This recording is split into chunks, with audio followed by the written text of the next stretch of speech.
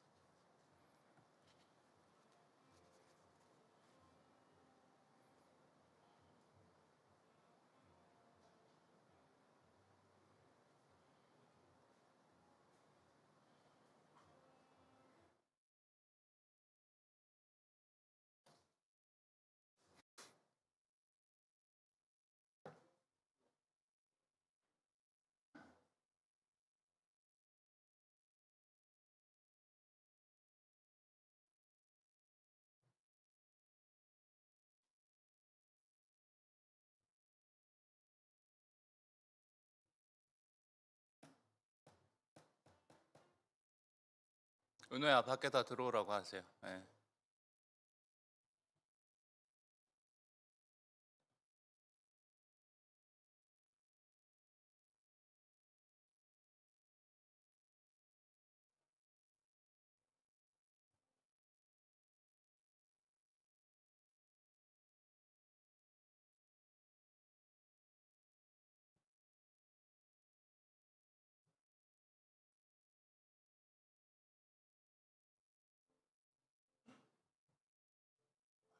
So we'll begin in 5 minutes, and after a short opening ceremony, we'll go outside to take pictures all together. Well, under the bright sunlight of Hankuk University of Foreign Studies, not here.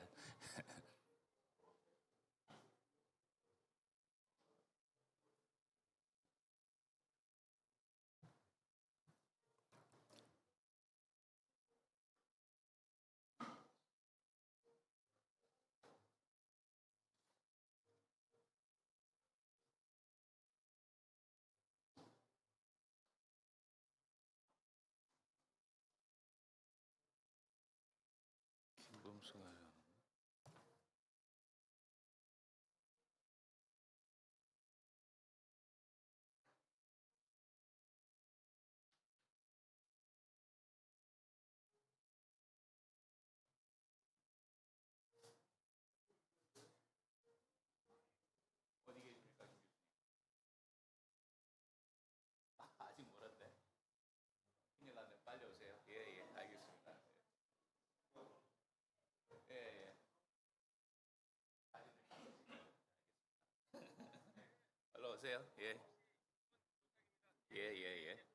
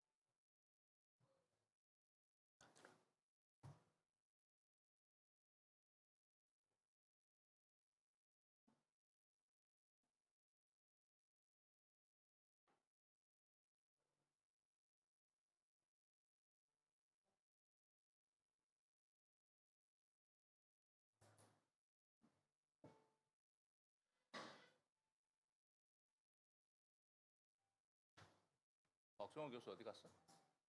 이재승이랑? 빨리 전화해봐.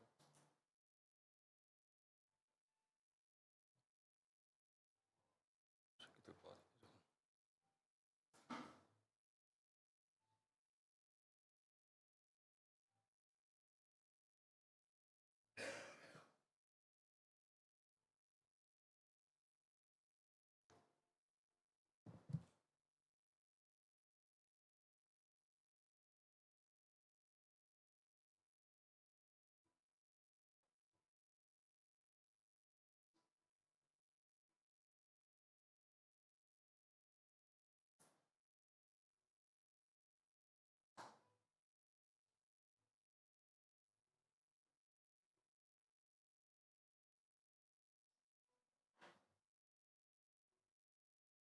김 교수 보고 있대?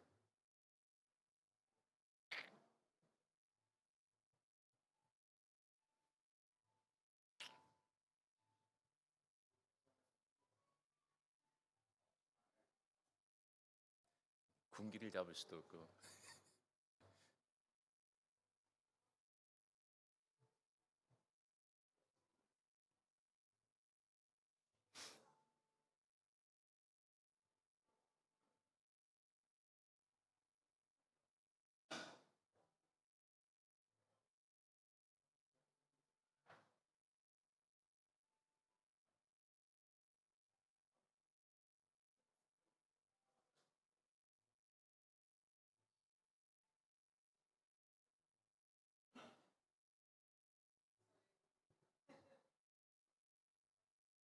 We'll begin shortly at 9:05.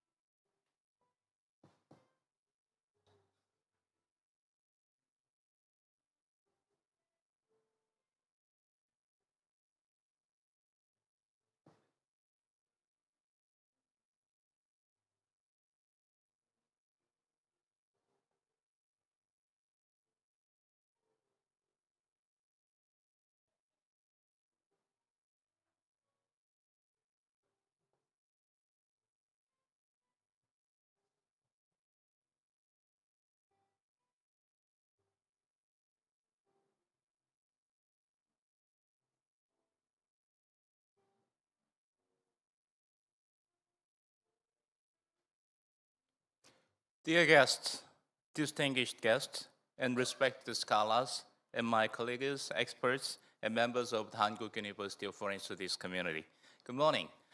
And welcome to day 2 of the 6th Culture and Strategies Forum for the Korean Peninsula and the North 2026. I'm Hyung Jung from Hankuk University of Foreign Studies.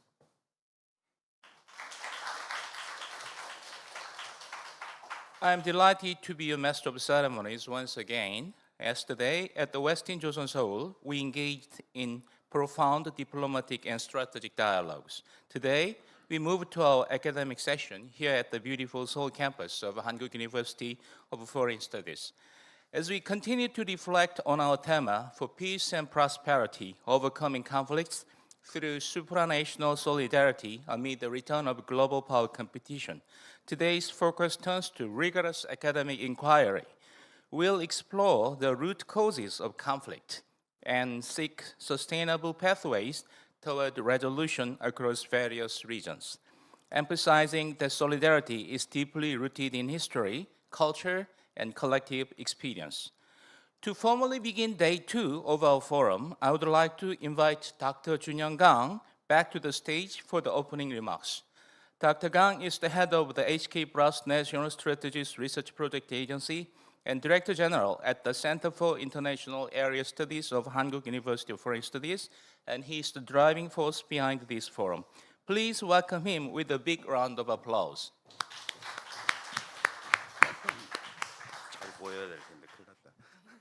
Good morning, everyone. Your Excellencies and distinguished guests and honored VIP participants, respected scholars and colleagues, ladies and gentlemen, good morning. It is my distinct honor and privilege to formally welcome you to day 2 of the Culture and Strategic Forum for the Korean Peninsula and the North 2026. My name is Kang Junyoung, and I serve as the head of the HK National Strategies Research Project Agency at the Center of International Area Studies, Hankuk University of Foreign Studies.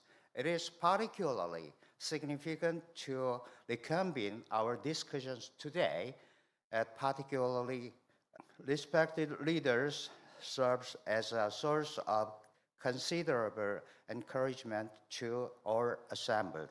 In particular, I extend my heartfelt thanks to Dr. John Hakson, Vice President of Hankuk University of Foreign Studies, Dr. Farid Shapiev, Chairman of the AIR Center, Azerbaijan, Dr. Kim Hyun-wook, President of Sejong Institute, and Ambassador Lee Tae-ro, former ambassador to Mongolia and Slovakia. Their presence today not only bestows honor upon this forum, but also underscores the gravity and relevance of the pressing issue before us. Our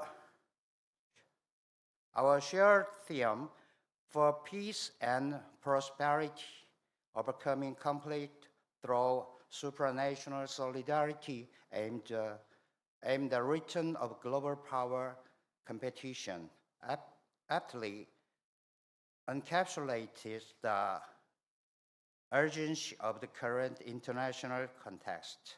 Globally, we are witnessing the resurgence of hard power politics, protracted conflicts, and escalating instability within the international order.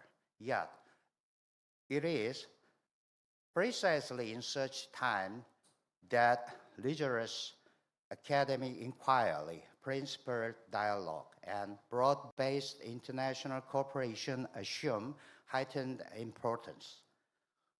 Whereas Day 1 afforded an opportunity for a diplomatic and strategic dialogue, Day 2 invite us to engage in rigorous academic reflection and forward-looking deliberation. Today's sessions will explore peace, prosperity, and solidarity from a multiplicity of regional and thematic perspectives in encompassing in the Caucasus, the Middle East, Northeast Asia, energy security, and expansive frameworks of international cooperation. Through this scholarly exchange, we aspire not only to analyze this conflict, but also to identify realistic and sustainable pathways toward its resolution. This academic conversation is especially cooperation and communication with the northern region through cultural engagement, strategic acumen, and interdisciplinary scholarship. It's our sincere hope that today's deliberations will yield valuable insight, broaden academic networks, and contribute substantively to advancing a more peaceful, inclusive, and prosperous international order. I once again express my heartfelt gratitude to our presence, discussants, and participating institutions and organizers for their unwavering dedication and support. I further extend my special appreciation to Dr. John Hakson, Vice President of Hankuk University of Foreign Studies, Dr. Fred Shafiev, Chairman of the AIR Center, Azerbaijan, Dr. Kim Hyun-wook, President of Sejong Institute, and Ambassador Lee Tae-ro, former Ambassador to Mongolia and Slovakia, whose gracious participation has conferred distinction and significance upon this forum since its inception. With these remarks, I hereby declare the commencement of Day 2 of the Culture and Strategic Forum for the Korean Peninsula and the North 2026. Thank you very much. Thank you. Thank you, Mr. Director, for your profound opening remarks that beautifully set the tone for today's academic gathering. Next, it is a great honor to invite Dr. John Hakson, Vice President of Hankuk University of Foreign Studies, to the stage to deliver the welcoming address. Please welcome him with a big round of applause.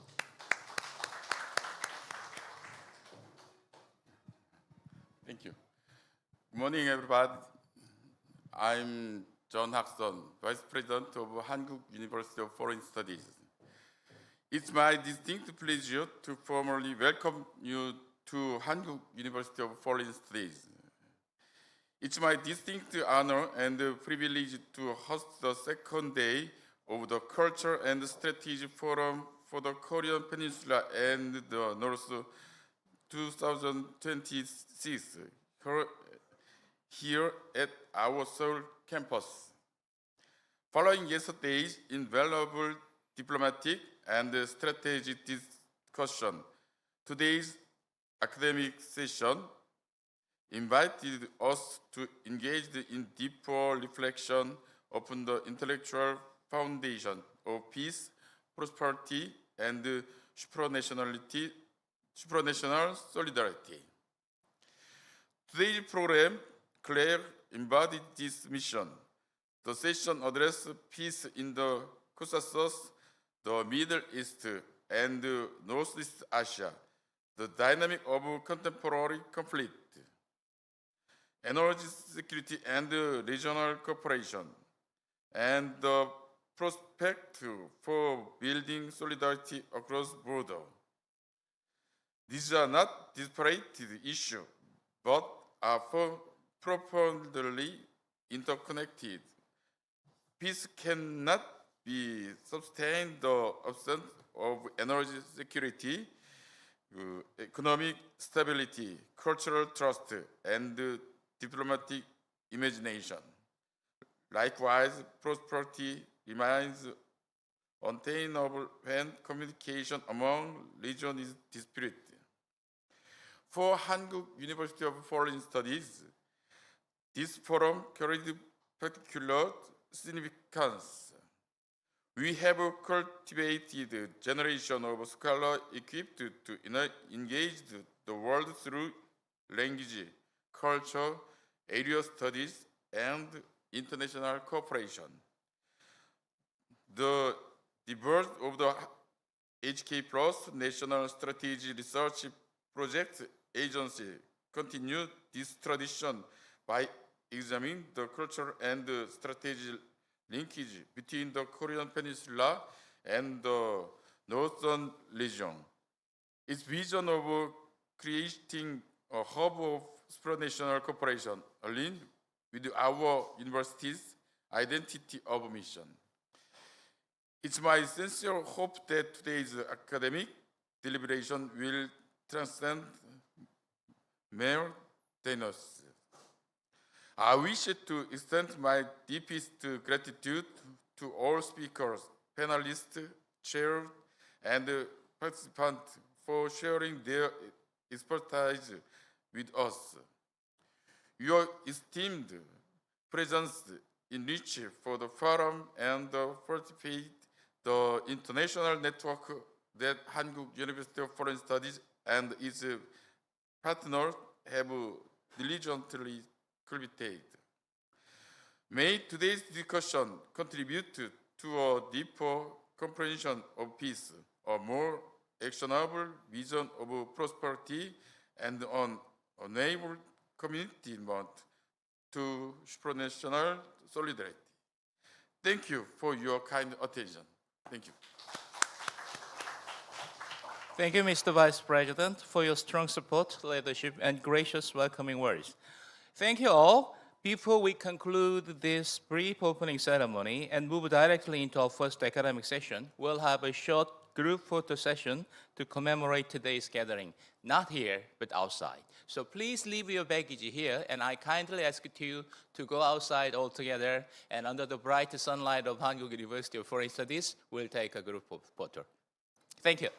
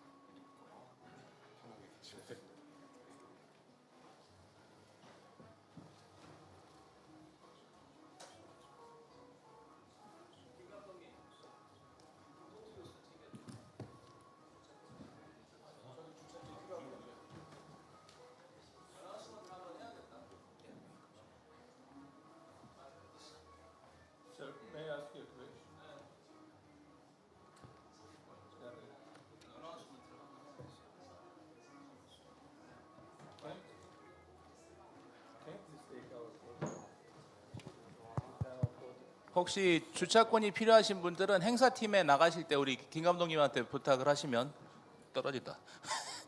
주차권 챙겨드릴 겁니다.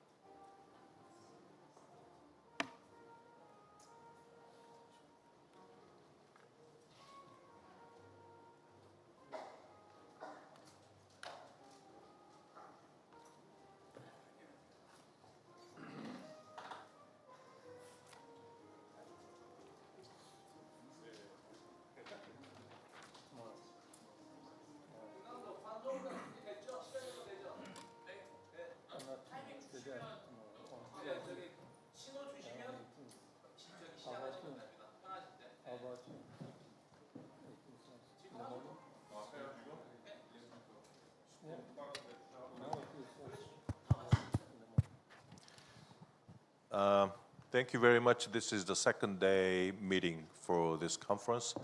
The overarching theme of this conference is for peace and prosperity, overcoming conflicts through supranational solidarity amid the return of global power competition. So compared to the yesterday's sessions, today's sessions is more academic, driven by specific themes. My name is Hyun-Woo Kim. I'll be chairing this session again today. I'm the president of the Sejong Institute. So this session is specifically about the peace and prosperity, which is about the security sessions. It deals with security issues and peace issues. And I have 4 renowned panelists who will talk about each country they are residing in, the situations in Azerbaijan, India, Japan, and Republic of Korea. So first panelist is Mr. Vasif Husseinov, who is now head of department AIL Center, Azerbaijan. Second panelist is Nishakant Oja, who is professor on practice, Azinkya D.Y. Patil University in India. Third panelist is Mr. Sachio Nakato, Executive Director at the Division of International Affairs at Ritsumeikan University, Japan. Last but not least, Professor Kim Bum-soo, who is now Professor and Director of the Institute for Peace and Unification Studies at the Seoul National University of Republic of Korea. So I give you each a 20 minutes, maybe 20 to 22 minutes presentation, and probably I'll ask you 1 or 2 questions, followed by the questions I would accept from the floor. Okay, so Vasif, yours. Floor is yours. Thank you very much. Do you hear me? Yeah, great. Thank you very much, Chairman. Dear colleagues, dear friends, it's a great honor to speak here in front of you.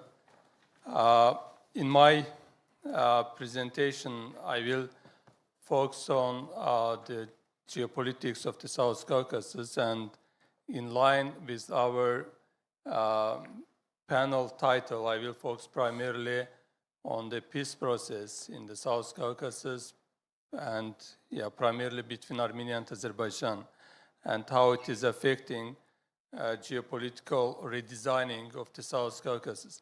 But to make it a bit more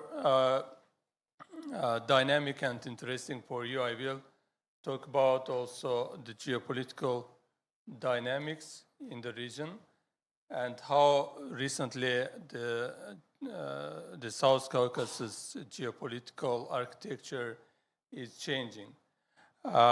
Until recently, until 2020 primarily, when there was a war in the region between Armenia and Azerbaijan, the South Caucasus used to be a very stable place in terms of its geopolitical standing. And we had a very consolidated geopolitical choice, external orientation of the three countries of the region. Here you see Armenia, Azerbaijan, and Georgia, the three South Caucasian countries who are bordered in the north with Russia, in the south with Iran and Turkey. And this geostrategic location has had very clear and unavoidable consequences for foreign policies of the regional countries. In the case of Armenia, until recently, we have seen again very stable positioning in its foreign policy, allying with Russia in terms of military partnerships within the CSTO, Russia's military bloc, Collective Security Treaty Organization. And also Armenia is an ally of Russia within Eurasian Economic Union. And this choice of Armenia has been quite stable, unchanged over the past 3 decades since the collapse of the Soviet Union. And at the same time, we have Georgia in the South Caucasus, which has taken very different positioning in its foreign policy, trying to enter European Union and NATO. And these aspirations, EU and NATO aspirations of Georgia, have brought very significant challenges to the country and even to a war with Russia in 2008. And nevertheless, Georgia has remained also quite stable in its choice in terms of external orientation. And until recently, we have seen Georgian people, Georgian governments trying to find a way to get into European Union and, if possible, also to NATO as well. And against this background, we have Azerbaijan in the South Caucasus, which has taken a very different positioning. And Azerbaijan avoided both Western integration process in terms of membership to the European Union or NATO. And at the same time, Azerbaijan avoided Russia's military and economic blocs. This is also quite the recent change because until Georgia's war with Russia in 2008, Azerbaijan was also trying to enter NATO and EU. And for example, in 2007, Azerbaijan's national security concept declared Euro-Atlantic integration a national choice, objective of Azerbaijan. But Russia's war with Georgia in 2008 demonstrated that such a reckless choice in foreign policy to try to enter European Union and NATO would bring some confrontation in Azerbaijan's relations with Russia, which is the reason why we have avoided that choice, that orientation as well. And despite the fact that national security concept of Azerbaijan adopted in 2007 remains unchanged, but nevertheless, Azerbaijan does not pursue Euro-Atlantic integration anymore. And on the contrary, in 2011, Azerbaijan joined non-aligned movement and became a non-aligned country, which basically meant that Azerbaijan is no longer planning to enter either Euro-Atlantic political and military structures or Russia's military or economic blocs. And this is the reason why, at the moment, Azerbaijan remains a non-aligned country with no objectives to enter any military blocs. And this geopolitical architecture of the region started to change, which is the reason why in the beginning I said it, geopolitical redesigning of the South Caucasus. This geopolitical architecture, which I just introduced here, Russia ally Armenia, EU NATO aspirant Georgia, and non-aligned Azerbaijan, this is right now shifting. And these shifts started with some significant events in the South Caucasus over the past 6 years. And the first major blow to the status quo in the South Caucasus established after the collapse of the Soviet Union in early 1990s was the resolution of the Armenia-Azerbaijan conflict. This brought very significant changes to the South Caucasus because this conflict was one of the strongholds of the post-Soviet status quo in the region. Russia primarily was using the Armenia-Azerbaijan conflict to maintain some influence over Armenia and at the same time over Azerbaijan. Because due to the conflict, Armenia was very isolated. Its borders with Azerbaijan and Turkey were closed in early 1990s. And at the same time, in order to defend itself against Azerbaijan and Turkey, Armenia had to get into military alliance with Russia. And it made Armenia very dependent on Russia.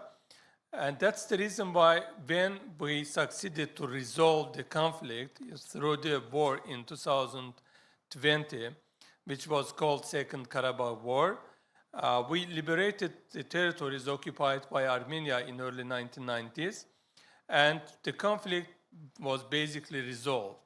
And the resolution of the conflict was the first major shock to Russia's standing in the South Caucasus. And despite the fact that after the war, Russia managed to deploy its peacekeeping forces to Karabakh, but in 2023, Azerbaijan succeeded to put an end to separatist regime Armenia established in Karabakh and to kick Russia's peacekeepers out of the region. So this was the first shock, and as I mentioned, it happened even before the Ukraine war, because the Ukraine war brought even more changes. But the Second Karabakh War in 2020 happened before the Ukraine war and already demonstrated that the post-Soviet structure of the South Caucasus is going to change. And the Ukraine war, of course, brought even more changes because Russia weakened even further. And the weaker Russia is, the more difficult for it became to maintain its influence in the South Caucasus. And eventually, Armenia started to distance itself from Russia. And that's the reason why today Armenia is led by a pro-Western government, which has very hostile relations with Russia, with Putin's government. Russia has recently imposed some sanctions on Armenia, but nevertheless did not stop Armenia's pro-Western integration, because earlier this month there was a parliamentary elections in Armenia again, and pro-Russian forces were defeated, and they could not defeat pro-Western government of Nikol Pashinyan despite Russia's support. And the Iran war brought more changes, and in the meantime, another major country of the region, Georgia, started to also build some balance between the West and Russia and China. And it is not welcomed by the Western actors, obviously, but nevertheless, Georgia has remained quite steadfast in its choice of balancing between major global actors. So in this context, the first, one of the major changes in the South Caucasus geopolitical architecture took place last year in August. It was the first time ever that United States managed to gain a foothold in the South Caucasus at the expense of Russia's influence, Russia's role in the region. In August last year, President Trump succeeded to bring the leaders of Armenia and Azerbaijan together in White House and to resolve some outstanding issues in the Armenia-Azerbaijan peace process. Why peace process? Because despite the fact that the conflict resolved, but still we don't have a peace treaty between Armenia and Azerbaijan. And the lack of peace treaty is creating some uncertainty for the future of Armenia-Azerbaijan relations. And this uncertainty can be instrumentalized by external actors, including by Russia, to somehow recreate the conflict and hostilities in the region. And that's the reason why when Trump succeeded to bring the two countries together, it was a very strong blow to Russia's role in the South Caucasus. And in a very significant way, this summit in White House in August last year was also very significant in terms of regional connectivity projects. Because at the moment, Azerbaijan and Central Asian countries, including Georgia, we are building a middle corridor, which is a very significant transportation route between Europe and Asia. And in White House last year, we succeeded to agree with Armenia on another transportation passage. You see here in the map between, you see Aghband and Ordubad. These are two Azerbaijan cities, and the transportation route between these two cities are passing through the territory of Armenia. And why it is important? Because this route is going to shorten the middle corridor and to make it even more profitable, more economic for the users of middle corridor to transport their products between Europe and Asia. And this is now, this corridor between two parts of Azerbaijan, which will pass the territory of Armenia, it is going to be under control of the United States. It is a very big blow to Russia's role in the South Caucasus because after 2020 war, Armenia and Azerbaijan agreed with Russia to deploy Russia's border guards to that corridor, which is called Zengezur Corridor. But now everyone forgot that agreement with Russia. Last year in August, United States succeeded to replace Russia as guarantor of the Zengezur Corridor. And it is very big blow to Russia's geopolitical standing in the South Caucasus. So that's the reason why overall the strategic outlook of the region is going to be quite unpredictable and most likely going to be more and more distancing from Russia and in parallel increasing the role of the United States in the region. One of the first recent developments in that context was the elections in Armenia earlier this month. Despite all the efforts of Russia, pro-Russian forces, political forces, lost the elections, and pro-Western government of Nikol Pashinyan now got almost third-fifths of the parliament, which basically means that the government of Pashinyan is going to be able to make very critical decisions without the involvement of the opposition forces. Yeah, Armenian elections in earlier this month. So another major variable to watch in the upcoming years will be the implementation of the Zengezur Corridor project with the United States, because Russia and Iran are trying to prevent the implementation of the Zengezur Corridor project.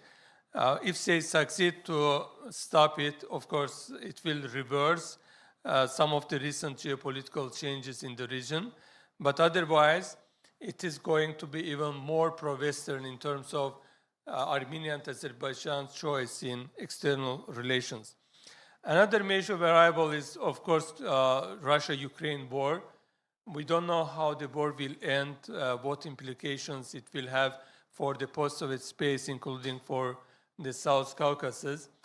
But everyone understands that the longer the war takes, the weaker Russia becomes, and it has very serious consequences for Russia's role in the post-Soviet space.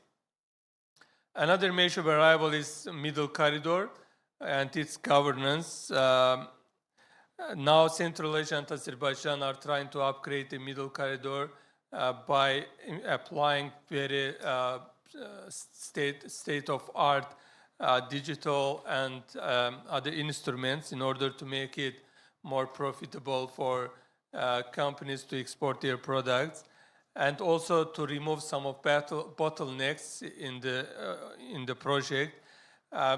It is quite costly. It is quite difficult process. That's the reason why I called it one of the key variables to watch whether Azerbaijan and Central Asian countries manage to remove these bottlenecks or not. It will have very significant implications for the future of Middle Corridor.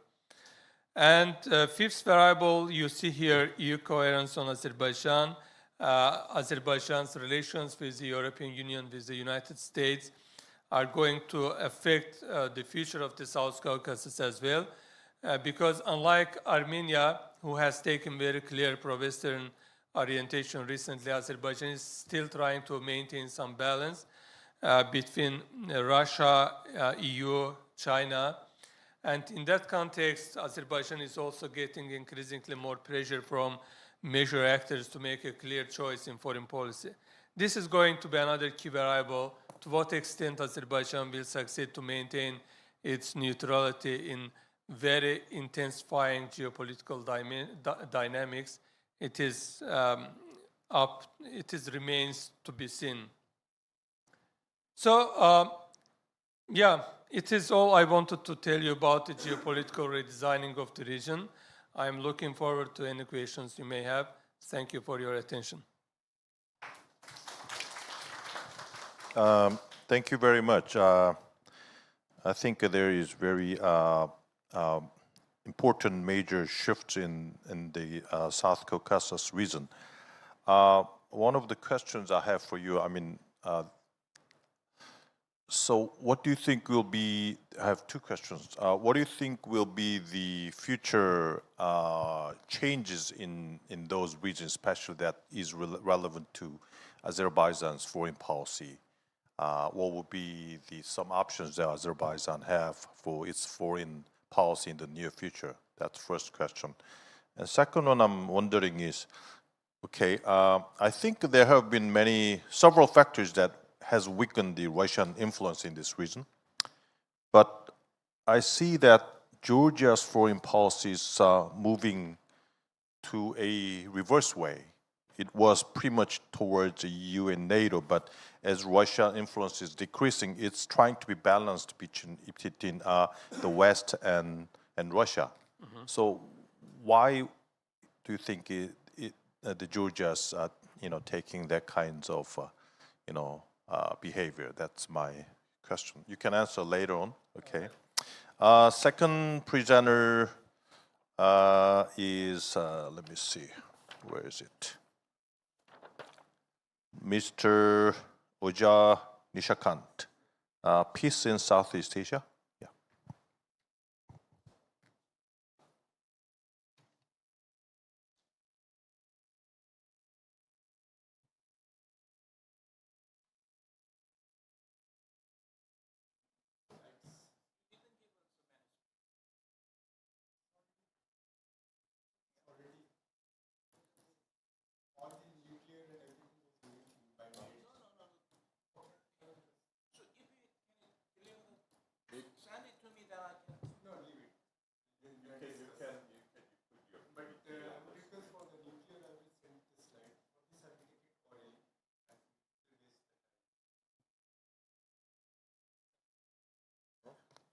you can put it on the TV if you want. Yeah. Anybody has slides? Send me the file via WhatsApp. And Yeah. I It would be better if the audience can watch your PPT on the screen.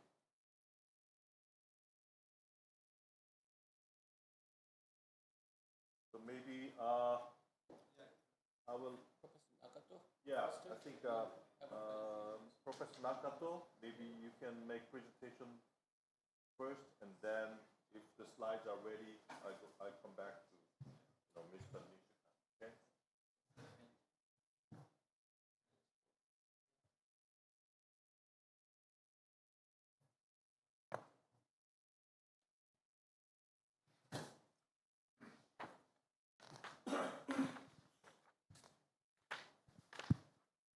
Okay, good morning. My name is Sachio Nakato from Kyoto, Japan. I'd like to discuss about ontological stability and ontological balancing to compare Japan and South Korea's foreign behavior, especially regarding on regional order.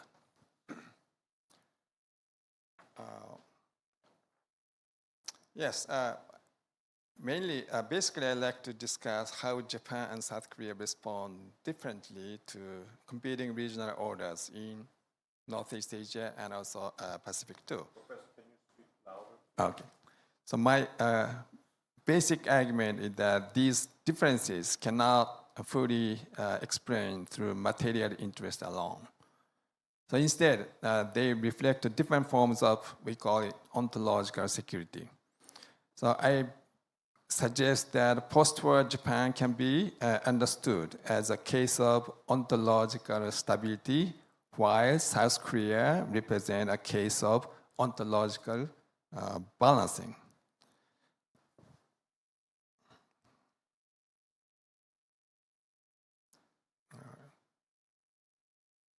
Okay. Oh, sorry. Yes, this is a puzzle. In contemporary Northeast Asia, several regional order projects coexist. These include WIPE, Free and Open Indo-Pacific, AIIB, Asia Infrastructure Investment Bank, and BRI, and GTI. Does everybody know what GTI stands for? It may be a pretty famous concept in South Korea, but not really in Japan. I'm not really sure how many of scholars in Japan, especially focusing on international relations, they are familiar with this idea, GTI. GTI stands for Greater Two-Man Initiative. So this project used to be called Two-Man River Development Area Project.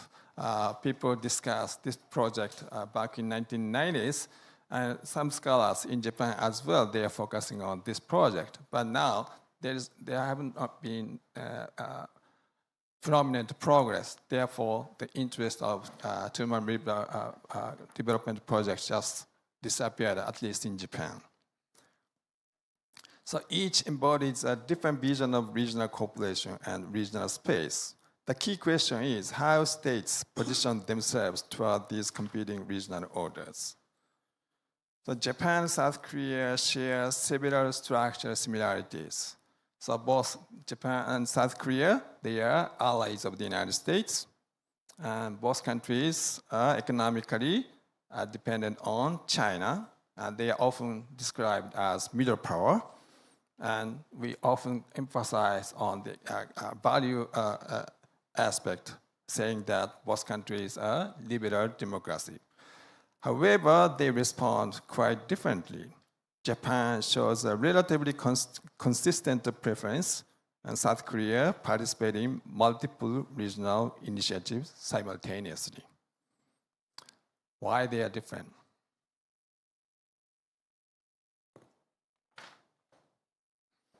So just take a look at existing explanation for explaining differences. between Japan and South Korea.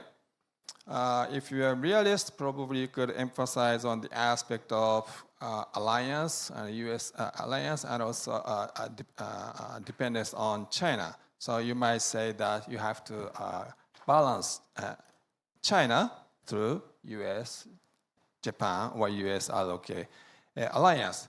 But this is not really the case, especially in case of South Korea. South Korea engaged in BRI, AIB, at the same time, HOIP as well. If you are liberals, you may emphasize on economic interdependence, institutional cooperation. But in case of Japan, even though there might be some economic interest, but Japan has not engaged in AIB and BRI and even GTI. Why that? And if you are focusing on domestic politics, in South Korea, progressive and conservative, they often considered as quite different worldview and perspectives. But despite changes in administration, both South Korea continue to engage in all the projects I described here. So these explanations provide valuable insights. However, they just simply focusing or primarily focusing on strategic calculations as well as material interest. So they tell us less about why states continue to seek particular regional spaces as part of their self-understanding.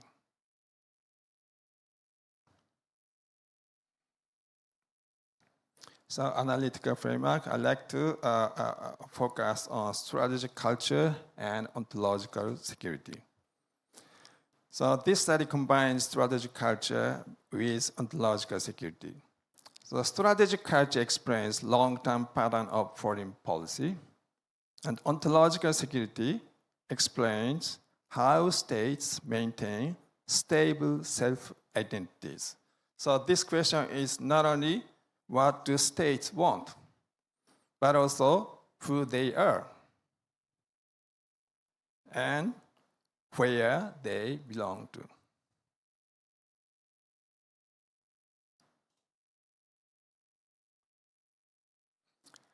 Okay, I'd like to discuss about ontological stability as well as ontological balancing.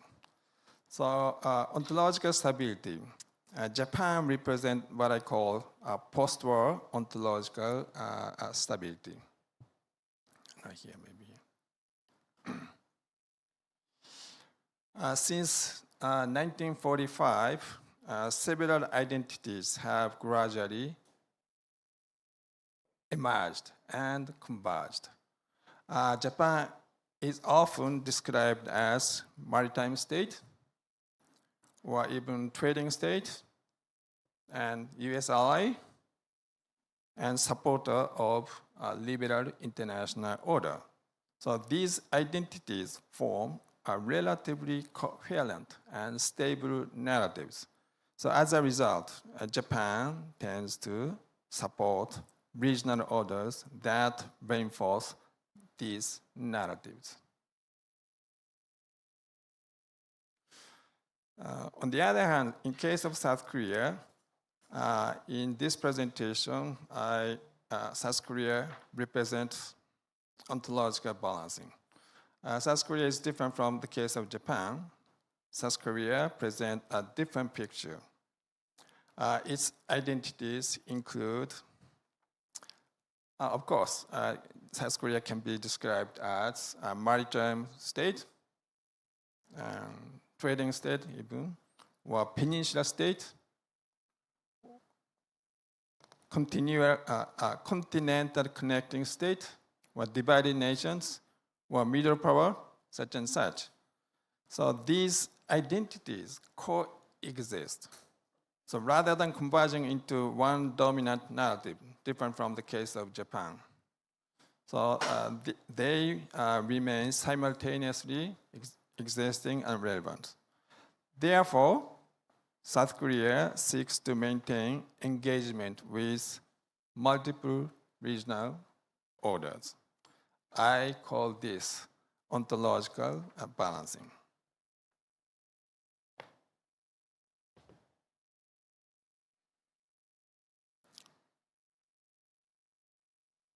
So this is a kind of case study.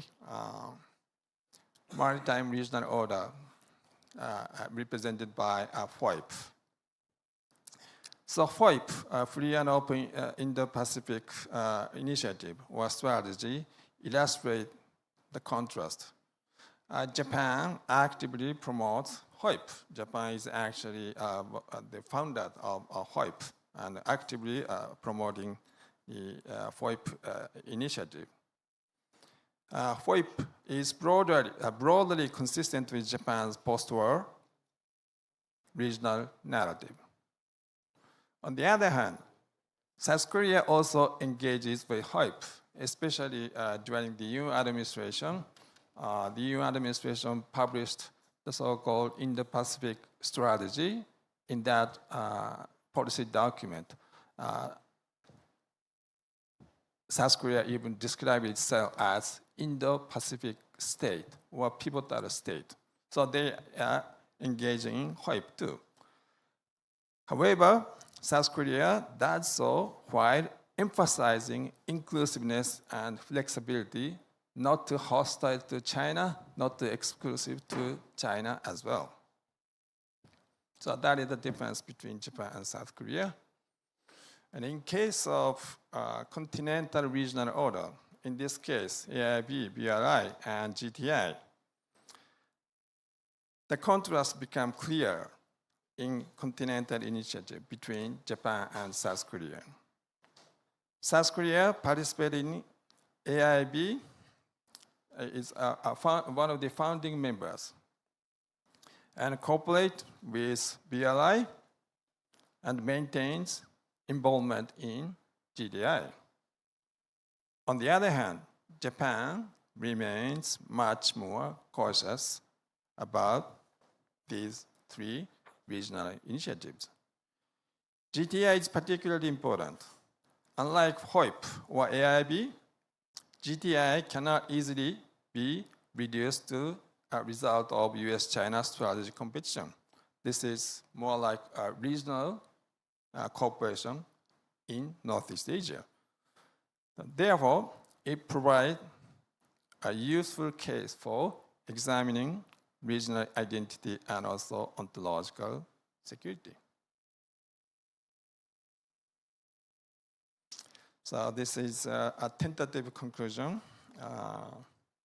To conclude, Japan and South Korea respond differently to competing regional orders. These differences reflect different forms of ontological security. Japan seeks stability through a relatively consolidated regional narrative called liberal maritime regional order. On the other hand, South Korea seeks balance among multiple regional narratives. So understanding this difference helps explain why these two countries continue to behave differently despite sharing many structural similarities. So this is just my hypothetical idea. I just got this idea only 3 weeks ago when we have a GTI meeting back in Kyoto Ritsumeikan University. Kiev, Korean Institute for International Economic Policy, they asked us to have a seminar on GTI and also the possible involvement of Japan. But the problem is the Japanese government has actively promoting FOIP. At the same time, virtually almost no interest in GTI. So I was wondering why Japan is not really interested in involving GTI, but maybe you could also ask the different kind of question. Why South Korea has actively engaged everything there. So I'll try to figure out the different behavior between Japan and South Korea regarding regional order. This is only one of my hypotheses to understand the differences. Probably you may have many comments because this pretty much lacks empirical studies. This is just more like a tentative idea to explain the differences. Thank you very much for listening.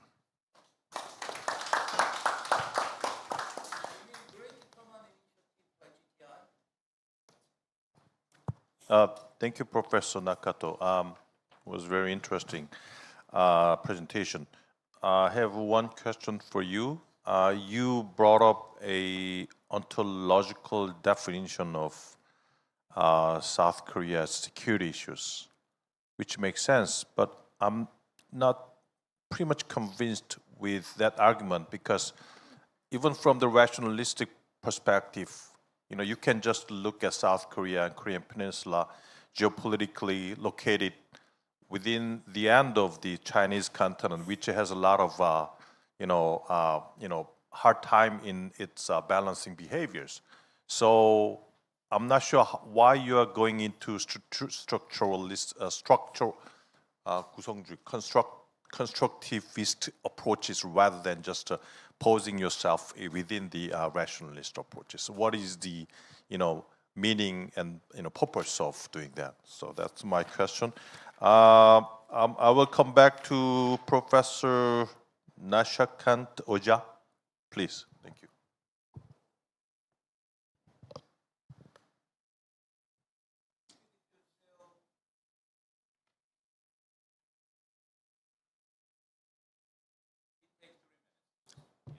Okay.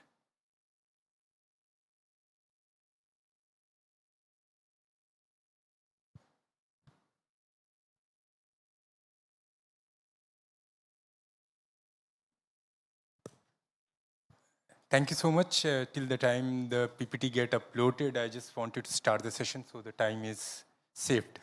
So I was supposed to give the two presentation. There was some confusion from my side, but I'm trying to merge these two presentation into one. One was what we are talking about, the peace in talking about the peace in Asia and peace in Southeast Asia. And the other was the nuclear deterrence. We are talking about the nuclear, from the nuclear deterrence to strategic stability. So we'll talk something about that. And I think hopefully I will be trying to merge these two into short, precise presentation. To begin with, I'll just want to start that since nuclear is one of the most hot subject and hot topic, and initially in my yesterday talk, I told you that I will be introducing you a new terminology which will be known as a nuclear diplomacy also. So we are talking about the nuclear deterrence for the strategic stability. I'll try to cover it into a holistic view, entire what's going on the entire global scenario, but the main focus will be on the India and adjacent countries, so that we get a clear-cut idea about the national securities and other things. So,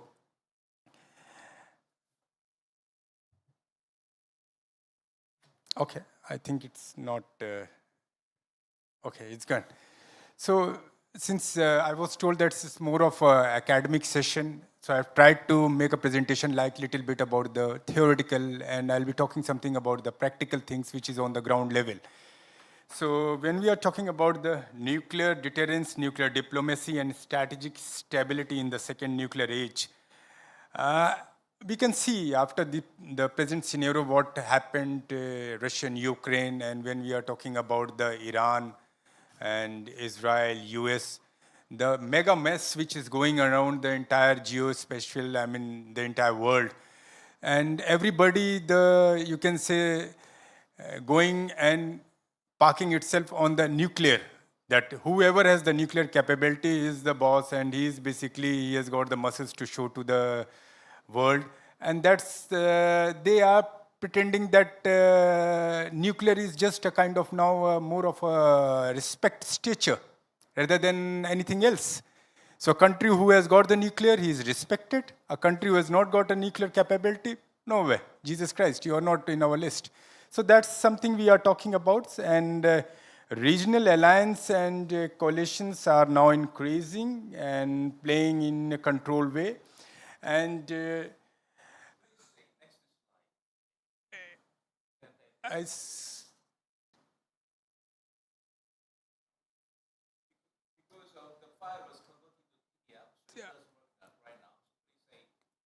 Okay, next. Okay. Okay.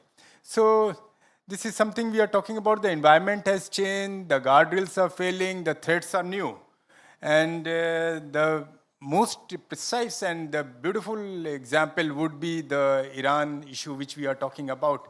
In my yesterday conversation also, I told you that they were involved, their nuclear diplomacy, I will not say a military diplomacy, or no, I will not say a kind of a geopolitical diplomacy, but nuclear diplomacy, they were able to get recognition by the JCPO and IA. And the audit was going on. So this is something which everybody is just trying to figure it out. So we are talking about the environment has changed and the guardians are failing, the threats are new. Next slide, please.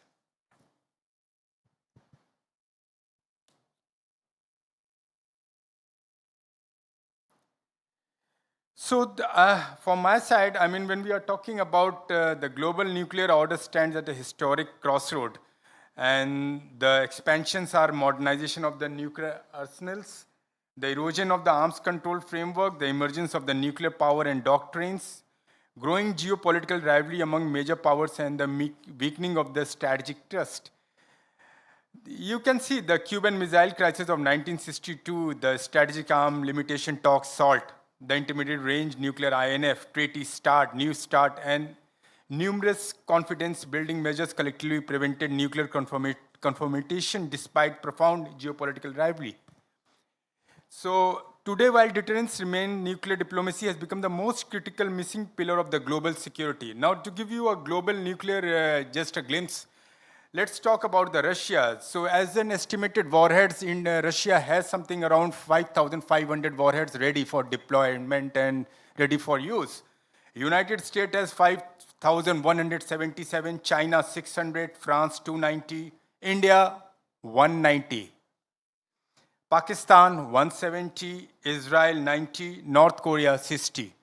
These are some of the estimated warheads which are ready at the tip of the missiles to fire and to go.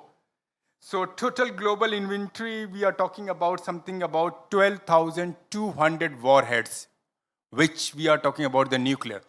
I was talking about it's not about the warheads or it's something, because the scenario has changed and more of a civilian's life and the dependency of the country would be, we are talking about the energy dependency. And then we are talking about the energy diplomacy also. Now for energy diplomacy, we need to have a kind of a nuclear side support for us, that we are talking about the reactors and other things, microbiologies, we are talking about the medicals and other things which are there, which needs a core support of the nuclear capability. But in the present scenario, I have seen that more of a things, rather than working on a constructive sides, we are working on the destructive sides. So more of people, they are ready to, after this Iran and Israel war, more and more countries have started. I would like to put it on the record also that even the South Korea has feel the necessity that we should not be left like that. So everybody, we are talking about the Philippines, we are talking about the Indonesia, we are talking about the Vietnam. Everybody is just working on basically for the nuclear capability building and enriching those things to safeguard their country. That I told you that it has become a kind of a it's more of a safeguard mechanism for a country to move forward. Next. What makes a threat credible? It's basically, I told you, you can read it, this is a theoretical things, but I will be speaking more of a practical things also. So capability, communication, the advisory must clearly understand the threat, the readiness and the consequences, the advisory must believe the threat we are carried out. Now, we are talking about the nuclear communication, or I would say it's not a nuclear communication. Everything which we are talking about in today's scenario, we are talking about the diplomacy. So it's more of a diplomacy. It's basically a communication which I want to communicate to the entire world in a more constructive and more presentable way. So nuclear diplomacy refers to the use of political dialogues, negotiation, confidence building, measures, strategic communication, treaties, and crisis management to prevent nuclear confrontation and reduce escalation risk. The best example is about the Iran. Why I'm quoting mostly about the Iran? Because I have worked on the Iran subject a lot. And at that time, it started, and in the peace negotiation, the MOU which is likely to get signed or it has been signed, they have not left. They said that nuclear, we are talking about the nuclear enrichment and everything that will be on the phase 2. Right now, you want Strait of Hormuz to be open, we will open it. But that we want that it should not be taken us from like that, because the day they feel that the nuclear capability has been taken, they are finished. And the beauty of this MOU which has gone is that US has become as an observer in between the JCPO and the IA. These two agencies has got reactivated. And US has become a kind of a mediator who will mediate in between doing the audit and then basically the scrutinizing and all those kind of stuff. So that's something which you should, it's something which needs to be taken on record, and due consideration needs to be taken for the countries. It's basically a Cold War order. Something, everybody, I gave you some example about the front runners, the Philippines, the Indonesia, the Vietnam, where everybody is basically running for these kind of things. And in fact, some countries we are talking about, the evidence, I want to tell you how it got activated about the Iranian issue. It's not about the nuclear capability anybody is obstructing, or it's basically how the nuclear capability is perceived and how it is to be used. That's the most important thing. Now, there was some kind of an evidence which was gathered by the CIA a long time back, and in which it was found that they are collecting the nuclear capability from different sources. That basically triggered out that if something has been hidden, it might be used for a destructive purpose. That's something. But when I was talking to the Iranian counterpart, they told me that no, we don't want to take it and use it for a destructive purpose. We want to use it for energy, we want to use it for the medical, we want to use it for the microbiology. Cosmic, anything they are talking about. They said it's not only about that. But the question mark is that once the weapon is in your hand, it's up to you how you want to use it. So nobody believes. Even in India, after this particular thing, we thought that, okay, now it's time to increase our nuclear capability. We cannot sit like a duck and wait for somebody, Tom and Jerry, to ask us and said, okay. But our policy is that no use of nuclear first. That the defense minister has told earlier also. So, theoretically, you can go, you talk about the Nuclear Non-Proliferation Treaty 1968, Strategic Arms Reduction, Iran Nuclear Agreement, JCPO. One of the findings which basically we are talking about the nuclear diplomacy is declining. What I should say, nuclear diplomacy is declining while nuclear competition is increasing. So that we need to see expiration of the New START, failure of the 11th NPT review, station of the Conference on Disarmament. Have you seen that in this present scenario, the role of the JCPO and IA has literally got finished? They were not asked for anything. So it's something which people have, it's more of a competition than more of a strategic things or more of a diplomacy or more of a geopolitical tools. So another findings is basically the future nuclear challenge is political, not technological. So most nuclear crises have been resulted from technology failure. Now we are talking about the destruction, the mass destruction weapons. We are talking about the autonomous warfare. Now everything will be nuclear is enriched and it is embedded with the AI. It is embedded with the quantum. It is embedded with the control and command center. So a lot of things is basically put up. Like US has already created a control and command center of the nuclear. So these are some of the things which we needs to be taken. And the strategic lesson we should learn that diplomacy remains humanity's most effective nuclear risk reduction mechanism. The third is the Korean Peninsula, demonstrate the importance of the nuclear diplomacy. Now, when we are talking about the Korean Peninsula remains among the world's most dangerous nuclear flashpoints. Everybody gets scared. Oh, what about North Korea? So North Korea, approximately, as of the information which we have, has around 60 nuclear warheads ready for deployment. Material sufficient for up to 90 weapons ready to use. Expanding missiles capability at the level of 20% every month. Despite military tension, diplomatic mechanisms such as six-party talks, inter-Korean summits, US DPPKA engagement, Washington Declaration, Nuclear Consultative Group, NCG, have contributed significantly to prevent escalation. But it's something I told you, that when the weapon is in my hand, in which direction I have to use, when to use, how to use, for whom to use, and how much to use, it is in my acumen. I don't need a permission of anybody. So that's the most dangerous thing which needs to be taken. Even so, the strategic observation is that even limited diplomacy has proven more effective at managing risk than military pressure alone. Finding force, which I have gathered, nuclear diplomacy must expand beyond the traditional armament control. Emerging technology diplomacy, that's the reason yesterday I told you about. It's more of a technology diplomacy, it's more of a risk reduction diplomacy, it's more of a strategic stability diplomacy, it's more of a regional nuclear diplomacy where we are talking about the Korean Peninsula, South Asia, Middle East, Taiwan, Straits. During the Cold War diplomacy, and you will appreciate that, try to understand that nuclear diplomacy is becoming more of a multipolar. So for future diplomacy must involve like United States, Russia, China, India, Pakistan, France, UK, regional stakeholder. This requires entirely a new diplomatic architecture. I mean, the rise of the nuclear diplomacy is 2.0. I'm just not going to bother you with, I'm just giving you the concrete points which basically will be flag for you. So, as on date, what the nuclear diplomacy, and we have summarize everything, that there are 5 diplomatic priorities which for the international communities which needs to be taken. The priority 1 is establish a global nuclear risk reduction forum. Jesus Christ, I don't know how much it will be effective because nobody wants to come on that particular platform.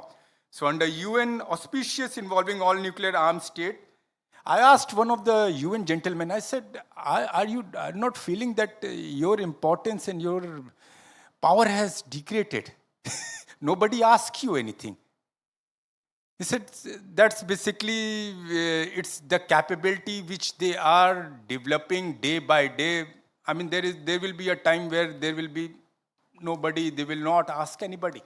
So these forums and these things, the international organization should work hard enough to make its position more and more strong, so that no Tom and Jerry can just like one day, fine morning, will start and doing anything. So, establish a global nuclear risk reduction forum. That is basically we are talking on from the suggestion from the Indian perspective and some of the allied countries from the India. Priority 2 is institutionalize the nuclear hotlines. Basically, every nuclear power should maintain a political hotlines, military hotlines, strategic command and control channels. Priority 3, create a nuclear stability dialogues among major powers, US, Russia, and China. Because these 3 countries are there. I told you that now everybody is demonstrating and everybody is building the nuclear capability.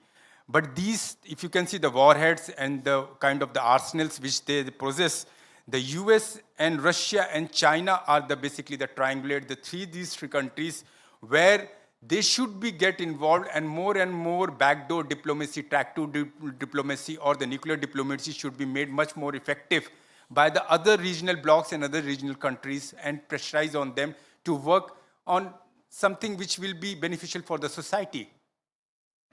Priority 4, develop a code for conduct for the nuclear behavior. I'm not very satisfied with this priority because he's talking about the nuclear signaling, missile testing notification. Who will tell you?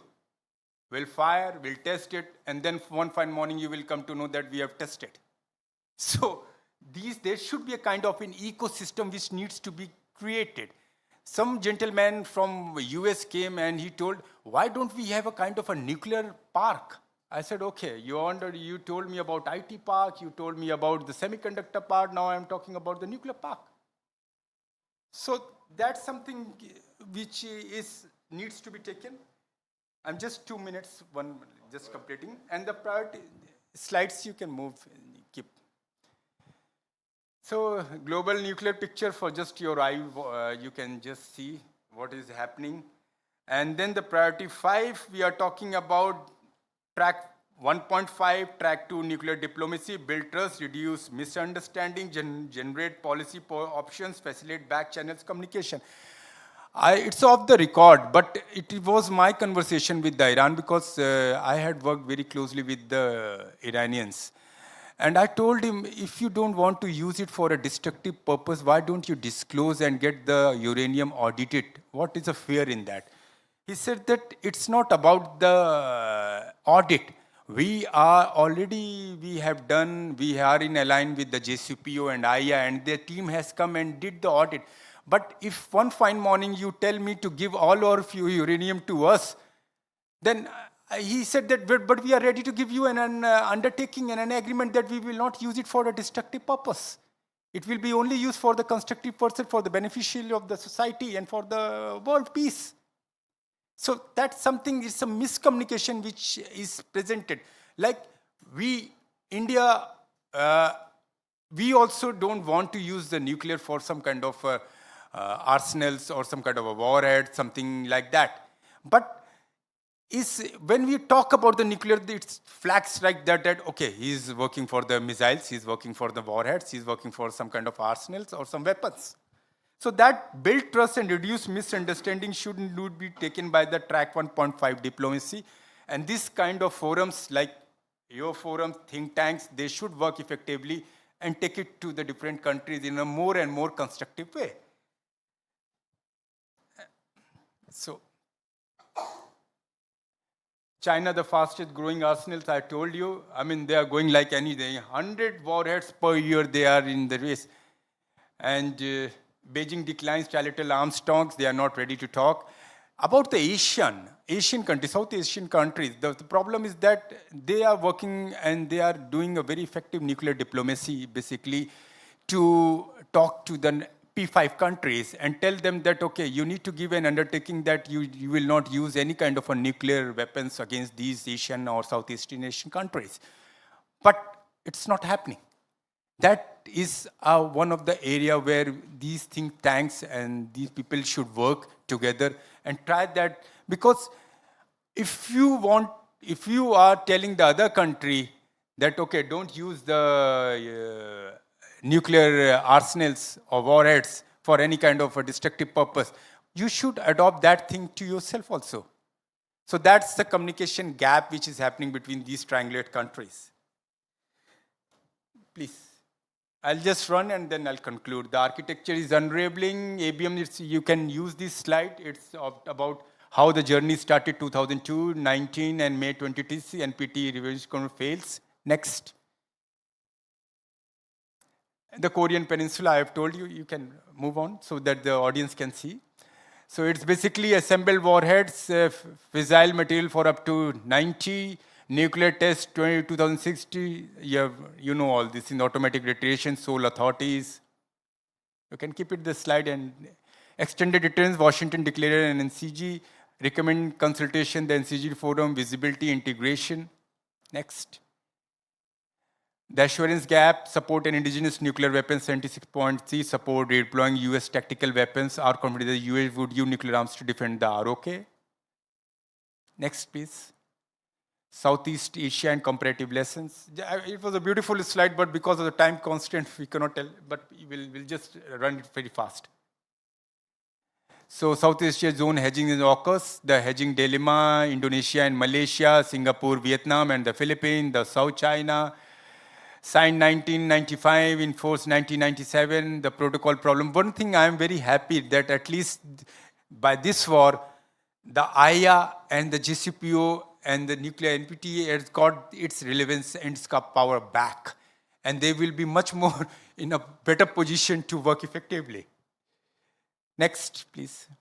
Deterrence under the nuclear overhang. India, credible minimum deterrence, no first use. The defense minister visited South Korea around 2 months back, and he told that we will never use any kind of, and we have signed basically. We have not signed, sorry, my apology. We have not signed, but it's our principle that we will never use. That's a question mark.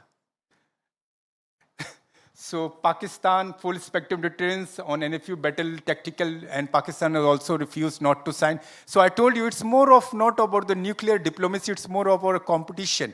No, we will never let it go like that, because the time we have that nuclear, everybody is afraid from us.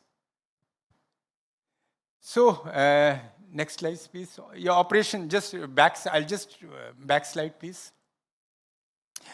Case study was there. I just wanted to discuss this Operation Sindoor, which was conducted against Pakistan. And you can see that combined nuclear war was never considered. We have never thought of using any kind of a nuclear arsenals in any of the way or in any of the war. From last decade, you can see. Never ever. So even in the recent attack which was happened, we have not used anything, and there is never been, it was told precisely not to use. So India may have been knocking, but it remains several doors away from the nuclear one. Next, please. 4 cautionary tales that shape the debate: Iran, Ukraine, Israel, Libya. Now, one question is about the Israel. I'm talking about the Iran. I've raised a lot of flags about Iran. Okay, you don't want to use it against for a destructive purpose, then you should get it audited by the JCPO and IAEA. But what about the Israel? They have never disclosed. And the evidence and the citations are there that they have got the capabilities with them. So these are some of the things which needs to be, it's very complicated scenario which is in front of us. Libya, the disarmament trap, Ukraine, assurance plus guarantees, something like that, please. Next. The new frontier, you can move. So left of one command system becomes the target. So I told you that's when the technology is embedded with basically the nuclear capability, it's a hell. It's something which is beyond, and it will reshape the world in a different way. Next. AI, hypersonic, and the compression of that time. Hypersonic, already China has done, US has done, and more probably, we have got some record that even Iran has the capability of integrating the AI in the hypersonic missiles. Next. Space, counter space, the eyes of the deterrence, you can see. Demonstrated and satellites test, basically 2007 China, and that you can read it. It's not, non-state actors and nuclear terrorism, dirty bombs, that basically we are talking about improvised nuclear devices, documented intent, that we are talking about the weapon of the mass destructions, autonomous warfare we are talking about. Next. Deterrence is now a cross-domain problem, nuclear, conventional, cyber, space, information. So it's not only a nuclear word. It looks a little bit sticky and very alarming, but it has got the relevance. And the repercussion is much more severe and much more spreaded way. Please, next. I've discussed. Next. State agenda for stability, that's a way forward which we have given. I would request the think tank, basically, if you can just forward this slide for the students to read. Next. 4 things to carry out, it's all a theoretical things. Next. Reference and standard closed. Thank you so much for your patience. And so there was some technology gap, but we'll try next time. Thank you so much. Thank you. Next, Professor Kim Bum-soo, please.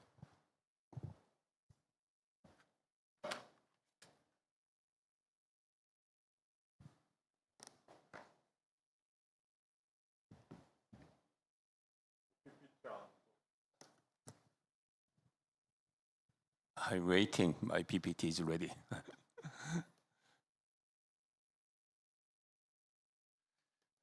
Okay. Good morning, everyone. It is my great honor to participate at this conference, 2026 Culture and Strategic Forum. My name is Bum-soo Kim. I'm serving as a director for Institute for Peace and Unification Study at Seoul National University. Today, I will examine a question that has become more urgent than ever. Peace on the Korean Peninsula. Why is it so important? As you may know, peace is very, very important. But today, I will argue that peace is very, very, very important in Korean Peninsula. So in a world where the international order is being fundamentally changing, I think it is very, very important to understand the strategic reality on Korean Peninsula. So today's presentation consists of 4 parts.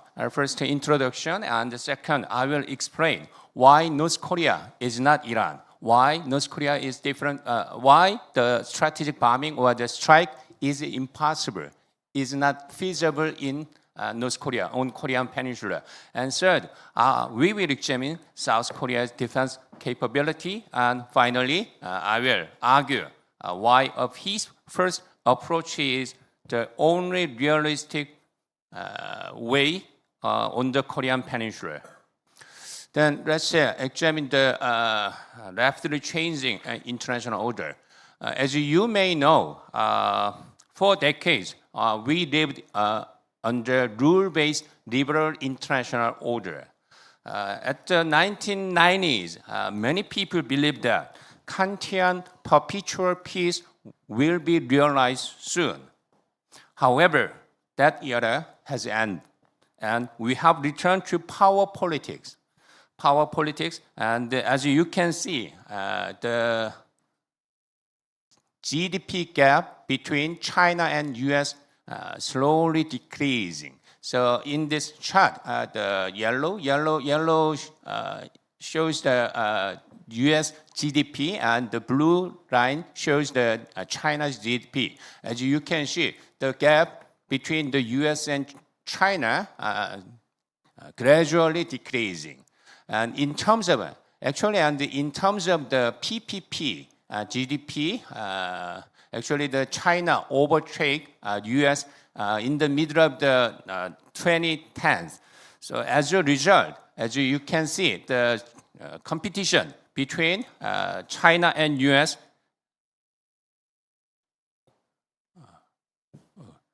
is evolving significantly these days. Sorry. Okay. And the Russo-Ukraine war since 2014 has shattered our illusion of global stability. Under this situation, since January 2024, the second Trump administration has accelerated this shift with its America First and MAGA doctrines. We have seen a return to unilateralism, aggressive tariff policy, and even imperialistic rhetoric. Most notably, the recent US strike on Iranian nuclear facility and the capture of the President Maduro in Venezuela demonstrate a new era. And the assassination of the Khamenei earlier this year proved that for the current US administration, war is indeed a continuation of politics by other means. So under this situation, many scholars ask me, maybe the next target might be Kim Jong-un. So after the fall of Hussein and the strike on Iran, some media worldwide are speculating whether the North Korean leadership is at risk of Iran-style decapitation strike. So as you can see, after Maduro and Khamenei, is it time for Kim Jong-un? North Korean leader may become Trump's next target due to this kind of newspaper articles appear this year. And here is the North Korean leadership at risk of Iran-style decapitation strike.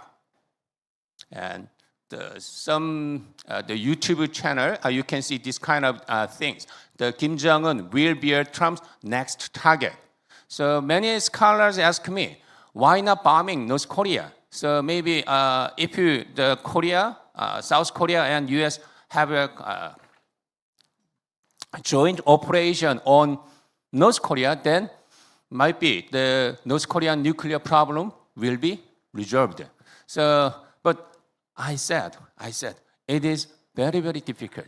The North Korea situation is very, very different from that of Iran. So I will examine why North Korea case is different from Iran's case. The first one, as you can see in this table, North Korea already has a nuclear warhead.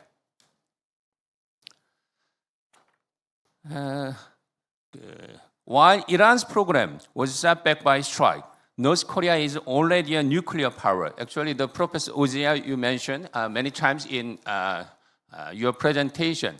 Now, North Korea, it is estimated enriched 50 nuclear warhead is already constructed and ready for use.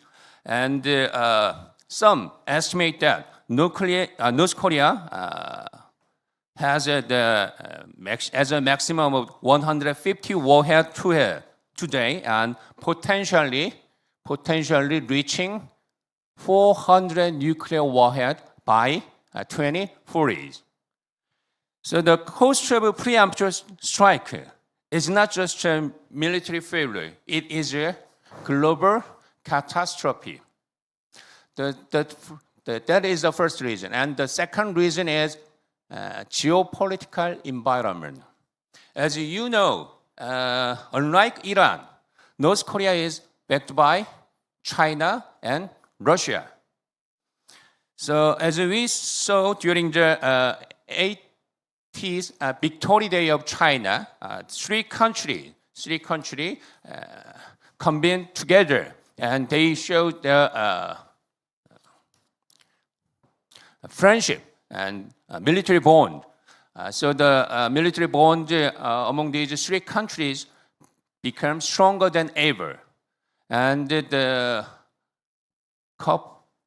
as you can see here, North Korea sent North Korean soldiers to the Russian-Ukraine war, and last May, couple of weeks ago, North Korean soldiers parading in Moscow symbolized that any strike on Pyongyang risk a full-scale war with three nuclear-armed countries. And the third reason is the most critical reason is geographical proximity. I'm sorry. As you can see in the map, the distance between Israel and Tehran is 1,900 kilometers. 1,900 kilometers. So if Iran launched the missile, it would take about 4 hours to reach Israel. So which allow Israel make some proliferation. But Korean case is very, very different. You know how far is from North Korea from here? So North Korea, Israel and Tehran is 1,900 kilometers, but Seoul and North Korea is just only 50 kilometers, 35 miles away from here. So if North Korea launch missile, it would take just 10 minutes. So the Korean government tried to introduce the Korean-style K-Iron Dome, but it is technically impossible to defend all the missiles from North Korea. As written in Korean, yes, according to the newspaper article, North Korea can launch the missile maximum 15,000 missiles per hour. And if South Korea introduces the Korean-style Iron Dome, then the Korean-style Iron Dome can defend about 2,000 missiles, which means that during the first 1 hour, about 10,000 missiles can reach the Seoul in 10 minutes. So,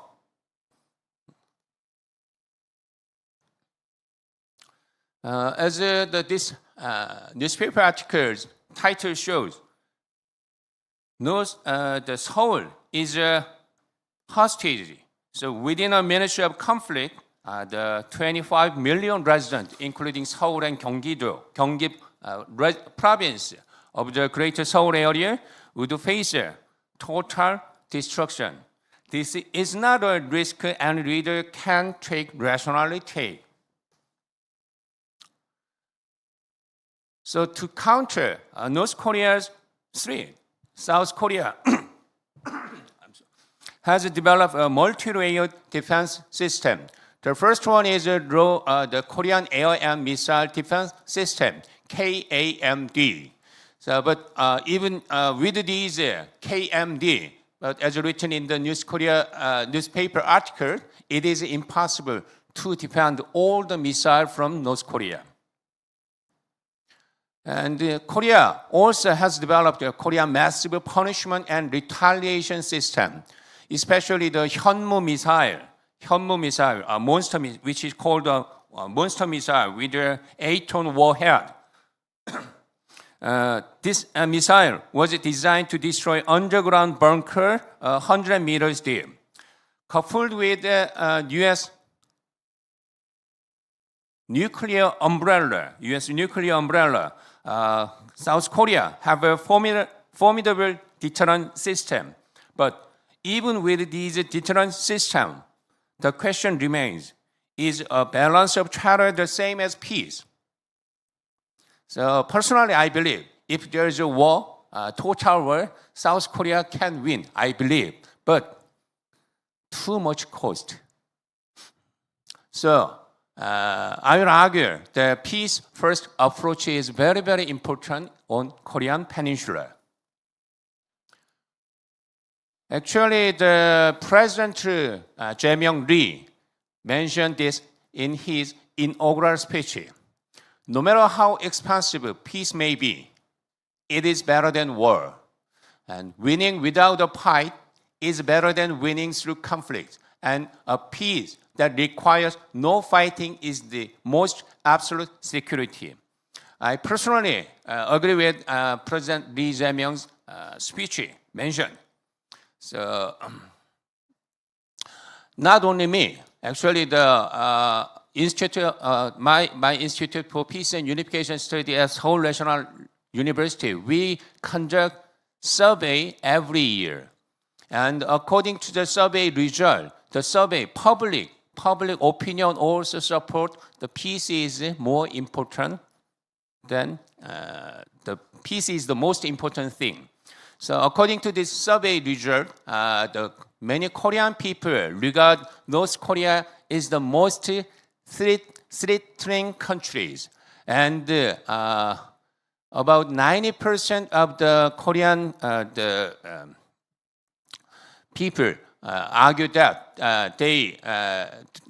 we ask, do you agree with the statement that North Korea will not give up its nuclear weapons? Then about 90% agree. So the many Koreans think that North Korea will not give up its nuclear weapons. But, however, many Koreans, so we ask, which do you think our government should prioritize most as the goal of its policy toward North Korea? Then about more than 60% of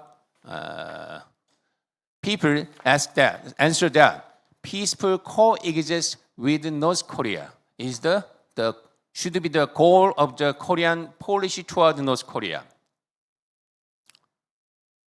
So, in conclusion, I said maybe we must acknowledge the strategic reality. Denuclearization of North Korea is currently seems very, very difficult in the short term, especially. Therefore, we must manage the risk, and peace should take a priority in Korea's policy, South Korea's policy toward North Korea. We must pursue peaceful coexistence even with the nuclear-armed North Korea for the time being. So peace is not a luxury, for the 25 million residents in Seoul and Gyeonggi province, millions of, it is a matter of survival. So I, again, want to emphasize that peaceful coexistence or peace should take a priority in South Korea's policy toward North Korea. And peace is very, very important, especially on the current strategic situation on the Korean Peninsula. So it's my end of my presentation. Thank you for your attention, and maybe Kim. President Kim, it's your turn. Thank you. Yeah. Thank you. Thank you for your presentation. Yes. I have one question for Dr. Kim Bom-soo and Dr. Oja. Dr. Kim Bom-soo, you made a presentation and finished your presentation with the argument that peace is important. I totally agree with that. But the situation now is North Korea is proposing an antagonistic two-state policy towards South Korea, and North Korea, I think, in the camps of China and Russia, coalition is pretty much strengthened, and trying to do the South Korea passing if North Korea wants to have a dialogue with President Trump. So, what do you think will be the optimal, policy alternative if there is any? Okay, that's the question for you. You can answer later on.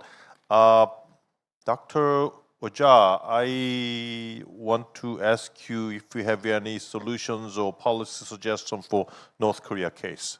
That's a simple question for you. Okay, before I come back to panelists to respond to my questions, I'll open the floor and collect some questions if there are any questions. Yeah, Professor Jung Gi-yoon.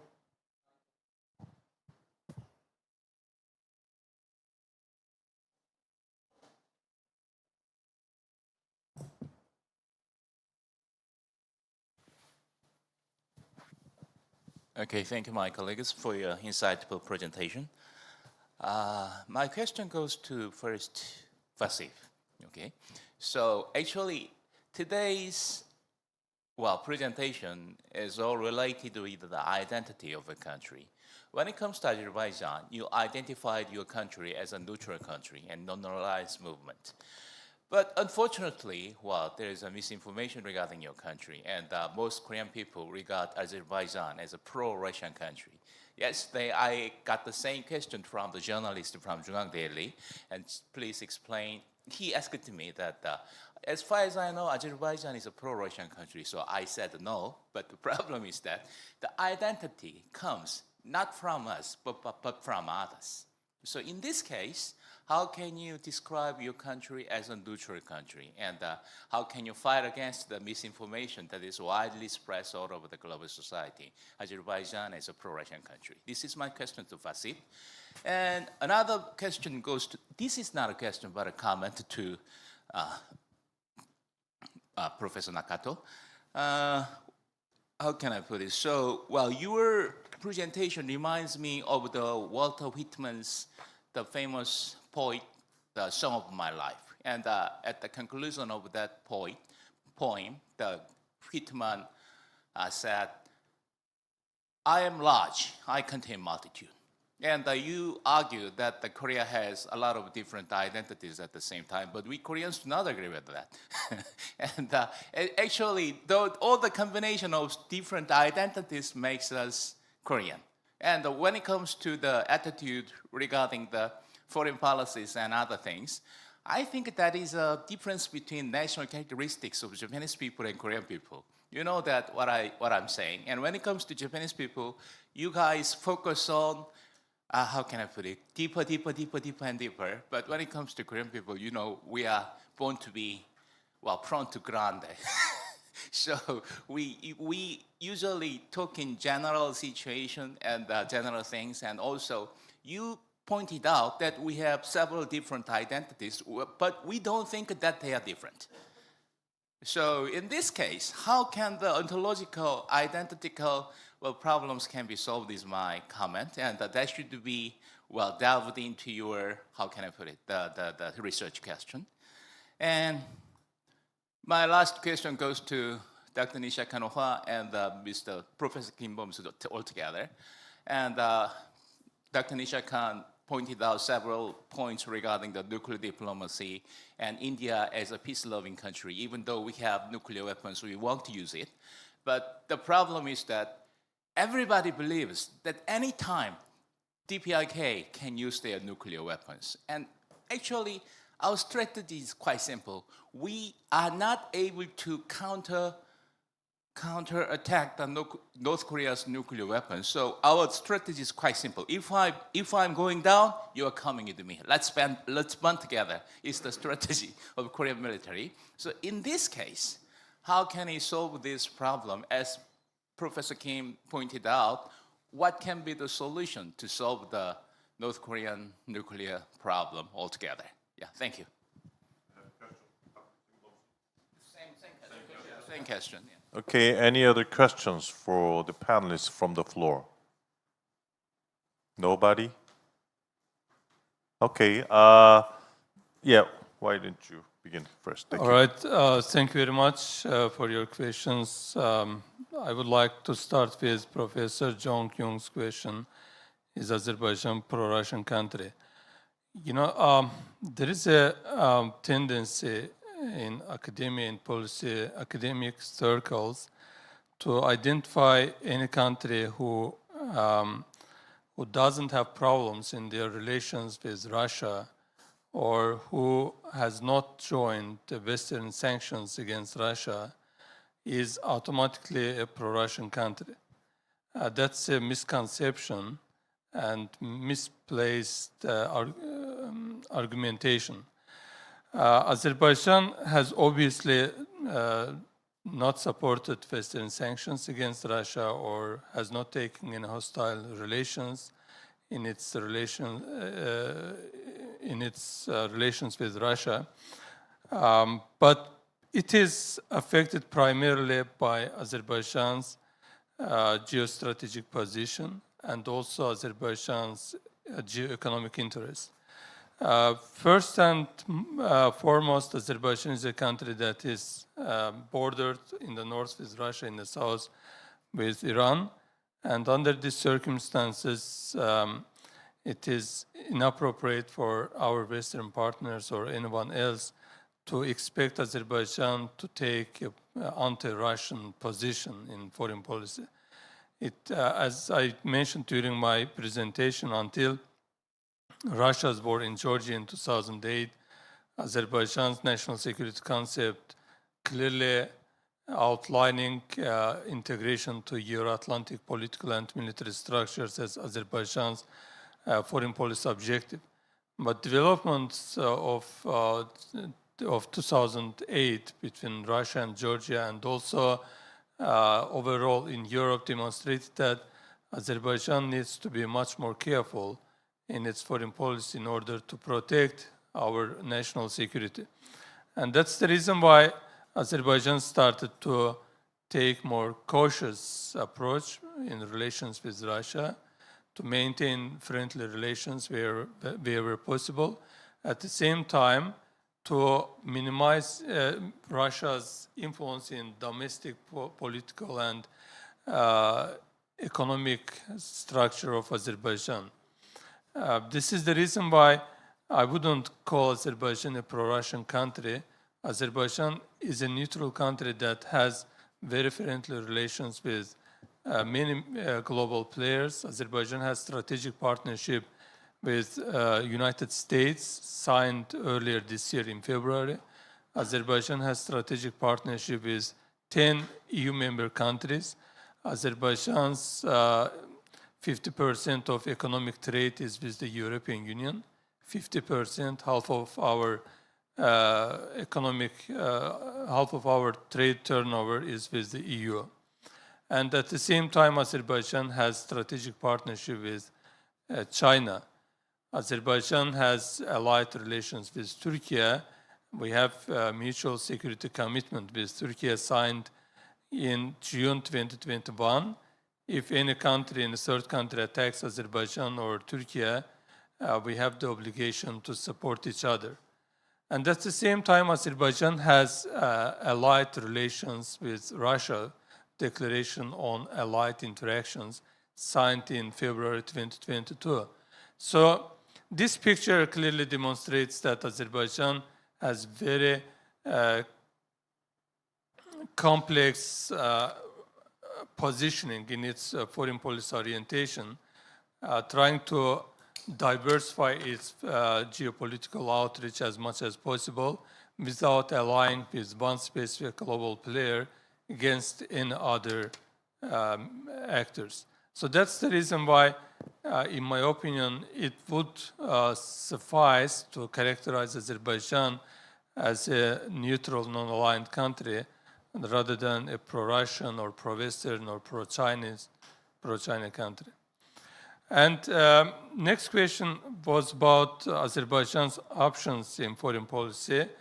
Against the background of what I have just said about the outreach Azerbaijan has applied in its foreign policy, one major actor, and I would say number one foreign policy option for the country, has been recently Organization of Turkic States. While Azerbaijan has avoided joining Russia's military and economic blocs, and at the same time, European Union or NATO, Azerbaijan is trying to build its own bloc in Eurasia, together with the countries from Central Asia and Turkey. It is Organization of Turkic States. Last year in October, there was a summit of Organization of Turkic States, OTS, in Azerbaijan. And for the first time, it was proposed by President Aliyev to hold military exercise within OTS. It was a shock to many countries around the OTS, particularly to Russia and China, because this proposal was clearly aimed at opening a military partnership path within OTS and to transforming it into a very consolidated economic and security bloc. So I would say it is number one option in Azerbaijan's foreign policy, and President Ilham Aliyev of Azerbaijan has also multiple times clearly stated that we don't have any other family. We have only one family, it is Turkic family, it is Organization of Turkic States. Indirectly, it meant that we don't want to join either Euro-Atlantic military or political economic blocs or those of Russia. We have only one choice, and it is OTS, Organization of Turkic States. The third question was about Georgia. Our dear friend from Georgia would have answered that question better, but I will do my best. The question was why Georgia is now balancing between Russia and the West, while previously it was a pro-Western country. That's true until recently. Georgia has been very staunch supporter of Euro-Atlantic integration. Even on this path, Georgia had to fight with Russia in order to get out of the conflict which Russia has created in Georgia by occupying its two breakaway regions, Abkhazia and South Ossetia. But unfortunately, in 2008, Georgia failed to restore its territorial integrity, and the two breakaway regions are still under Russia's occupation.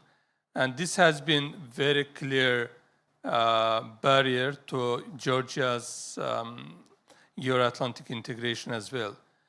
And in the meantime, new government came to power in 2012, if I'm not mistaken, led by Bidzina Ivanishvili, who was previously and still a businessman who made his wealth primarily in Russia. And after he came to power, he started to build some balancing gradually between Russia and the West. Some people believe that it was just due to his own personal and economic interests, because he he's, according to some people, still affected by his business interest in Russia. But I would say it was clear and very pragmatic choice of Georgian government, because the developments of the recent decades demonstrated that neither EU or NATO is ready to protect Georgia against Russia. And if any conflict happens between Georgia and Russia, there is no one else to come to Georgia's help and defend its national security. And due to the fact that now the regional security situation has deteriorated, it posed very clear threats to Georgia as well. And under these circumstances, it makes sense for Georgian government to abandon its Euro-Atlantic aspirations and try to build some balance between Russia, West, and also at the same time, Georgia has signed strategic partnership with China in 2013, and now Georgia is planning to upgrade this strategic partnership to a higher level, comprehensive strategic partnership. So it shows that the choice of Georgian government at the moment is clear, is similar to that of Azerbaijan, to build some neutrality, some balancing in foreign policy, rather than allying with one power against other powers, and that at the same time to pursue unrealistic objectives like membership to the European Union or NATO, which is clearly unlikely for Georgia in the present security situation in the region. Thank you. Yeah, thank you so much. Next, Nisha Kantoja, please. So it's a very, you can say, complicated question you have asked. What is the way forward to stop and tell North Korea about in going such direction? As of in a geopolitical sphere and the environment which is prevailing, we have seen that the blocks are created, and there are two ways, basically, I would say that deterrence and the diplomacy is the two-way. Only by that you should use, and that's basically because you never know your enemy. He might be good, he might be very merciful, and one fine morning he will start. The issue, what has happened today is that nobody can predict for nobody. I mean, the war which is started, every day I was getting a feeler that one fine morning US can use the nuclear against Iran. But everybody, see, all countries are interdependent now. The economy is interdependent. It's not like that. It's true. There should be peace, but the philosophy has changed now. Now we basically talk about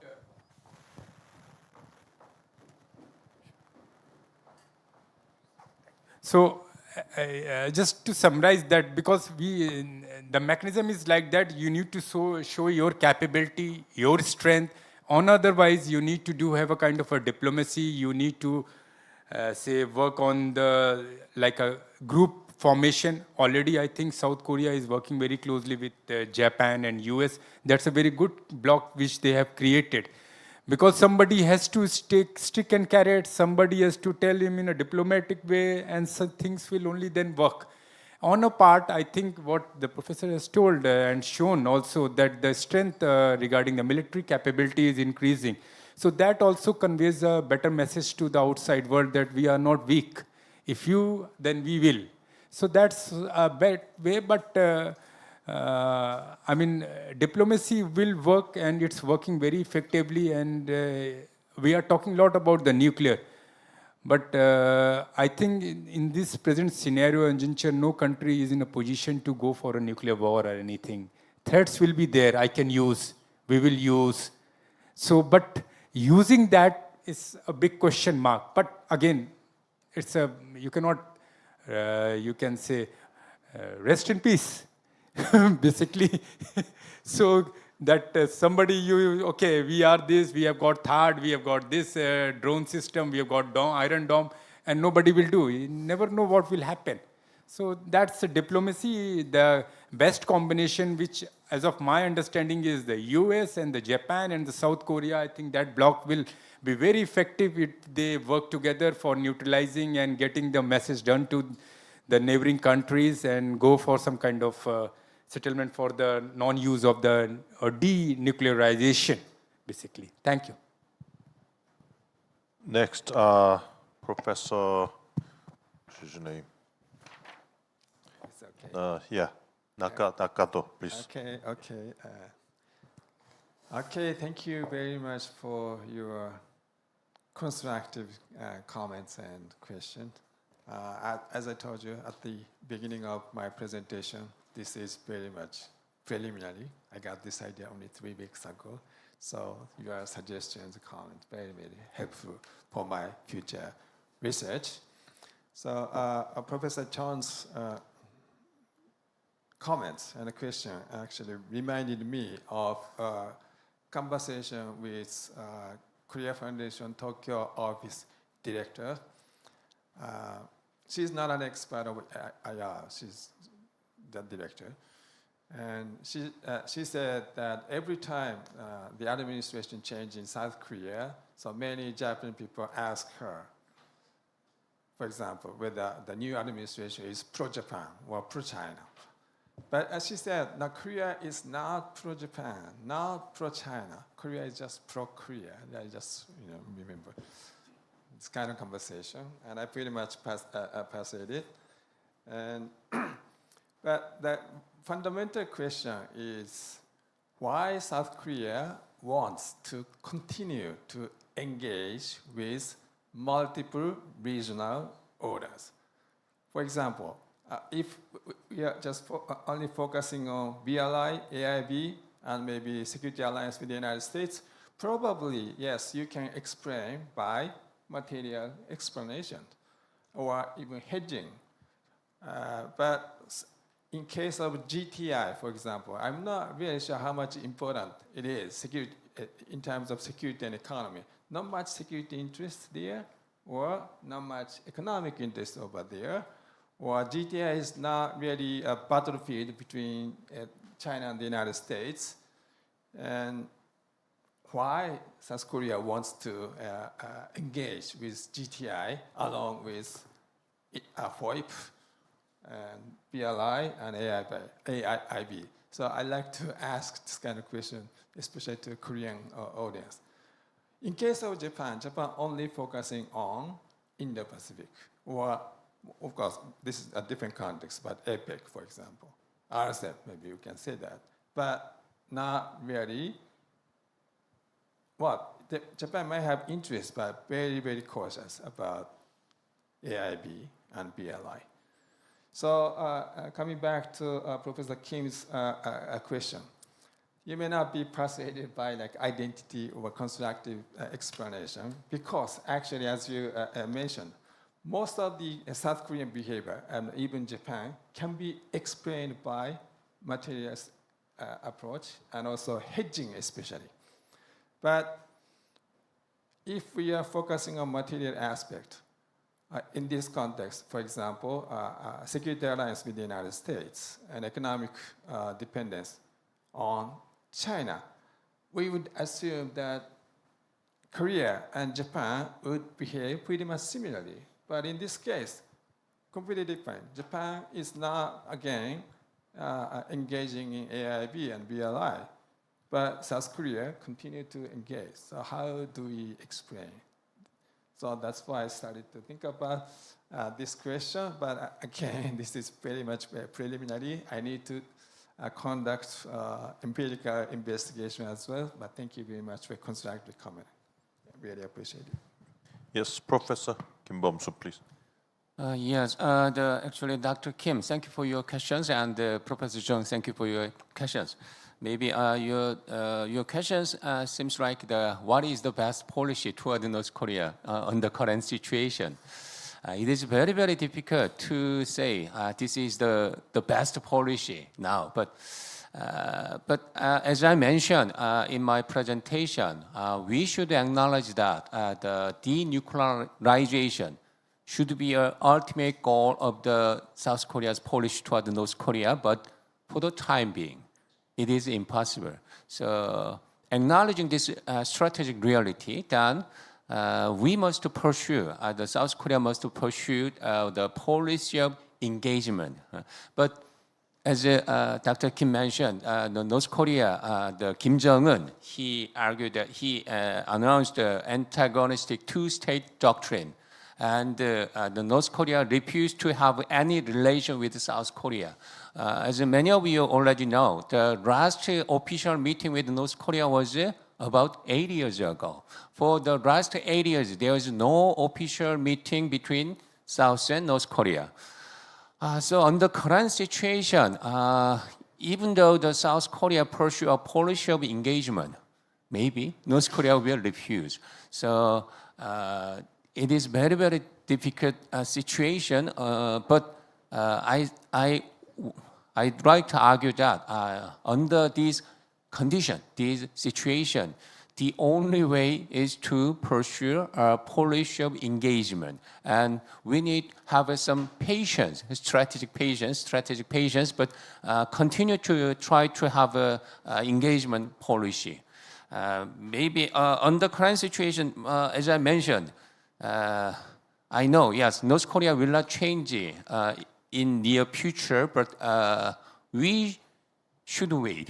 We should wait. And some Koreans argue that without denuclearization, without the promise of denuclearization, South Korea should not engage with North Korea. But if we argue that the denuclearization of North Korea as a precondition for engagement, which means that for the current time, for the current for current situation, which means that nothing. So we should acknowledge it, as I mentioned many times, North Korea will not denuclearize soon. So then they continue to have the nuclear, they continue to increase their nuclear capability. But under this condition, tension or the antagonistic hostility with North Korea is not the best policy. So we should acknowledge this strategic vulnerability of South Korea. That might be the first step, I think. Maybe, I know it is very, very satisfiable answer, but this is a reality, I think.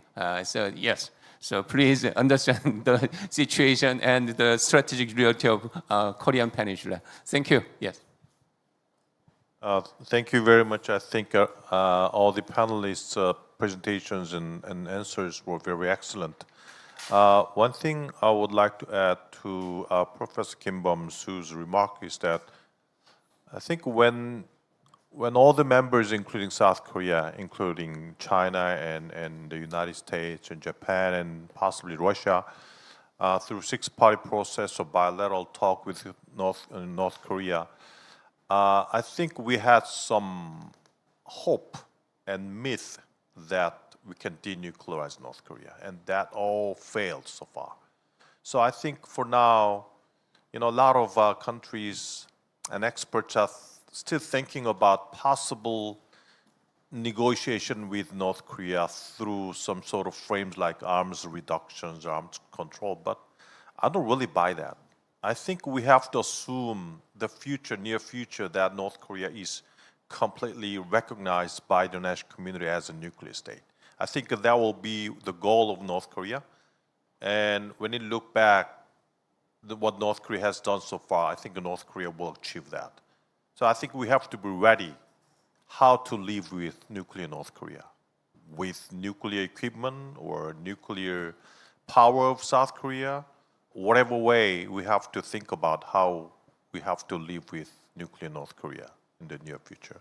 That's what I think about North Korea policies. But anyway, thank you so much, and please give a big round of applause for the panelists. Thank you.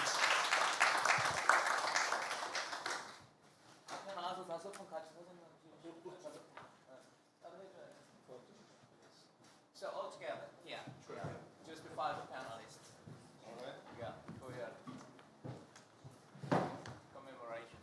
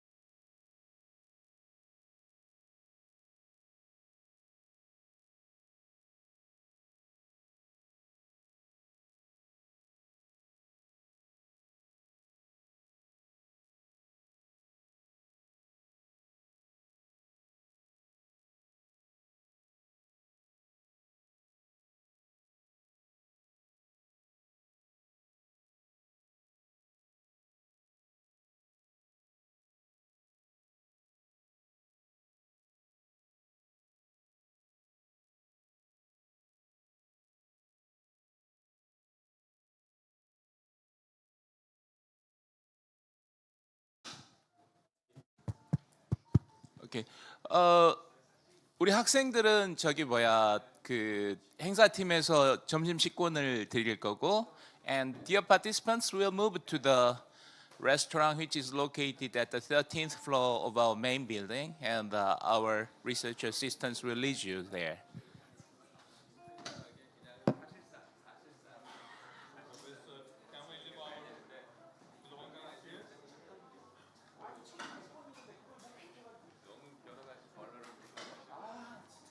Professor, can we leave our belongings Yeah, sure. Don't worry. Yeah. We are Korea. It's not here. 심리적으로 북한을 그럼 이제 진짜 인정하고 하냐? 고민이 일본에서는 진짜 어렵습니다. 그거를 인정을 안 하면 아무것도 안 되는데. 아무것도 안 되는데.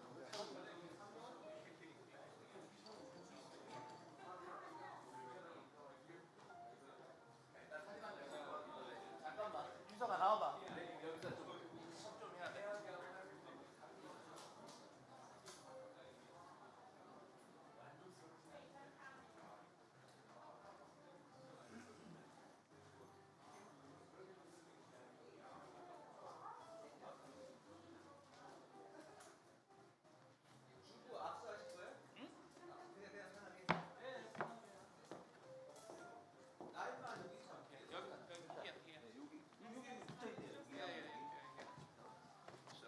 So how can I pose? I don't know. This is the pen.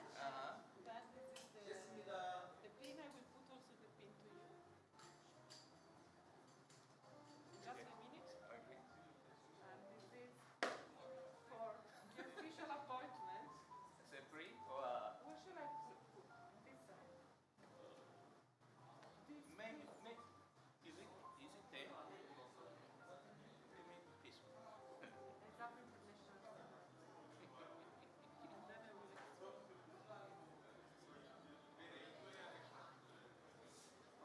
Okay. So with the pin, okay, probably. Then the hand. I think. I don't know. Oh, okay. So yeah, let's get the hand. Thank you. Thank you. Yes. Because they will exercise. Okay. You can take it out. Okay. So now I'm Italian. Yes, now we are Italian and you will have the, you know, you will do the antenna in Korea.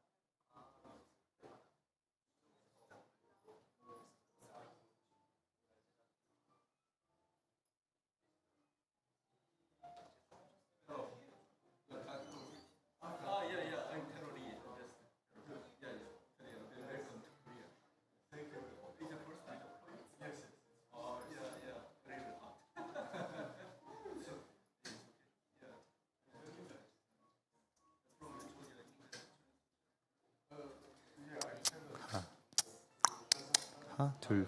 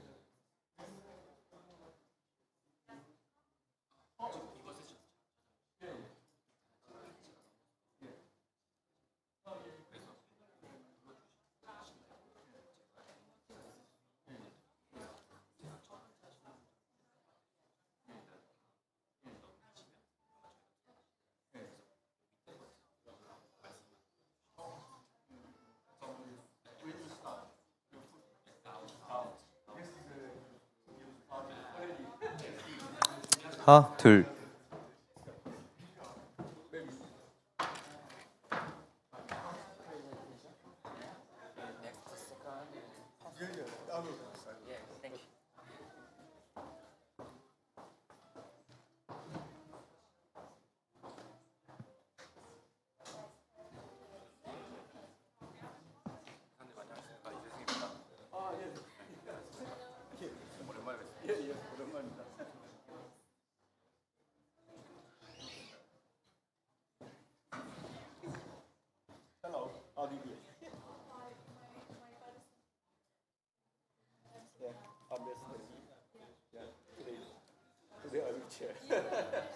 I need your cooperation today. Yeah.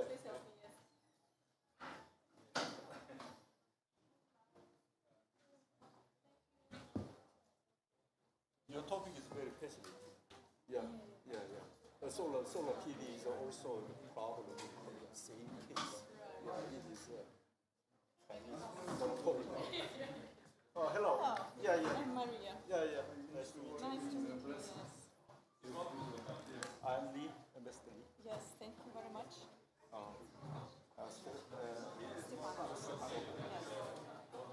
My pleasure.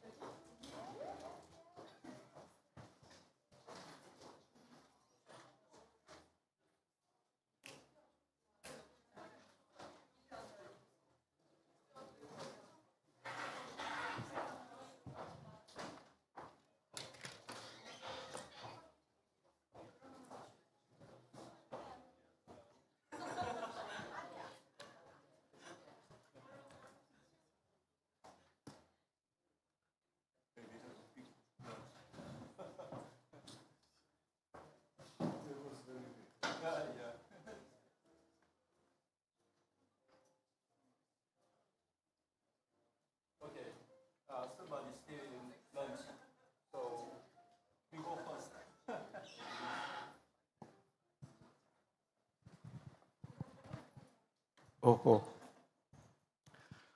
Good afternoon, ladies and gentlemen. A very warm welcome to today's roundtable discussion.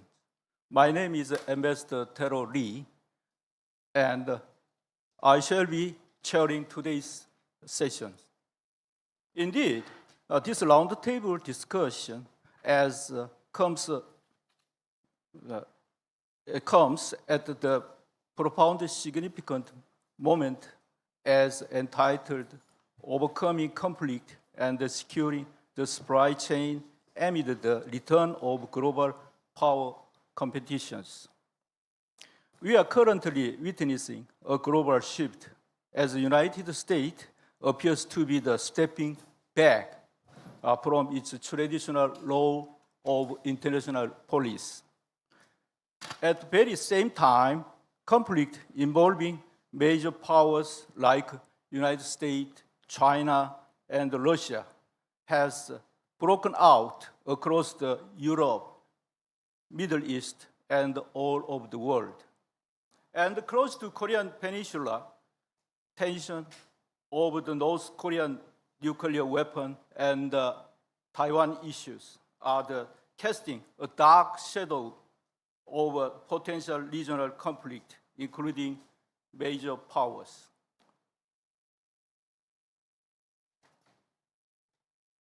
Given this highly volatile geopolitical landscape, I dare to say the insight we will share today could not be more timely and important.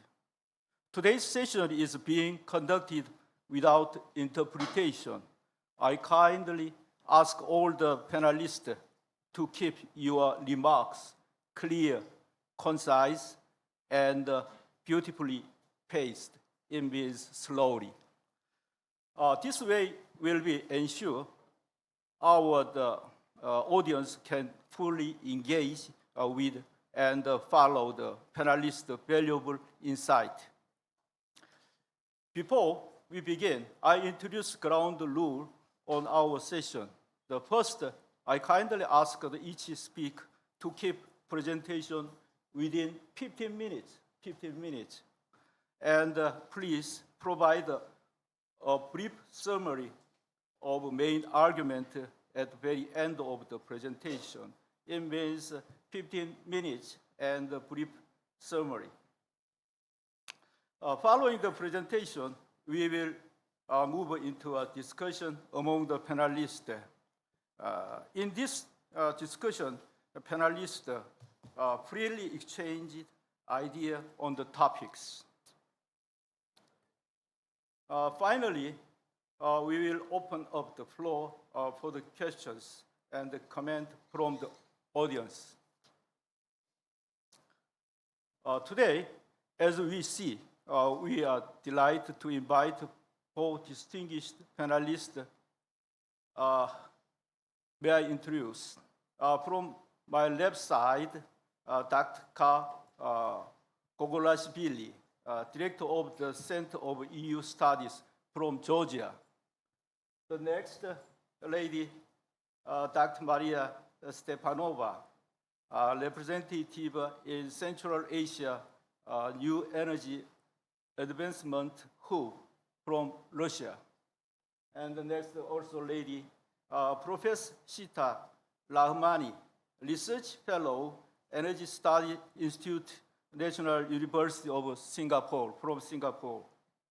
The last gentleman, Professor Han-Kwon Kim, Director Center for the Chinese Studies, Korean National Diplomatic Academy. Yeah, it's Korean National Diplomatic Academy was I was almost 40 years ago. I studied there as a student for the diplomat. So it reminds me all the times good days. Yeah. Thank you. And now, please join me in giving them a warm welcome.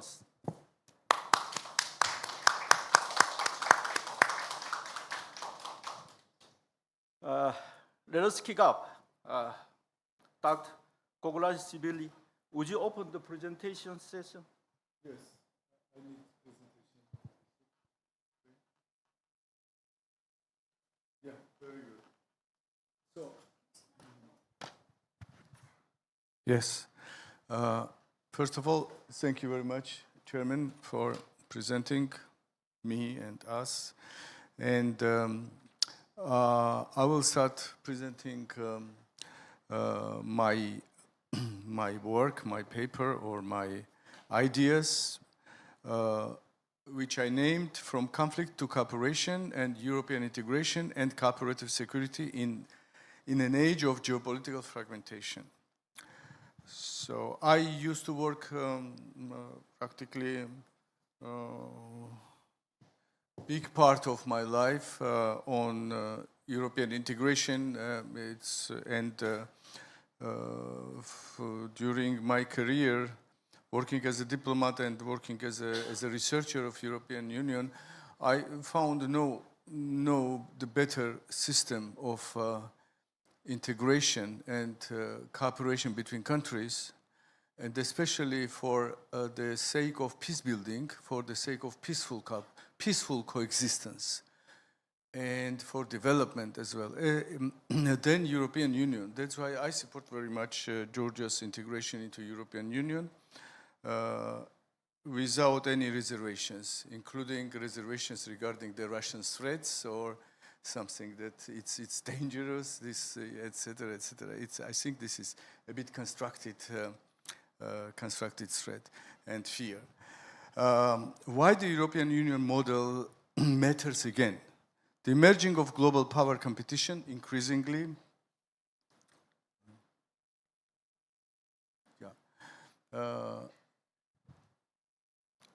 Oh, this is another presentation. I'm sorry, this is yesterday's presentation. I sent today by mail another presentation. Oh, just a second. No, just. Okay, it's okay. It's okay, just leave it, sorry. Yeah, it's okay, I'm very sorry, just the name of, the remained from the previous presentation, the name of the slide, I'm sorry. Why the European Union matters? I would say that contemporary international politics increasingly evolves within that many scholars describe as a polycrisis environment, where geopolitical, economic, technological, and security crises interact simultaneously. Under such conditions, the experience of the European Union becomes especially important. The EU represents perhaps the most spectacular historical example of transforming a conflict-prone region into a space of institutionalized cooperation, economic interdependence, and a stable peace. For centuries, Europe was known as an area of interstate rivalry, nationalism, territorial disputes, and large-scale military confrontations.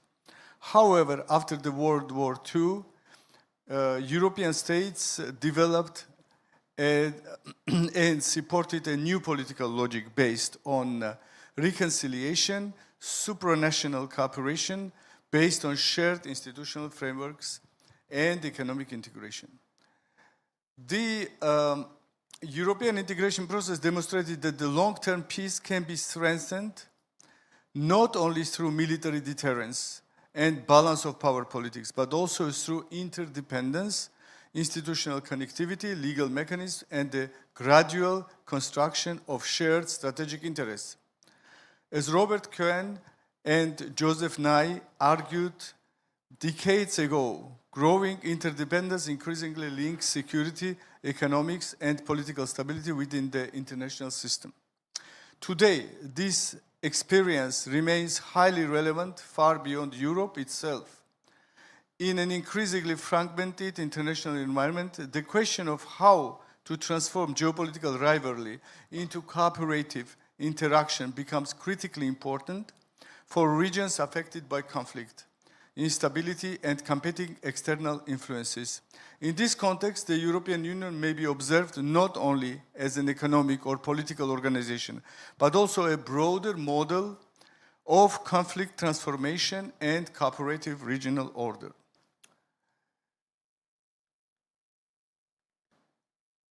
It doesn't work, or what?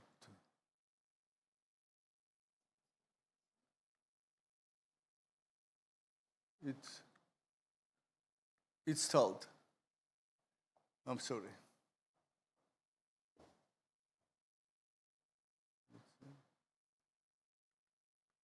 Oh, okay. Thank you. So, the devices sense the hands of technician and of technician. Yes. Systemic shift from conflict to integration. The two world wars, I will not be repeating whatever you see on the slide. I give you a free possibility to glance yourself, whatever is, and continuing the narrative, of course. Consequences of uncontrolled geopolitical rivalry and balance of power politics. Previous century demonstrated. Following the World War II, European leaders recognized that sustainable peace could not be achieved solely through military deterrence or temporary political agreements. A fundamentally different approach to interstate relations was required. The early stages of European integration therefore focused on creating interdependence in strategically important sectors of the economy, and this was a coal and steel community, as many of you knows. But then it became a common market, the main, and gradually the European integration extended into other areas and sectors, and then covered all economic and moved towards the political sector with Maastricht Treaty in 1992. Then also the Economic and Monetary Union was created. And finally, this is a type of supranational, which we are discussing now, supranational cooperation. It's not directly related to this notion, but it is a supranational, practically, entity, which is, of course, intergovernmental organization as well as officially, but in the same time is a supranational body having the highest authorities ruling, the making decisions. And the establishment of the European Coal and Steel Community, I will not repeat this, Jean Monnet and Robert Schuman believed that economic integration itself could gradually reshape political relations to reduce incentives for future conflict, and this appeared to be true. Here I would add also the history about the two conflicting visions in European integration. That one was the Winston Churchill, the legendary British Prime Minister, winner of the World War II, together with some other leaders, as you know. He was in favor of creating political community, political and security community in Europe from the first day, and not economic community, not the common market. And he was even against to have the common market and shared rules of economic regimes of economic activities, right? The trade especially. But the Jean Monnet, that was French civil servant actually, and Robert Schuman, who was the foreign minister, they supported another idea which served really very well as a background for full European integration. And that was economic integration and creation of a common market. And this is an important issue that because it proved that economic integration, starting from lower levels to highest levels, going to from free trade regime to the customs union, then going towards the common market, and then going to economic and monetary union. This is a basis for political integration or closer political cooperation and association. I would not say that European Union is politically integrated fully, because it is matter of sovereignty of states, the political freedom. But they have bound themselves in the future, after Maastricht Treaty, they bound themselves with the commitments to consult about and to decide together about political positions and then actions they take at international stage. So common position is a very important, which every year European Union develops so-called common position statements, where all EU member states agree. If they don't agree, if even one is against, they cannot take the common position. Any conflict or anything appears in the world, European countries, ministers of foreign affairs or leaders can also meet. They meet, they discuss what kind of position should they take about this conflict or this situation. For example, war in Ukraine. And they develop this political declaration which shows what kind of attitude, what kind of position they have towards this conflict. And after that, of course, all member states of the European Union, they act according to this agreement. This statement is a political agreement between countries. This is a very important step, but this is a step which comes later. And economic integration starts first. This is very important notion. And Karl Deutsch later described the emergence of a security community, which is actually European Union today is practically security community, despite the fact that they have no common military alliance as such. They have some provisions in Lisbon Treaty saying that they need to be solidary in case of aggression against any country. They also need to develop gradually common defense, but this common defense is not yet developed, but they cooperate in defense areas, in which war among member states gradually becomes increasingly unlikable. And the European experience demonstrated that interdependence itself can become a mechanism of peace building.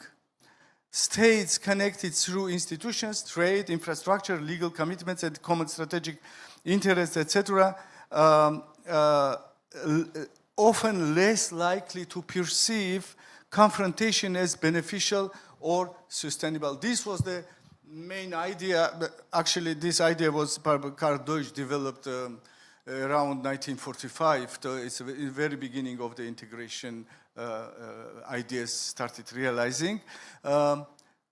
But I will show a little bit later that this is not the only outcome of such kind of approach, right?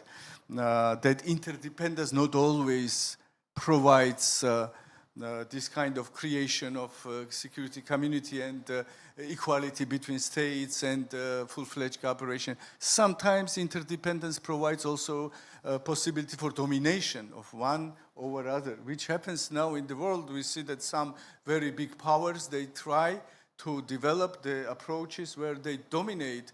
For example, the United States, it's openly, everybody knows, dominates the world, having this dollar possibility to lend the dollar without limits to any country, right?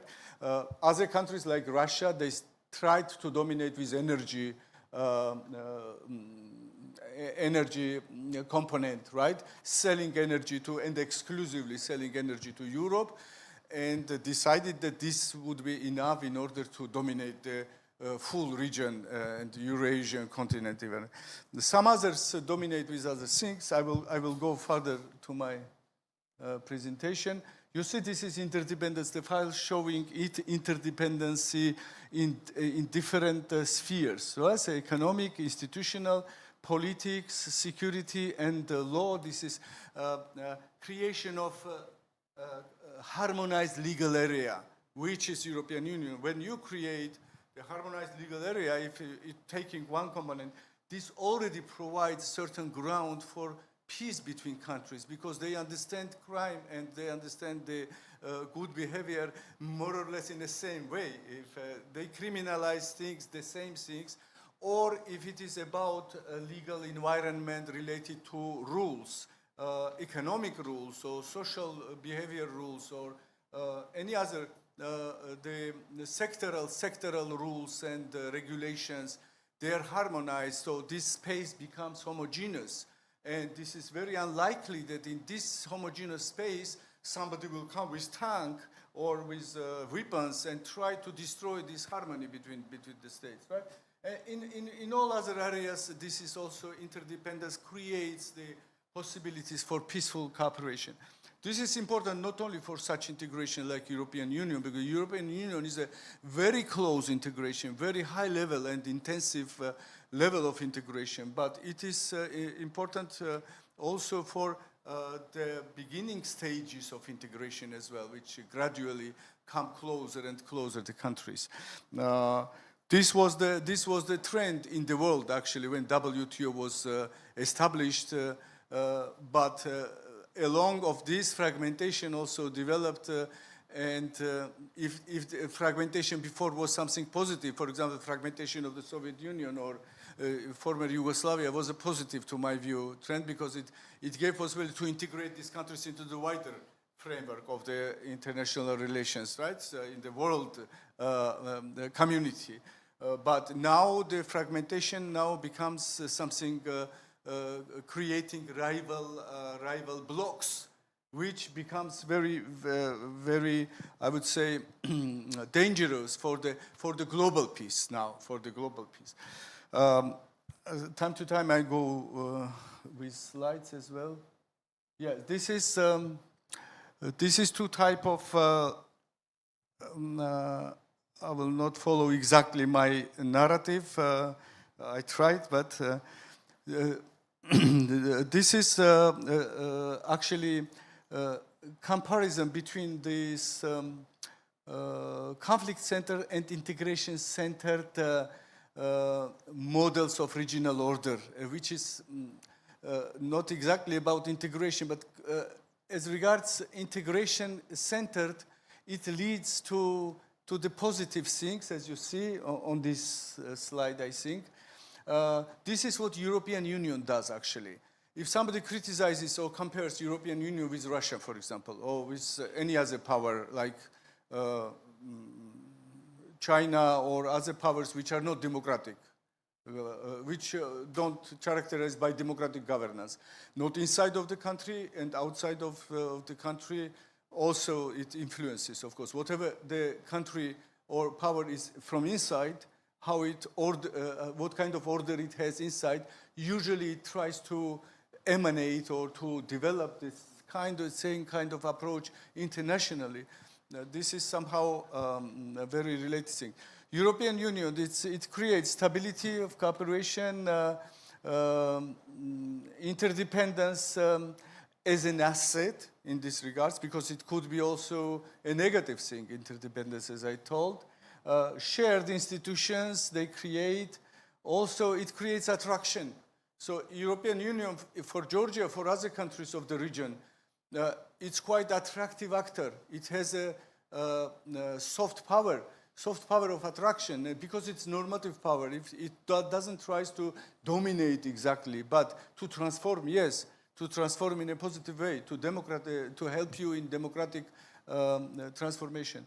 And mutual benefit logic is inside. I know by my experience, I used to be diplomat and negotiating first big agreement with European Union, that was partnership and cooperation agreement. This was a framework type of very big agreement, which European Union applied for all post-Soviet countries. Not agreed with all of them, but agreed with big part of them. During 2 years of negotiations, and I participated as a member of negotiating team, I discovered that finally there was nothing to discuss, yes, but to be cautious with European negotiators. I'm very sorry, yes. Yeah, okay. Because actually, then I discovered myself, even without literature, knowing the literature about this, that European Union and Commission representatives and others, they had already mandate not to damage our interests of a small country, but to try to develop mutually beneficial agreement, which would be long-run agreement without instigating any problems in the future. So this was very important for me to realize, and I'm convinced that this is absolutely truth. I will go little by little. 5 minutes? Yeah. Okay. 5 minutes, yes. Because we've been told about 20 minutes presentation. But you reduced it to 15 minutes. It's your right, your exclusive rights, of course, but still. It doesn't matter. Okay. The Eastern Europe and South Caucasus. So, which instruments European Union applies? For example, the European Union, of course, acts in the area.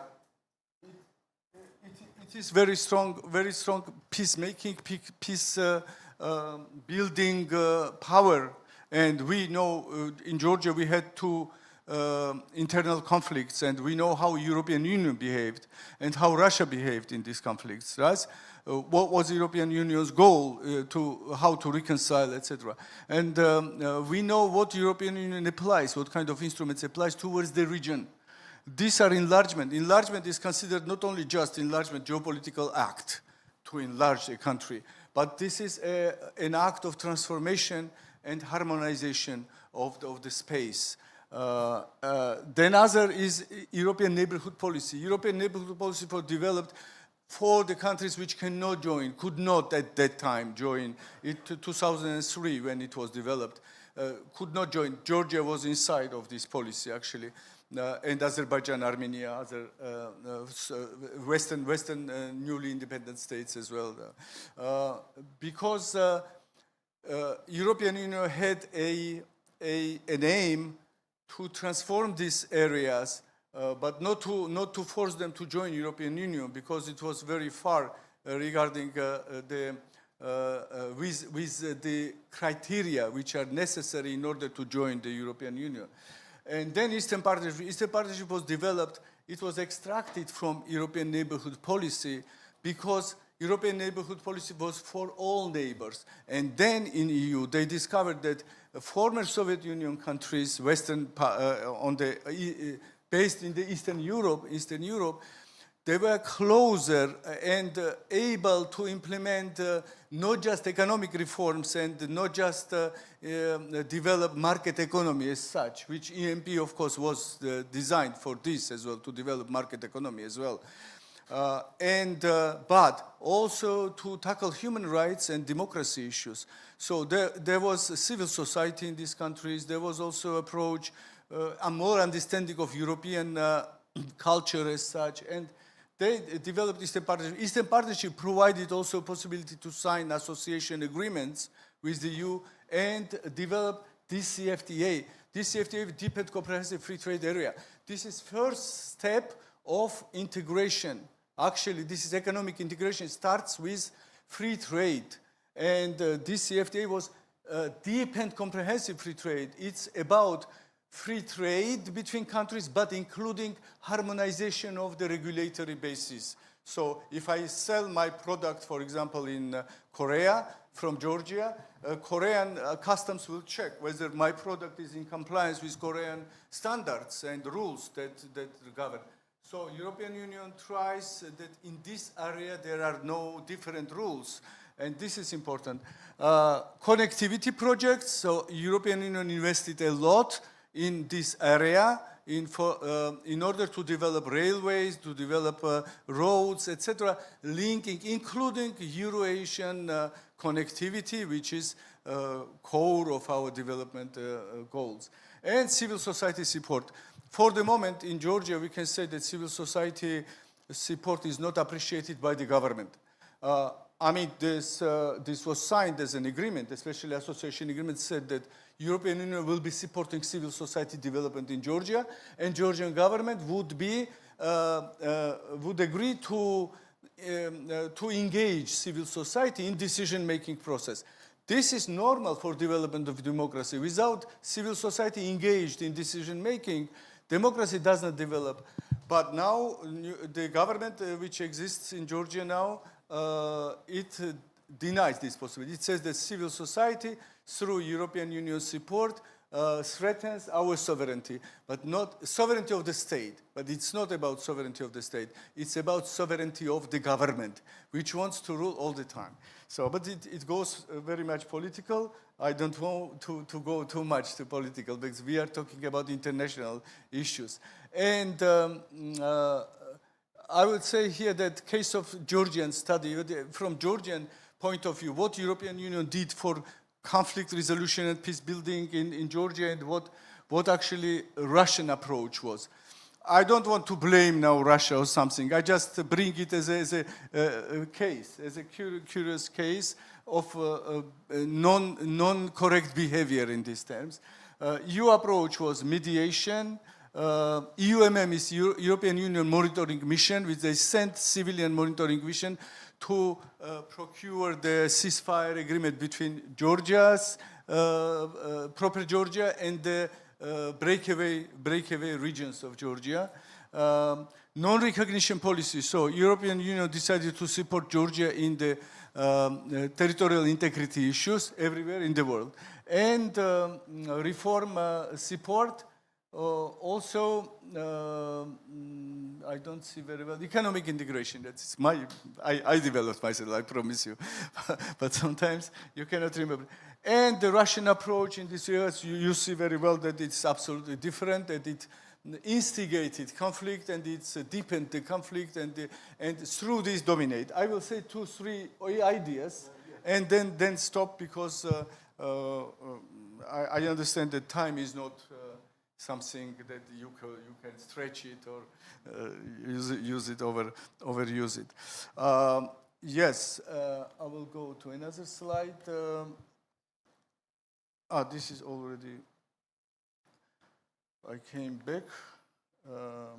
Yes. Yeah, now we can go to the local conflicts. They have spillover effects, actually. Why this is important that we meet now in Korea and talk about conflicts. Conflict is in Georgia. Conflict is somewhere in the southern eastern Asia, between North and South Korea, etc. Right? But it has spillover effect. And what kind of spillovers we see today? If we take Ukraine and Middle East only, we already see that energy routes are blocked. Right? Food security is threatened, especially because of the, if in Iran case, food security is threatened, of course, because of the Hormuz Strait closure. And in Ukraine, the all African countries suffered at some time because Ukrainian corn could not go to Africa. Then supply chains, of course, disturbed, and they are very much threatened and destroyed. Migration only from Ukraine in Europe, there are more than 8 million migrants only from Ukraine. Imagine, and how much, around 6 million or more, they were from, and still are, from Syria, from other countries. Maritime routes are not free because of this. Many maritime routes, we know that are closed for the moment. And everywhere tensions which create also economic problems and predictability problems of the future, financial problems. So I see here that Ulrich Beck, who argued that, first argued that in 1999 that what I'm telling now to you, that actually the conflict spillovers, they threatened whole global community actually. And let me to finish a little bit, to go little by little to the finish. Weaponized independence, I just already told you that interdependence in contemporary world, when there is very big hostilities between countries, I'm sorry, between countries, they can cause many adverse effects. Interdependence, for example, SWIFT sanctions is because of interdependence. One country can block others. Sometimes rightly, sometimes maybe it's a political act, just act of pressure. Semiconductors, some countries now can blackmail other countries with, or critical minerals. For example, for the moment, China has 90% of the trade of critical minerals, and everybody are threatened because of this. Energy dependence, that was Russia's case, for example, with Europe and many other countries as well. Digital infrastructure, also important matter which can be used for dominance, and supply chains also can be cut, can be strategically. It's like the war. And I will finish now, just conclude. Yeah, there are two big slides. Unfortunately, these slides take just one thing, the middle powers. Big powers, of course, we cannot talk with these big powers from the point of view like preaching something and saying that you should be good, you should be kind, etc., etc. But middle powers, yes, and the you know initiative of that was aired by Canadian Prime Minister. The middle powers need to cooperate, to integrate more in order, because they tend more to establish just regimes among themselves. If the country is very big, like China or like Russia, very strong with 5,000 warheads, nuclear warheads, it's difficult to understand for them. And this is important that all these things that is mentioned in this slide, the middle powers, should cooperate. That's all. And I will not tell anything about conclusions. You just see on the slide before you announce another slide. Thank you very much. Thank you very much. I'm ready to answer any of your questions. Thank you. Thank you. Thank you, Dr. Gogolasvili. Thank you for your perspective to EU. But today we have the opportunity to understand the development of EU and also the relationship between the EU and the Caucasian countries, especially the Georgia. And also we learn from his the presentation the Russian influence in the EU. So it's very impressive. Let's pass the baton over to the Dr. Stepanova. Please introduce energy issues, please.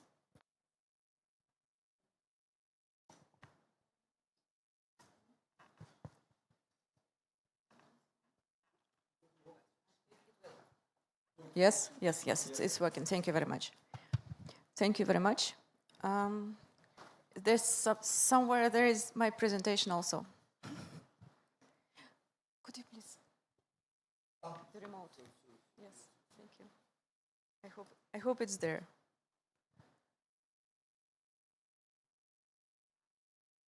No. The PPT file. No? Okay, then could I then pass the floor to another speaker and give my flashcard to them? Okay? Yes, thank you very much. Now jump to the solar PV. Okay. Yeah, you first. Yeah, I kindly ask the Professor Test. Alamani to share the idea on the solar PV in Test. Yep. Is it clear? Okay. So hello everyone, I'm Sita. I'm research fellow from Energy Studies Institute, National University of Singapore. It's a pleasure to be here, and this is like my first experience to be surrounded by a lot of topic about Central Asia and all the region that I'm not familiar with before, and it made me realize that the world is so big and we have like facing a common problem. We want peace, there's an issue of energy security and so on and so forth. So my slide is ready over there. So I do energy research and energy policy. So will speak mainly on this topic, and I'll connect with energy cooperation in Southeast Asia towards the end of my talk. Okay, so also wait a moment. So the topic of my talk will be solar panel industry and energy cooperation in Southeast Asia. So I'll go through these 3 points in my talk. First is about why we need renewable energy and what will be the geopolitical implication shifting from the fossil fuel to renewable energy world. And then the second point is about the dynamic of global PV or photovoltaics, solar panel production, and its implication to Southeast Asia. And at the end, I'll talk about the ASEAN Power Grid, is the interconnection program, a project that now is on progress and moving to, forward in Southeast Asia. So when we talk about renewable energy, it all comes back to why we need renewable energy. It's because the world or the global stage decided that we want to achieve net zero by a certain year, for let's say by 2050 or 2060. And when we aim to achieve net zero, it all comes to these four main goal or like a step that we will go through to achieve the net zero. First is about energy demand reduction and energy efficiency. So that means we can reduce, so and then we achieve a certain efficiency that with the same amount of energy, we be more efficient. And the second point is electrification of everything that related to with clean energy. So everything related to electricity, we aim to replace it with clean electricity, which is from renewable, that have zero emission. So, and the other part of the other sector that cannot be replaced by electrification with clean electricity, we aim to achieve with the carbon removal. So carbon removal is we are capturing the CO2 that are in the atmosphere or for example, in industrial process, we capture that CO2 and we put it storage underground in the geographical storage. And then the rest of the sector that cannot be replaced by all of these 3 that I mentioned before, we are using hydrogen or bioenergy. So I hope it's not too small, but so when we are talking about clean energy supply, it being mentioned in as a specific priority area and mitigation option in NDC. So NDC is nationally determined contribution, in which each country submit their goal and their aspiration to decarbonize, to reduce their emission. And from all of those countries, renewable energy is being mentioned as one of the main priority. And there are other sectors that I mentioned before: energy supply, transport, building, industry, agriculture, waste, and the other sector. So renewable energy is being recognized that it can work to reduce the emission. And the other two, so why renewable energy is becoming the priority? Because it works. And the second point is because it's getting cheaper and cheaper. So the price of solar panel has been reduced significantly. And so that makes decarbonization cheap, meaning that it can be widely deployed in the bigger scale. However, there is a trade-off when we are moving towards the cleaner world, that in terms of geopolitical risk, so because solar panels are made by minerals and materials, so there are concern about the security of supply of these materials and these critical minerals. So if there's a country that own like a concentrated supply chain of these materials, that's becoming a real concern. So this graph is showing you that so first of all, to make a solar panel, there are 4 stages from upstream to downstream. So from upstream part is from polysilicon, and then from the right side. So polysilicon is the upstream side, and then wafer cells, modules, and the demand means the demand of the solar panels. So the polysilicon is the upstream part, and the solar modules is the downstream part. So we can see that the red bar is where China has a domination of that supply chain. So that's we can see that the share of China domination has been raising over the years, and it for average it's beyond 70%, and for one supply chain on wafers, it's around 97%. So that's really high. So what are the concerns? Why we need to understand why the concern in why people are worried about this. So because first of all, we need to recognize that the China ability to produce solar panel in the bigger scale, in the big volume, can reduce price significantly. But there are 2 concerns from market perspective and the country level perspective. So in terms of market perspective, there are factors that can affect supply chain disruption of PV industry. First is related to high concentration of single production facility. So where there is a single facility that produces a massive amount of solar panels, if there is that prone to internal or external shock. And if that happens, that can disrupt the supply chain. And then there are imbalance of supply and demand in the PV market. So when there is a limited available alternative of side China, that can create difficulties in maintaining a steady price.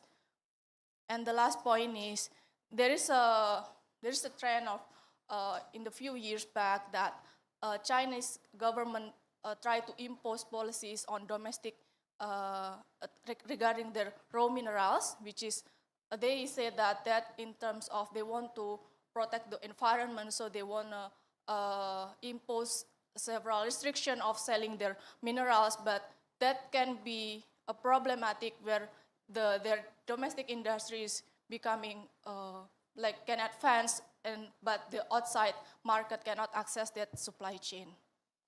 And then in terms of country level interest, there's the main interest is because each country they really care about making employment and to achieve energy security. So for domestic politicians, of course, they care to make a lot of employment in their area. So that's really the main interest of them. And so there's also a recurring call to defend domestic manufacturing interests because other countries cannot compete with the cheap product from China. So they scale back their production, so that makes their domestic production basically die and just roll back.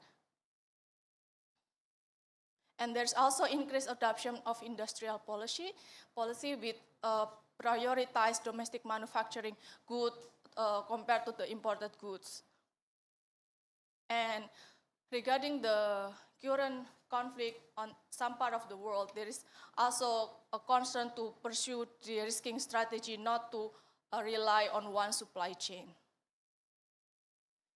And so this is the graph that shows what are happening in related to solar panels in China, and it's related in relation to Southeast Asia. So China have been building their domestic industry or their global supply chain since 2000. And then following that, other countries realized that this global production of supply chain from solar panels from China have a massive impact of their domestic industry. So other countries like the US, EU, and India impose solar import tariff to this Chinese-made PV, and that made a lot of downstream production from China move to Southeast Asia. And you can see the red arrow over there, so it's that kind of illustrate that activities, and then in response to that, other solar tariffs are implemented in 2023 from the US towards the solar panel production from Malaysia, Vietnam, Thailand, and Cambodia. So this is to show you that if we can see that in the chart of Southeast Asia, the downstream part of modules and cells have been quite high share in Southeast Asia. However, if we are comparing with China production, that's still a small scale, but Southeast Asia own around 20% of this production. And so, however, even though Southeast Asia have a downstream production of this solar panel, but still the upstream part are relying from the supply from China. And the latest solar import tariff has been imposed to Southeast Asia in 2025. That's under Trump administration. So this is a side of the reciprocal tariff imposed by Trump. So this is specifically on solar trade tariff. And so in April 2025, the U.S. Department of Commerce imposed the solar tariff, import tariff to Vietnam, Malaysia, Cambodia, and Thailand. So they mentioned specific country and company in their website. And Cambodia have the highest share of solar import tariff. So that because from the news that I read is because so Cambodia didn't respond to the inquiry made by the U.S. Department of Commerce. So that made justification by the U.S. that you are allying with China. So there is also an element of geopolitics over there as well. So after this solar import tariff in 2025, we observed the reshuffle again in manufacturing capacity in Southeast Asia. So other countries in Southeast Asia that are not imposed by the solar import tariff, that are Laos and Indonesia, there is an increase of solar production over there. So this move shows that the solar producers are basically adapting, and of course, it still links to the parent company from Chinese manufacturing, because downstream factories are not so difficult to build. It requires 1 or 2 years compared to the upstream part. So moving these downstream facilities from one country to the others is relatively easier. So what are the implications in Southeast Asia? First, we see that this production has been very much export-oriented, because the profit from this product we sell to the US has a very profitable market. And we think that this should be an alarm to push more local or Southeast Asia demand. So we can see in this graph that the demand from Southeast Asia is basically quite close to zero, where the production is very high. So we need to encourage more local demand from Southeast Asia, not to be dependent on the export demand.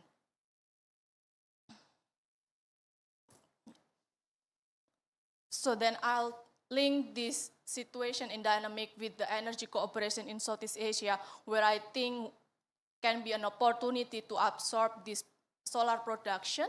So there is a project in Southeast Asia called ASEAN Power Grid, which is basically the electricity trade project among Southeast Asia, where one country and the other trade the electricity, one country import, one country export. So if this can be sourced from solar panels, that makes the solar panel production in Southeast Asia can be absorbed to this project. So the ASEAN Power Grid is not a new project in Southeast Asia.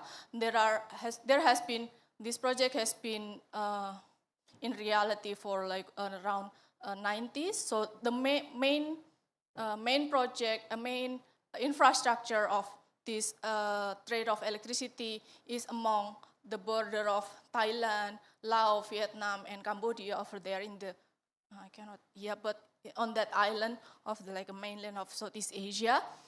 That's because in Laos there are big hydropower potential, around 80 or so hydropower, and that's really accessible to be connected to Thailand, to Vietnam, and to Cambodia. So electricity import and export or trade are very common over there, but to the other part of Southeast Asia, it's not very common. So, and Singapore has planned to do an electricity import from the other part of Southeast Asia. So a lot of, Singapore neighbor is Indonesia. So the closest one from Singapore is Malaysia and Indonesia. And Singapore has a plan to import solar energy from Indonesia, as we can see in this table. And the import target has been raised from 4 gigawatt to 6 gigawatt by 2035. However, there are still challenges facing this integration, the power integration project. So these three elements of regulatory, infrastructure, and commercial is very much a key challenge. So a lot like multilateral cooperation requires alignment in regulatory, because one country can have different standard, grid code, and one country can have like different coordination in physical interconnection. So how to make this regulatory infrastructure align is a challenge. Moreover, infrastructure and commercial, between infrastructure and commercial, about the bankability of this project is also a concern, because if we are meeting the investor or the bank, financial institution, the bankability is always come first, like whether this project will be beneficial for them, and what will be the market access, market standard of these trading protocols as well. Yep, and then for my last slide. So from my talk, we can see that the progress towards decarbonization have multidimensional aspect. In one side, there is a big aspiration to achieve emission reduction, to tackle the issue of climate change, but there are issues of geopolitical as well. We don't want have like a concentrated supply chain of solar panels, and there is also interest from the national or domestic politician to have a lot of employment within their country. And the other side, in Southeast Asia, countries have developed manufacturing capacity of solar panels, but still the upstream side is relying from the input from China. And we also realized that after the solar import tariff imposed by the US, Southeast Asia solar industry has been export dependent from the demand from the US. So we need to encourage more demand from Southeast Asia, from each country to increase their solar deployment. And my last point that ASEAN Power Grid provide an opportunity to absorb this demand. Yep, that's all. Thank you very much. Oh, thank you. Thank you. Thank you for your bright ideas and also keeping times. We have learned from the presentation that the Chinese oversupply in the renewable energy market, especially solar PV, is distorting international market, and it causes U.S. trade restriction and manufacturing reshuffle in Southeast Asia. Okay, we will back to. Are you ready? Okay, yeah. Okay. Now time to pass to the Dr. Stefano. Please introduce energy issues, please. Thank you very much. Yes, first of all, I would like to express warmest thank you to the HK+ team and Hofstra University and all the organizers for having us all here these 2 days, and for all the participants for the insightful discussions, because it really helped, and it was a big pleasure for me to hear yesterday from the very beginning, from the greeting words about their Korean priority in politics concerning the Central Asian states, and about the coming summit in September, Korean and Central Asian. So my name is Maria Stepanova. Yep. And I'm an independent expert in energy efficiency and energy management, focusing on Central Asia. And I work in Almaty in Kazakhstan. So today I want to speak about supranational solidarity, but through the energy agenda. What I'm arguing is that energy security is maybe no longer defined solely by access to resources. And yesterday we were discussing with colleagues that maybe another point is a must be like fuel transportation corridors. But my point is that still they are not enough. And so the security is maybe shaped by the ability of systems to remain functional even under stress, through resilience, adaptability, effective governance, etc. And here I see a huge potential for cooperation. No? Okay. So in the current multi-crisis, energy plays a critical role. Many speakers have pointed this, yes, and we witness like a shift from efficiency to security. We may say it's a shame or it's a pity, but still it's a reality. And what mattered before? The volumes of supply to meet the demand, the prices around this supply, yes, the agreements around it, regulation, that's it. But now,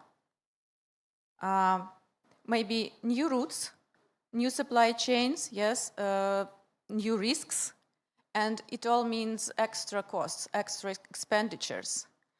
And we see,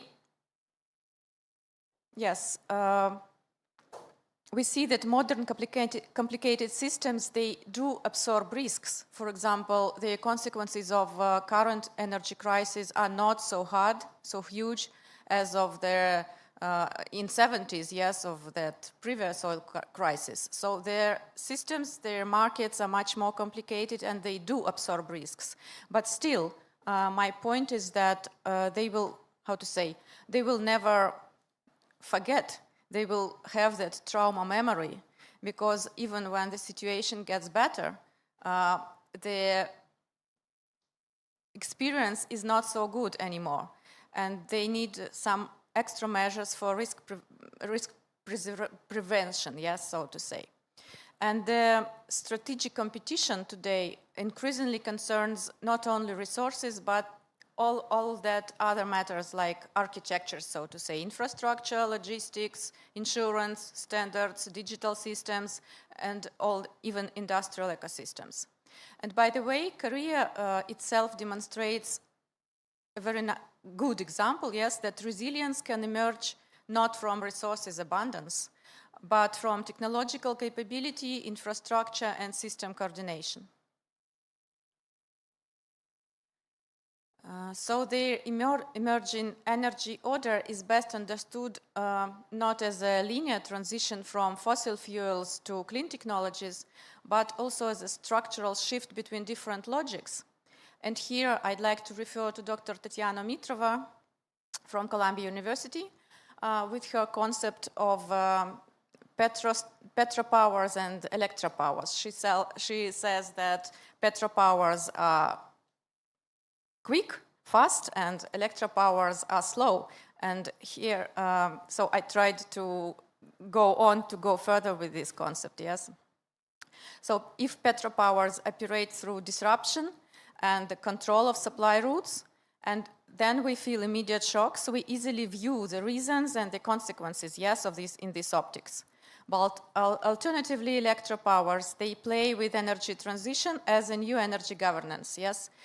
These are not only renewable energy sources, but standards, new infrastructure, system topology, electrification, so all that new technological stack. And these are the tools for electropowers. And here's also new stakeholders' roles, new business models, and new market signals. And so here, like, we witness two different logics of power and two different stakes on future, actually. But we need to keep going safely and sustainably at the moment currently, yes, and how to gain it. So I suggest to discover maybe a new layer, a new dimension, yes, and I called it as a demand-side power. Again, we were discussing with colleagues, for example, with CETA also concerning flexibility and demand-side management. It is of that kind, yes.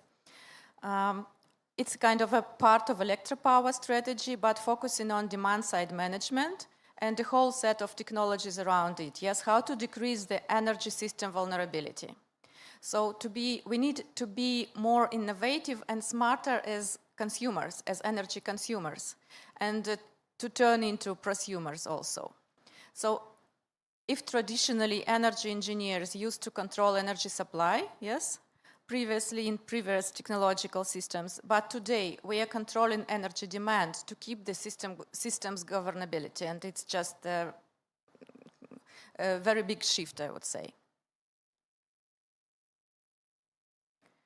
So deploying that demand-side efficiency, we reduce the size of the system that needs to be secured, and that's a benefit. We get control over the consumer's payment, maybe not on the tariff, but on the consumer's payment. Then we gain less operational costs for energy infrastructure and less needed capacity, and that means that less investment cost actually also.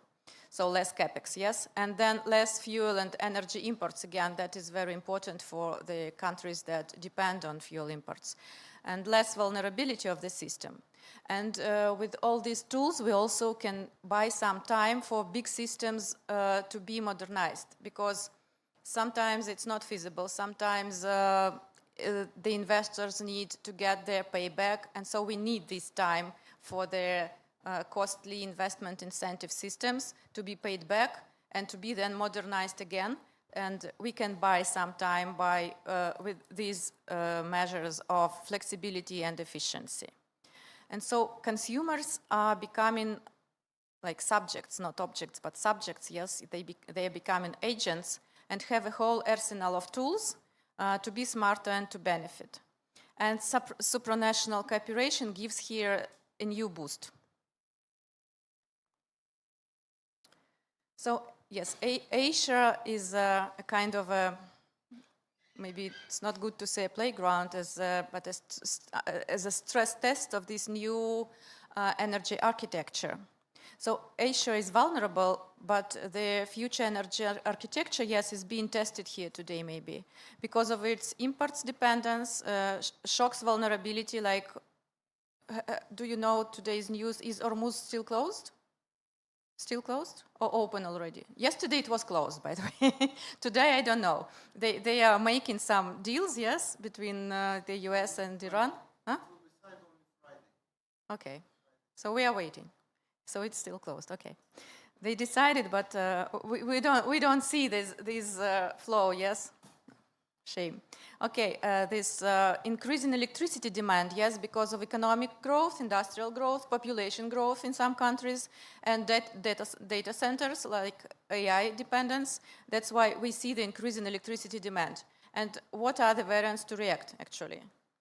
Either to revive coal stations, or to integrate more renewables, or to make more nuclear power plants. These are obvious variants, yes, but there is another one. It's not alternative, but it's like accompanying to make the system more adaptable, to decrease the load, yes, their demand, more adaptable, controllable, governed, and we should actually value efficiency as an extra source of energy, yes? And it will help with all these issues. So, yes, I'm always advocating Central Asia. So Central Asia states has got their own specifics, like they possess resources, including energy and critical minerals, also some processing capabilities and value chains, logistics, including middle corridor, sure, and but at the same time, a Soviet legacy, yes, in quite inertial energy systems, and old, they're physically and morally outdated sometimes, yes. For example, if we say we need to integrate more renewables, but the grids sometimes cannot absorb it. So we need to modernize grids infrastructure first and then to integrate more renewables. But these 5 Central Asian countries possess a kind of complementary energy mix. So gas in Turkmenistan, hydropower, yes, in Kyrgyzstan and Tajikistan, coal, for example, in Kazakhstan, etc. That's why they are working on the energy connectivity also. And besides, they possess strong local digital ecosystems. I witness it, really. And bold ambitions, I would say. Yesterday, the colleagues from Uzbekistan were here. And I always admire Uzbekistan because their plans and what they really do in energy efficiency, in incentives and stimulus is really great. And yes, His Excellency Mr. Kirom Salahuddin yesterday, yes, also mentioned the climate change and the glaciers melting. And also some colleagues mentioned energy-water nexus. So, and water management. So these are their burning issues and big challenges for these countries, but they are working together to resolve them somehow, to get them smoother, yes, and they also need extra cooperation, I mean, with other world and other countries. And also we could, yeah, these are the potential dimensions of cooperation with Central Asian countries. And Korea is already developing such, like we know Silk Road, and again about this coming summit in September. Korea is developing the cooperation in critical minerals, for example, with Kazakhstan, Mongolia, Uzbekistan, in geological exploration, in energy and infrastructure, generation and grids modernization, in, yes, renewables and water energy nexus, water management, in petrochemistry and gas chemistry, in engineering and AI modeling, in logistics corridors. But I want to stress, yes, that Central Asia is not only about resources, it can be a platform for very comprehensive system integration, like encompassing energy, minerals, logistics, digital platforms, new markets, cross-border systems, etc. Yes. So summarizing, as consumers, we are not to keep as passive recipients of energy, and energy efficiency and other smart energy management measures can lead to lower resource competition and decrease vulnerability, yes? So cooperation gives a boost here. And we are not to compete for limited resources sometimes, but to cooperate for this resilience. And this is a no zero-sum game.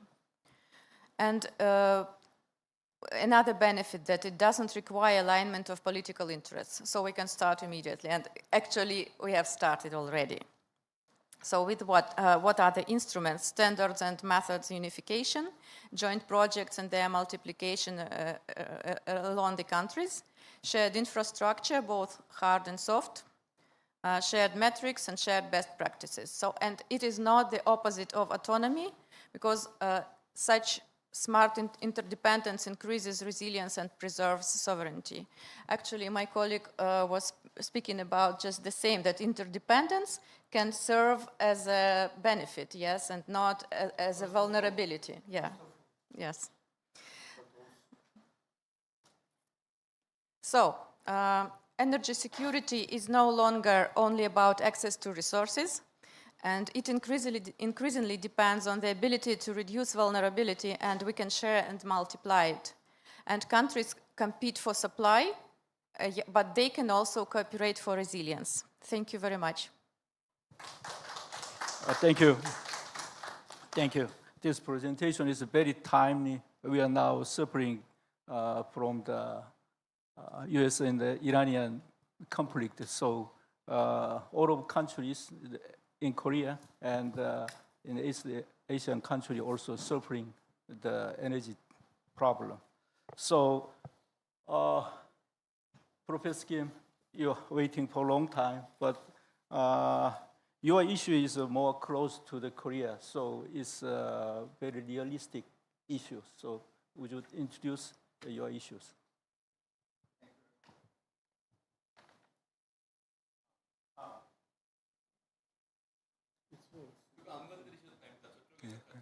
Yeah.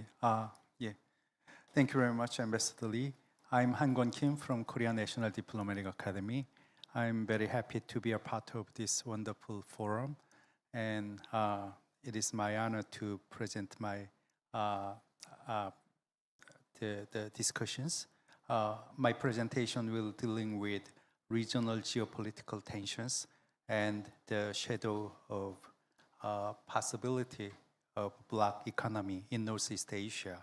And I will also introduce the South Korean case in these issues. The current international order is facing an unprecedented structural transitions. The globalization and rule-based multilateral order that has sustained the global economy over the past few decades is rapidly declining. And there is a possibility that the bloc economy may emerge due to strategic competition between the US and China in this region.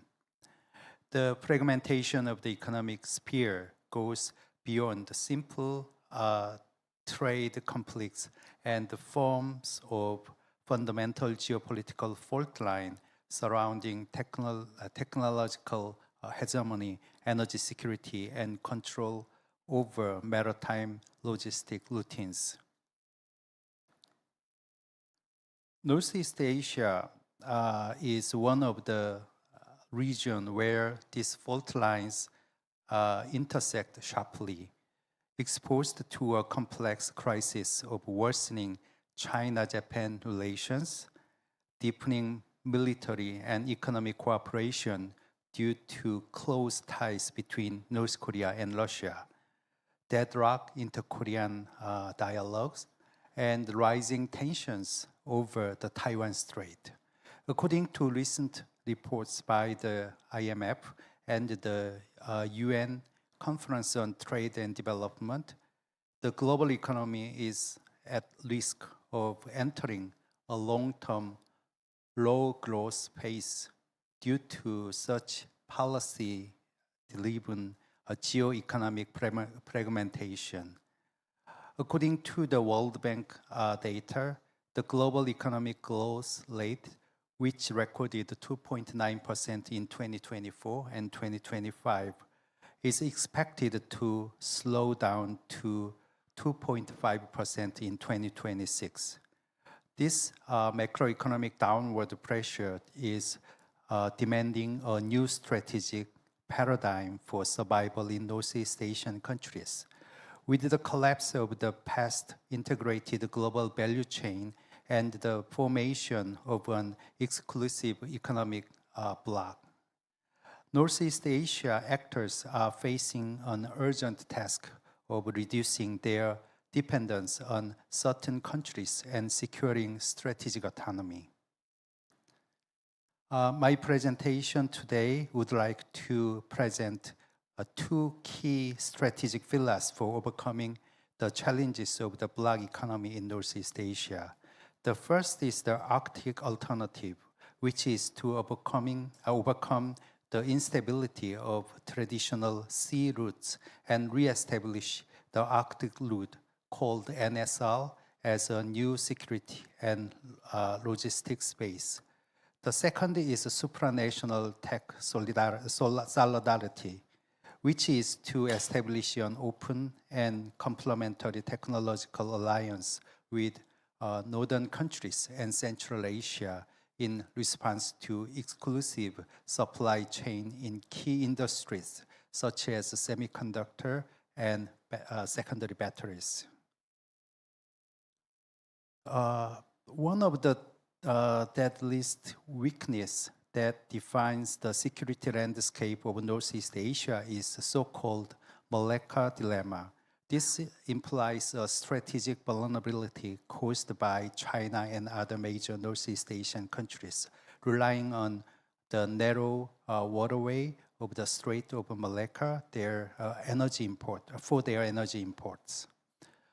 For Chinese, especially for Chinese strategists, the Malacca Strait is like the throat of the maritime Silk Road, and if a dispute breaks out in the Taiwan Strait or the South China Sea, and the Strait Malacca is blocked by hostile forces, the Chinese economy probably could fall down into an immediate paralysis.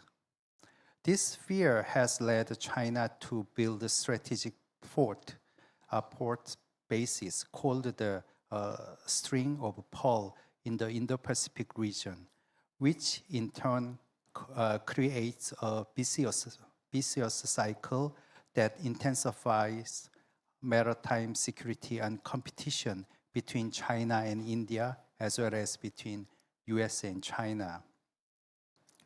This shows that the Strait of Malacca has gone beyond being a simple logistic channels and has transformed into high-risk area where physical conflict between great powers can occur. India is also moving to control the western entrance of the strait by fortifying the Andaman-Nicobar Islands, which clearly reveals that, especially for North Korean countries, securing alternative routes is no longer an option, but a matter of survival. The Sunda Strait or Lombok Strait, which have been proposed as existing alternative routes, have the disadvantage of extending the routes and increasing transportation time and transportation costs. In addition, the land pipeline through Myanmar is considered as an alternative, especially for China. But it is not a practical solution because it is difficult to replace the daily volume of goods passing through the Malacca Strait. Amid intensifying instability in the traditional southern route, the Northern Sea route, NSL, is emerging as an innovative and effective alternative to alleviate the security dilemma in Northeast Asia. This is because as climate change causes the disappearance of multi-year ice in Arctic and the opening of sea levels, commercial navigation that was not possible in the past now is becoming possible.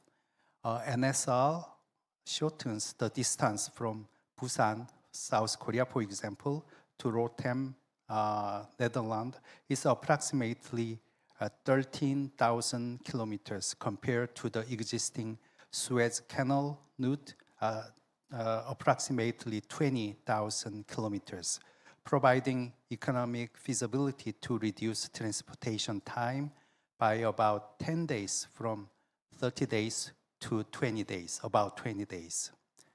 Beyond the simple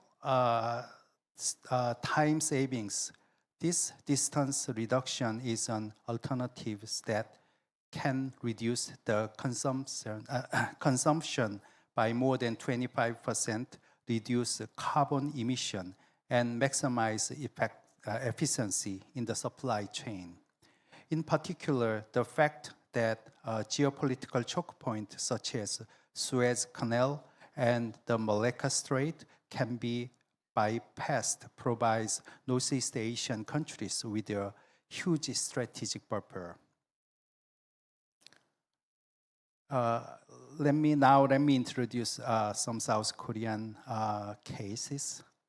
The Korean government is implementing a detailed roadmap to preemptively identify these strategic values and make 2026, year of 2026, is the first year of the Arctic Loop era. The Ministry of Oceans and Fisheries launched the public-private consultative body for the promotion of the Arctic route in February 2026. And major shipping companies such as HMM, Pan Ocean, and Hyundai Globis, as well as Samsung Electronic Logistics and Hyundai Corporation are participating in this project. In particular, the first pillar operation container ships departing from Busan port to Rotterdam, Netherlands is planned in the coming December 2026.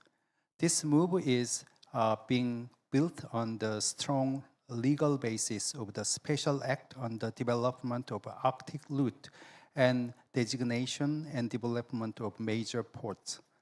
This bill, which has proposed in September 2025 in South Korea and passed by the National Assembly subcommittee, then established an Arctic Route Committee under the direct control of the President of South Korean government.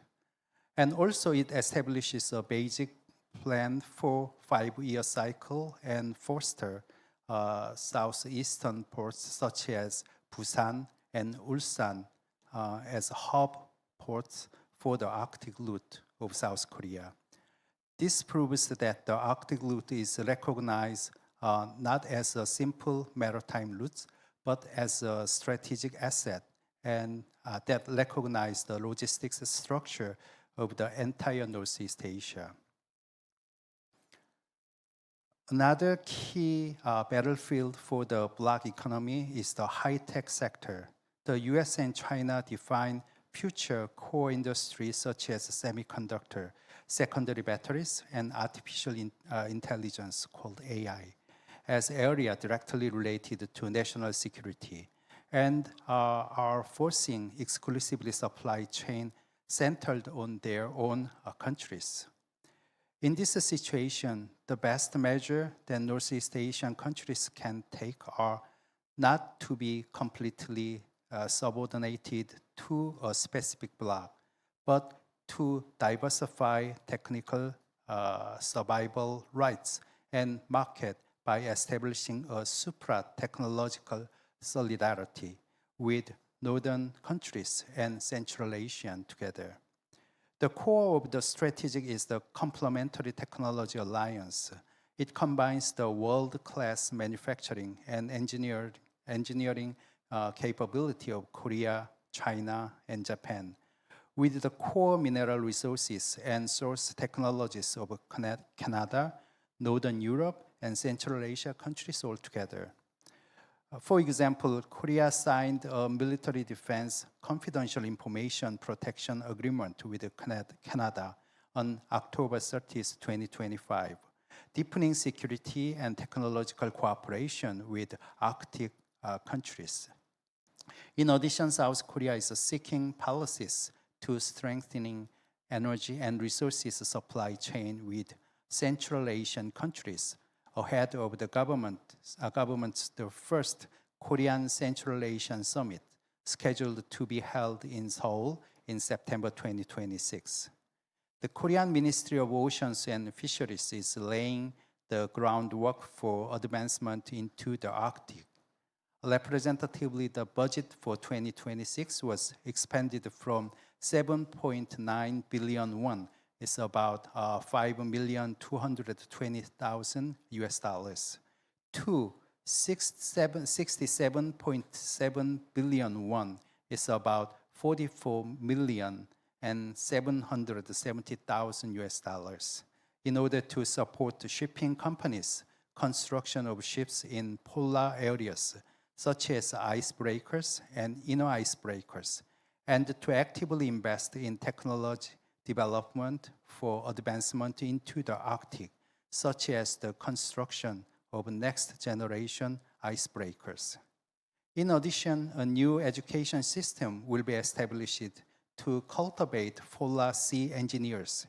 This is a strategic stepping stone to secure global competitiveness in the high value added shipbuilding market capable of polar navigation, and to achieve practical industrial solidarity with northern countries based on these issues.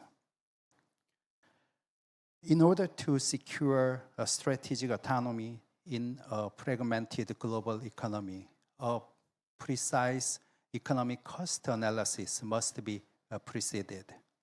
According to the IMF's 2025 Geoeconomic Fragmentation Report, if blocking, in which countries trade only within geographically and politically close countries, the effect of the international asset diversification disappears, and emerging and underdeveloped countries in particularly increases the risk of the economic losses due to such fragmentation.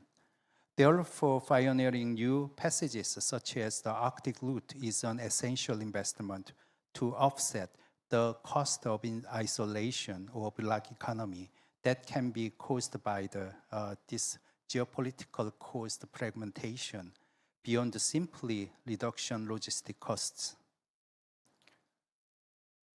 Northeast Asian countries turns to solidarity with Central Asia, and Northern route is not simply pursuing new economic interest. As mentioned in the concept papers of this forum of this year, it is also the process of restoring the maritime and cultural heritage of ancient history of South Korea as well as other Northeastern Asian countries. Korea's decision to foster Busan as the ocean capital in 2026 and relocate the Ministry of Oceans and Fishery to Busan is also an expression of its willingness to redefine Busan as the intersection of civilizations in Northeast Asia, as well as linking the Arctic and Pacific Ocean, not just the port in this, but also in this historical context. Northeast Asia is now standing on the massive geopolitical fault line of a bloc economy. US-China competition, fragmented supply chains, and security concerns in the Malacca Strait are calling on Northeast Asian countries to make a fundamental shift away from existing practices and perceptions. To this end, I would like to suggest the following three measures. First, the government and the private sector should secure a commercial reliability by successfully piloting the Arctic route.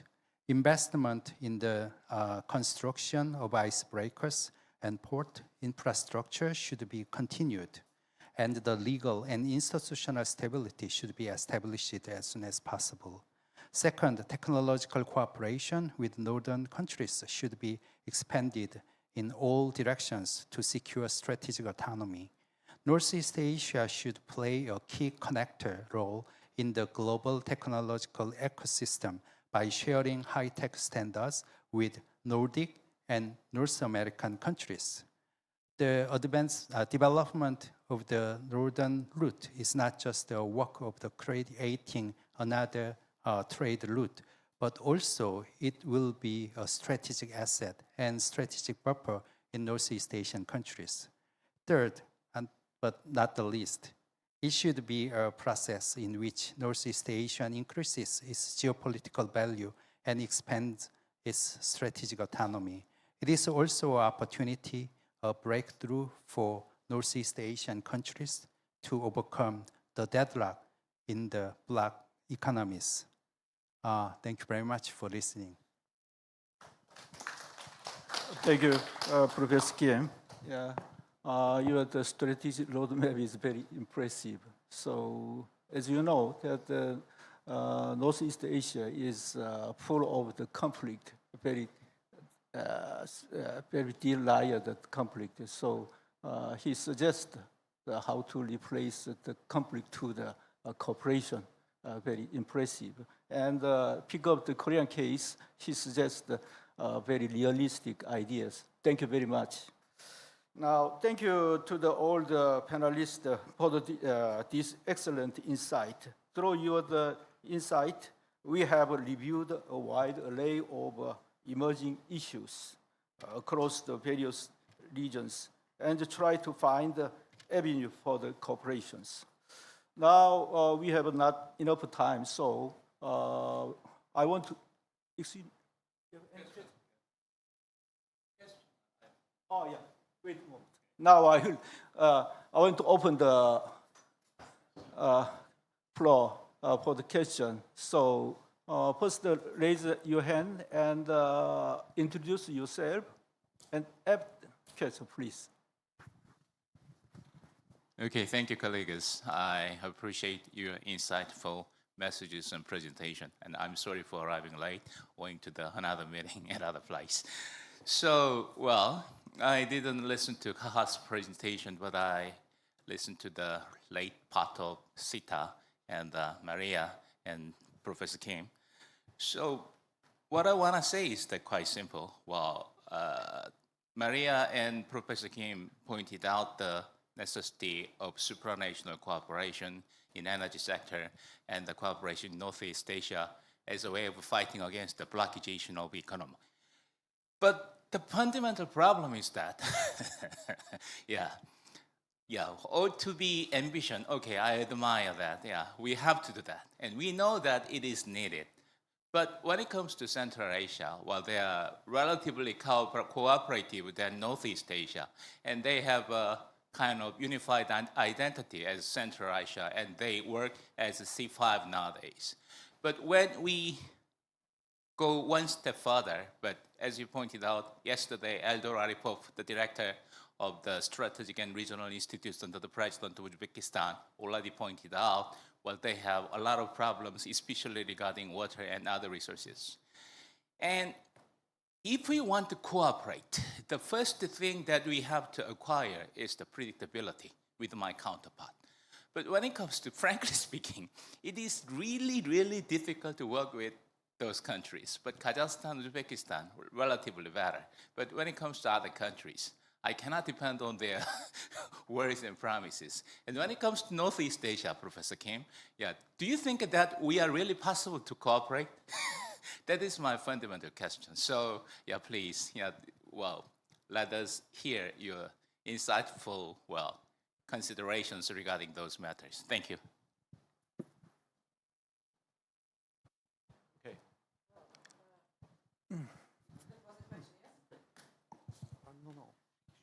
Thank you very much. But I would say, yes, it also can be a kind of cooperation. You could export your culture codes, your practices, your behavior. Well, I'm living in Central Asia, and I love Kazakhstan, and I'm advocating these countries always because I feel very comfortable working there. But yes, we can experience different practices and behavior.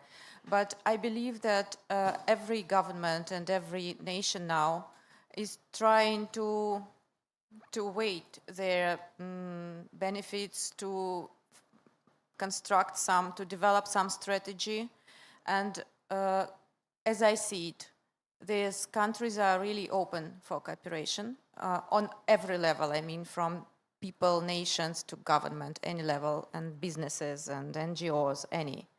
And besides, there are some strategic documents, like it is formalized. That's why I believe maybe not immediately, but still all the prerequisites are ready, I believe.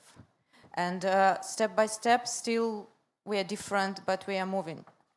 So I don't see it like a serious blocker. Thank you very much, Beth. That was a very important question.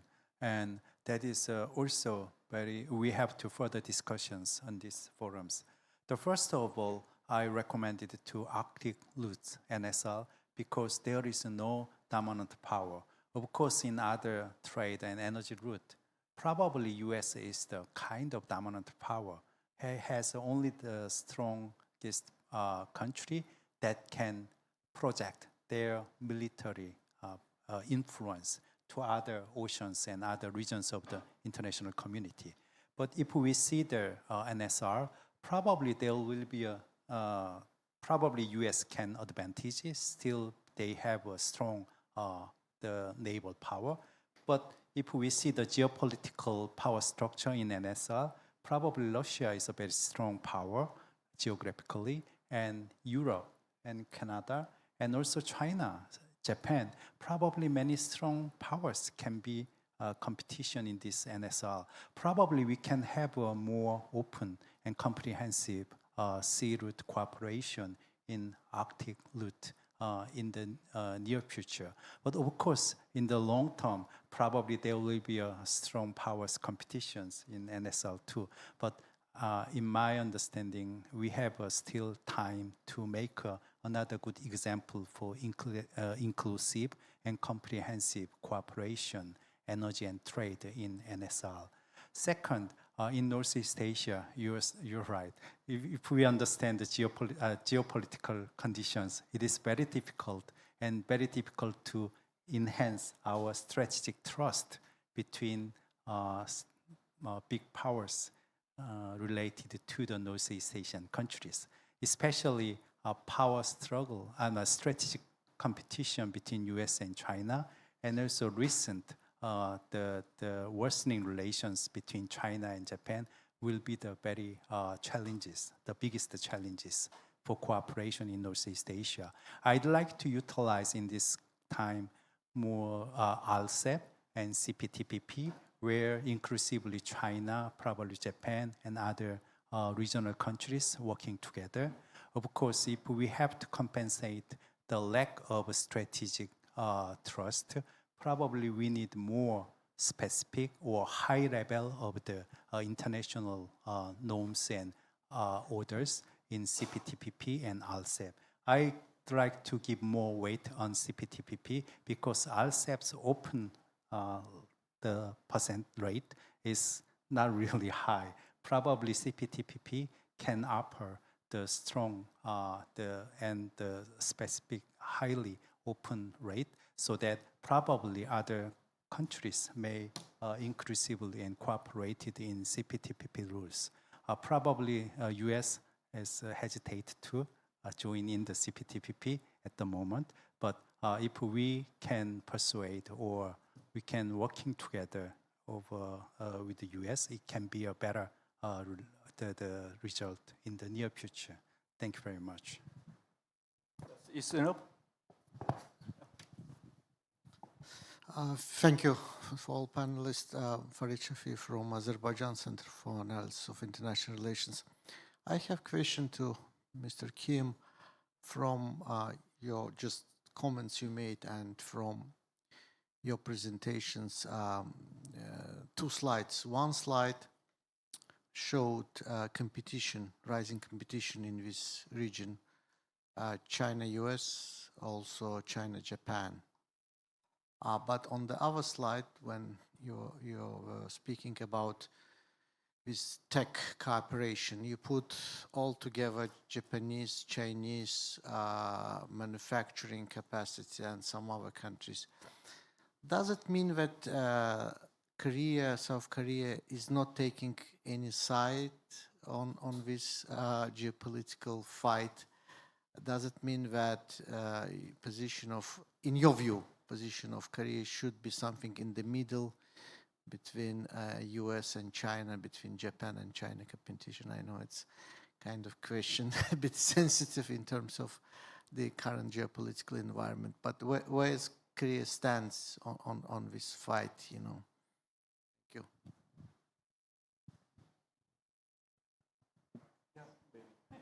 Thank you very much. This is a very difficult question, and I also considered many times. For my understanding and the current, for my choice, is the EU type of strategic autonomy.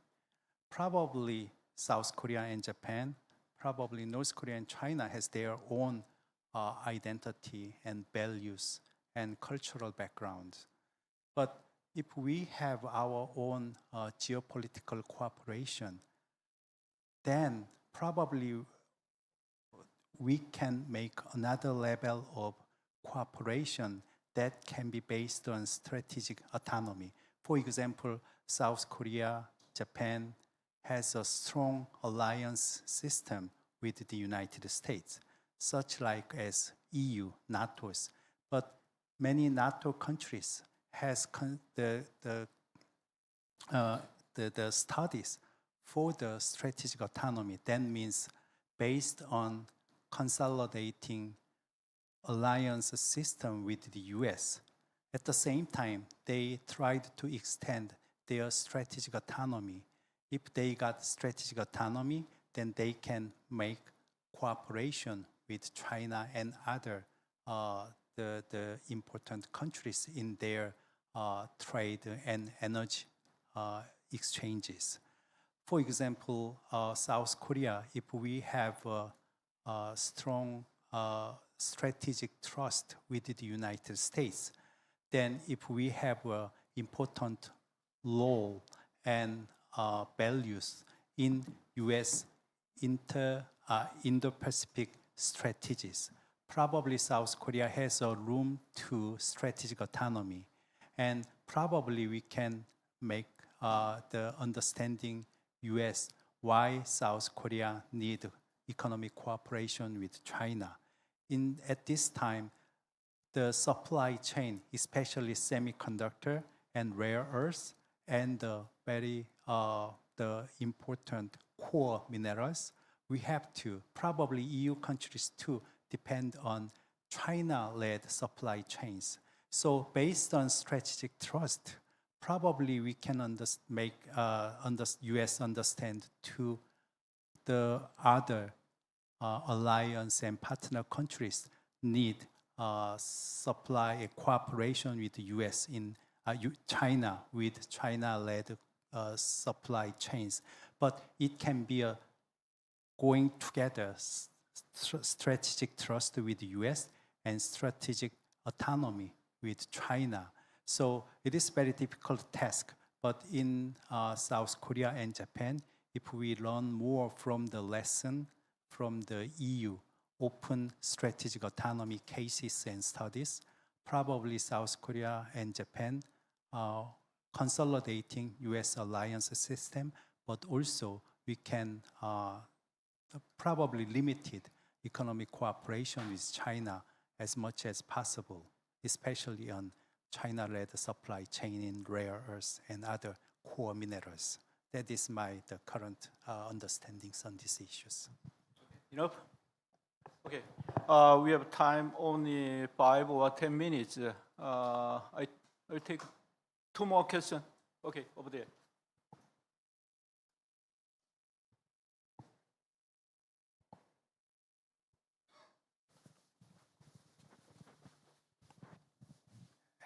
Yeah, and this is Dr. Nishakant. I just have one simple question from Sita, because little bit I have got experience working with the International Solar Alliance. So I was just wondering, this net zero started, the initiative started in year 2000 something, and with the emphasis to reduce the, dependency on the fossil soil.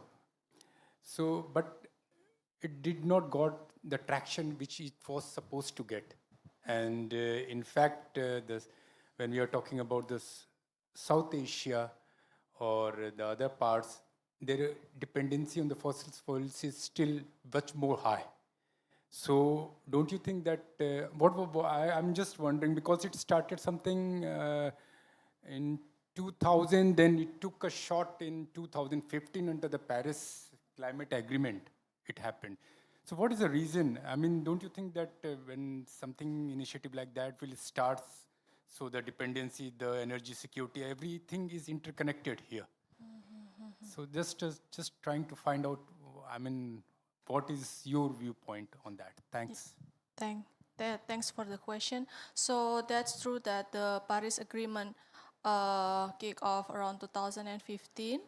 And like before that, there's a Kyoto Protocol, and before that, there's a wider term of sustainable development goals. And so that's the Paris Agreement is where the agreement where countries agree to do a commitment to submit their nationally determined contribution based on their circumstances. So that's more like an ambition, like aspiration. It's not a legal binding. So that depends on country to country experience. For example, in the UK, they have a climate law, which their target is stated in legal. It have a legal standing. So that makes like country in the UK have, like in the Europe, like in UK, for example, they have more ambition, and that means when you have a legal standing, the financial commitment is there, and you can ask for the government accountability and so on and so forth. That's not happen in other country. So South Asia and Southeast Asia face the same. And that's quite complex because, for example, in Indonesia, we are a coal producer, and that industry has an element of political economy as well. So that really hard to, to kill the industry. It's basically there is a sense of this is our national resources, and of course there's a narrative like that. There's our national resources, and this is our way to gain a revenue from these resources. But of course, there is a follow-up question like, what are the role of such a fossil fuel in the net zero world?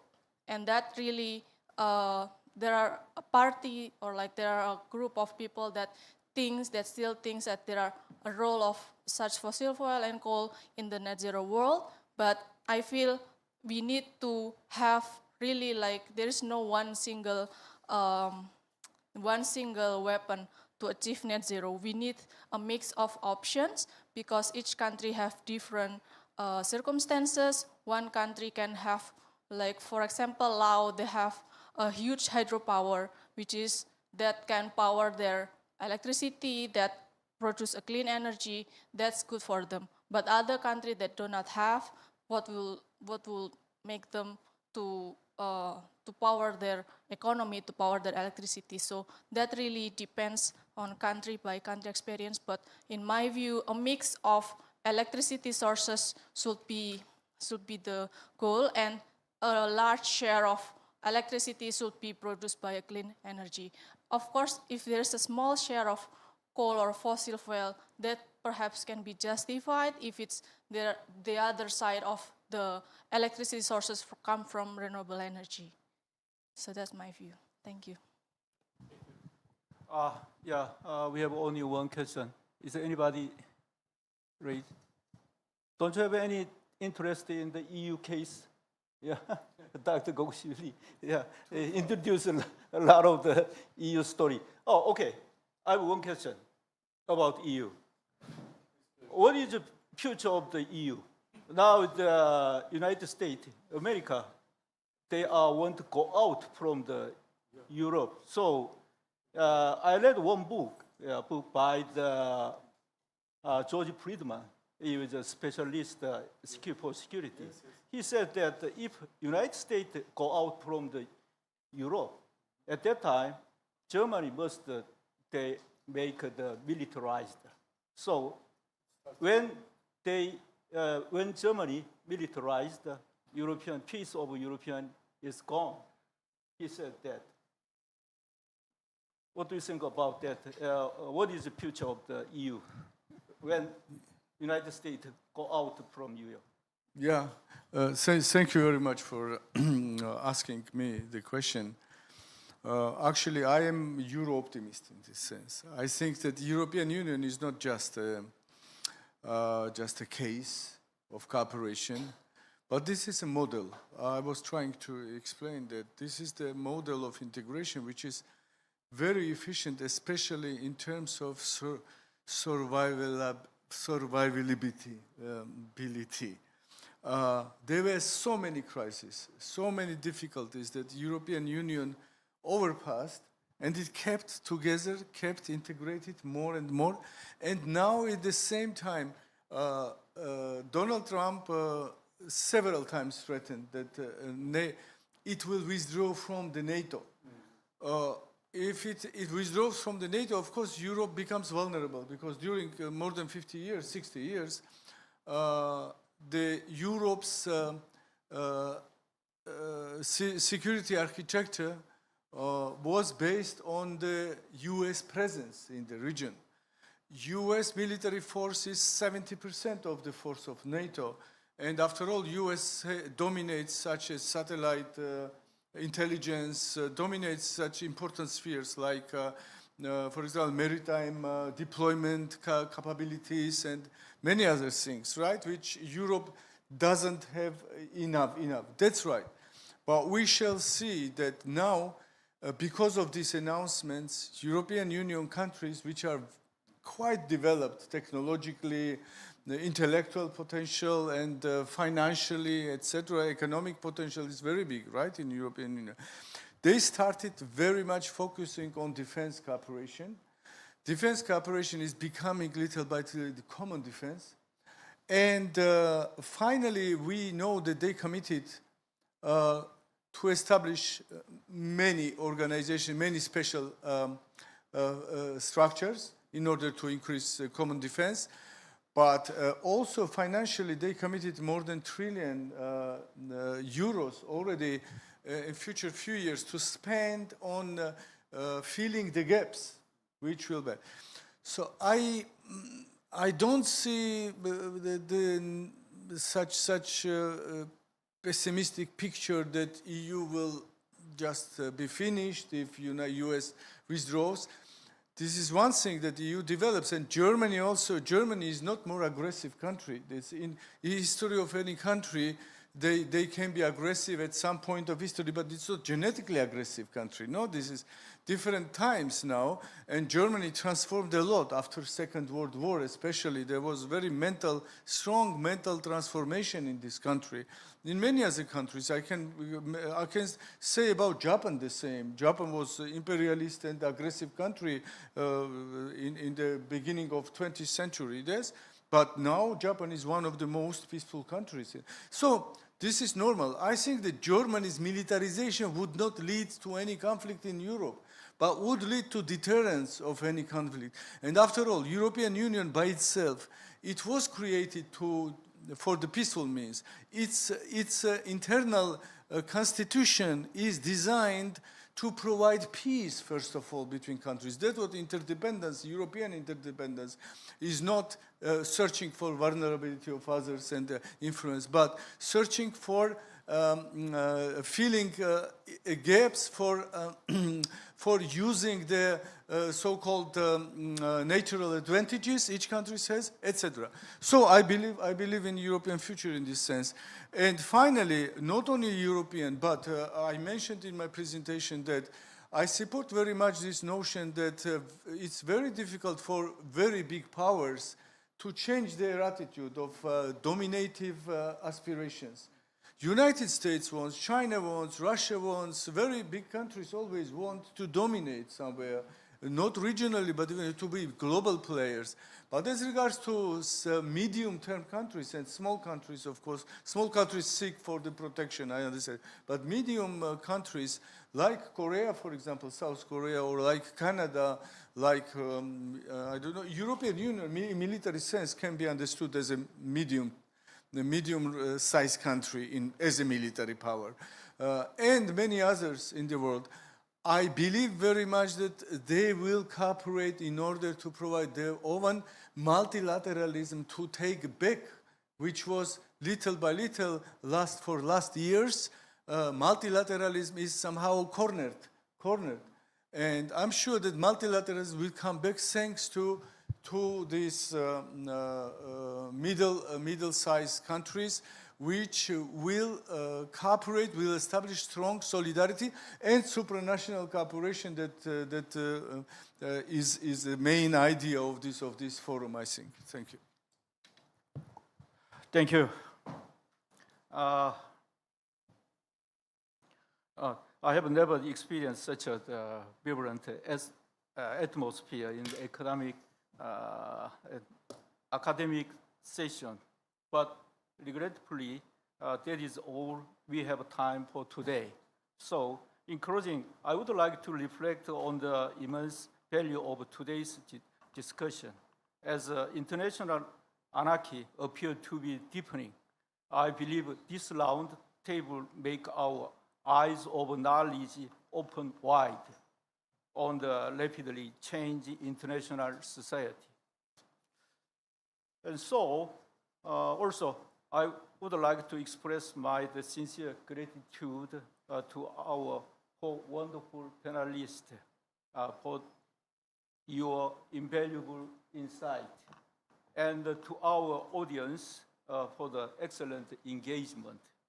Thank you, and have a lovely rest of the day. Thank you. Thank you very much.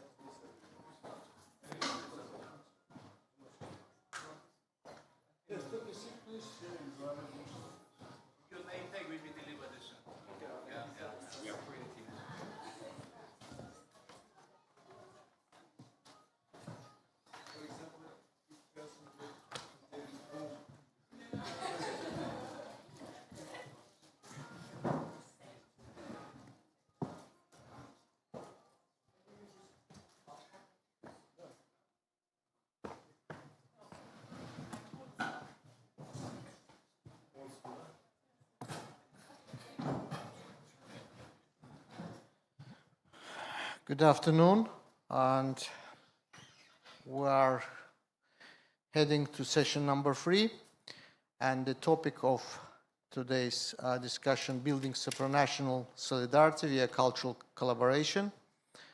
And for those who join us today, my name is Farid Shafif. I am chairman of the Azerbaijani-based think tank called Center for Analysis of International Relations.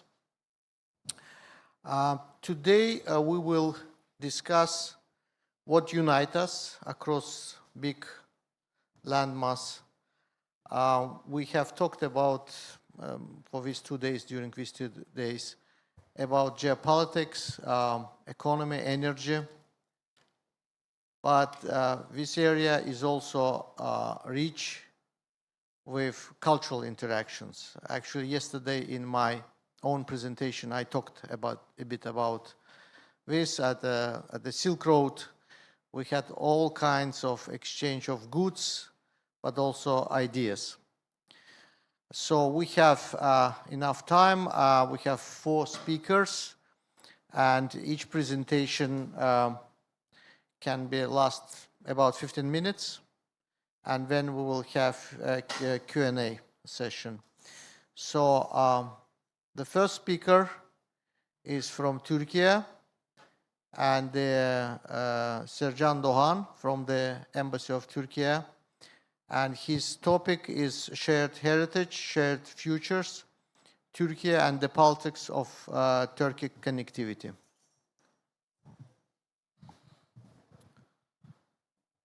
Dear Professor Kang, Professor Jang, esteemed colleagues, distinguished researchers, it is an honor to be speaking before such an audience here again after yesterday. Thank you very much for your attention. Thank you very much for your attendance. Today, I'd like to begin my remarks again with a fundamental yet equally important question. Can shared history by itself truly create a shared future? For many years, the discourse surrounding the Turkic world was largely grounded in history and nostalgia. Our political and cultural narratives were generally shaped around a shared history, a common language, and a sense of kinship. There is no doubt that these common values provide an immensely valuable foundation. Yet in today's geopolitical realities, a notion of brotherhood based solely on emotional affinity without strategic ties to reinforce it cannot sustain a vision. This is precisely the transformation on which my presentation focuses today. Relations between Turkey and the Turkic world. These relations moved beyond being a cultural framework that merely commemorates a shared heritage of the past.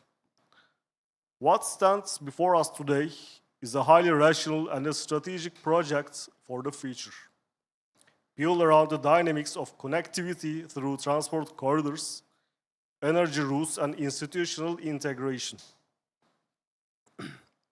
To place this strategic transformation on a sound analytical footing, we must take a closer look at 3 key concepts.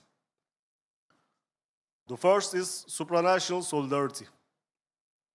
Today, this concept no longer refers merely to an abstract sense of identity or a shared language.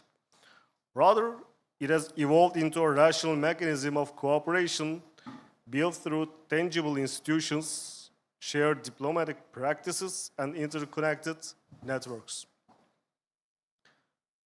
The second is the phenomenon of connectivity, which constitutes the backbone of this structure.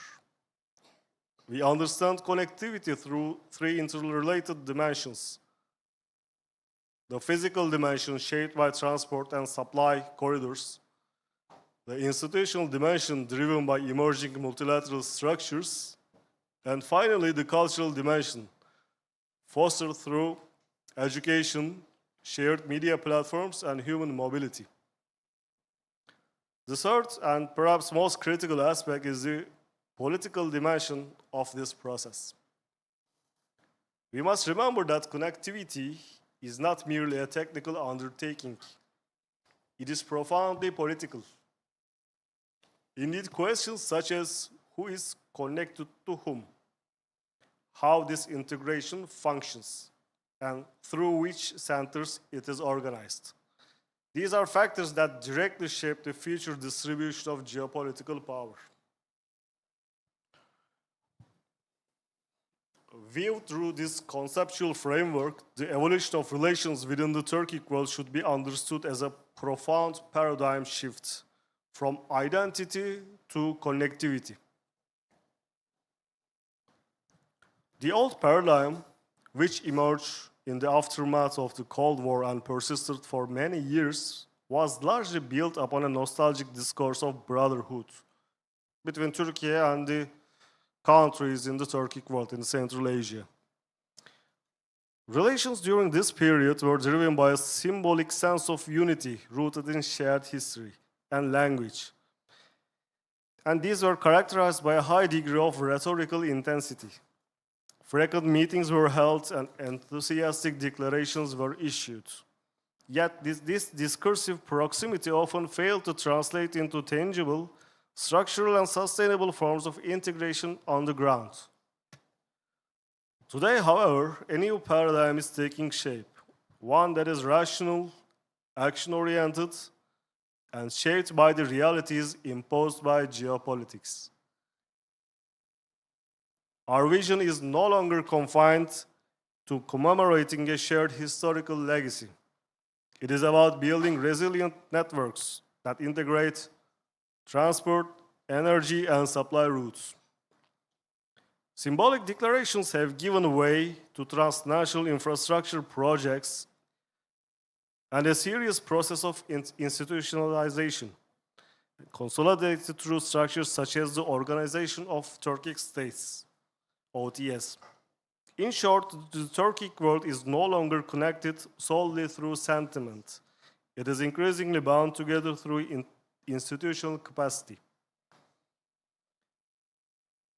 Naturally, this strategic transformation has also fundamentally redefined Turkey's role in the region. In this equation, Turkey is not merely a historical reference point. It serves as a facilitator that accelerates integration and transfers technical capacity to its partners. Through initiatives such as the Middle Corridor, it functions as an economic and logistical hub, linking the markets of Asia and Europe. Most importantly, Turkey occupies a central position within this emerging architecture as a norm setter, one that shapes institutional practices and establishes standards across a broad spectrum ranging from trade to defense industry. Moving from theory to practice, we must examine the concrete instruments and mechanisms through which Turkey is building this new paradigm of connectivity on the ground. We can interpret this architecture over three main pillars. The first pillar rests upon institutional structures that ensure enduring cooperation. The flagships of this process is without a doubt the OTS, Organization of Turkic States. The OTS has moved beyond its previous identity as a consultative forum and has evolved into a fully fledged international organization through summits at the level of heads of state and institutionalized policy coordination. Today, many critical decisions from joint investment funds to regional security mechanisms are made directly within OTS. The second pillar is the education and cultural mechanisms that constitute the human capital of the integration. This field has also expanded far beyond classical public diplomacy. Jointly established international universities, systematic student mobility programs involving thousands of young people, and cross-border media collaborations, in a sense, provide cognitive integration. The goal here is not just to harmonize languages, it is to create a new generation of intelligentsia that can develop shared reflexes in crisis and think with the same strategic horizon. The third pillar, which directly affects global geopolitics, is economic and physical connectivity.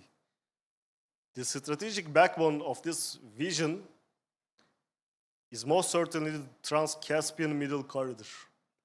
In recent years, the Middle Corridor has become the safest artery connecting the markets of Asia and Europe, especially amid the geopolitical bottlenecks experienced on the northern transport routes. When this physical infrastructure is combined with pipelines carrying the energy resources of the Caspian Basin to the west, and with the ever-deepening free trade networks, it becomes far more evident that this connectivity, spearheaded by Turkey, is not merely a local form of solidarity, but an indispensable geo-economic security architecture on a continental scale. At this point, I'd like to open three basic analytical arguments for discussion to have a deeper understanding of this process. First, the legacy of common history and kinship does not automatically produce political solidarity. Solidarity is not a given inherited from history. It is a strategic process continuously rebuilt through visionary political will, common institutions, and concrete projects with tangible outcomes on the ground. Second, in today's world, connectivity is directly a mechanism for the production of power and capacity building. The establishment of new transport and trade networks is not merely a logistical move. The real analytical issue is who will be positioned at the center and who on the periphery in this integration architecture, and who will control the geo-economic axis.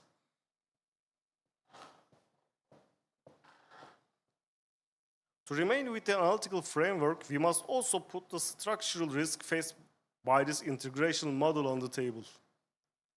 The first and the most evident risk is asymmetry.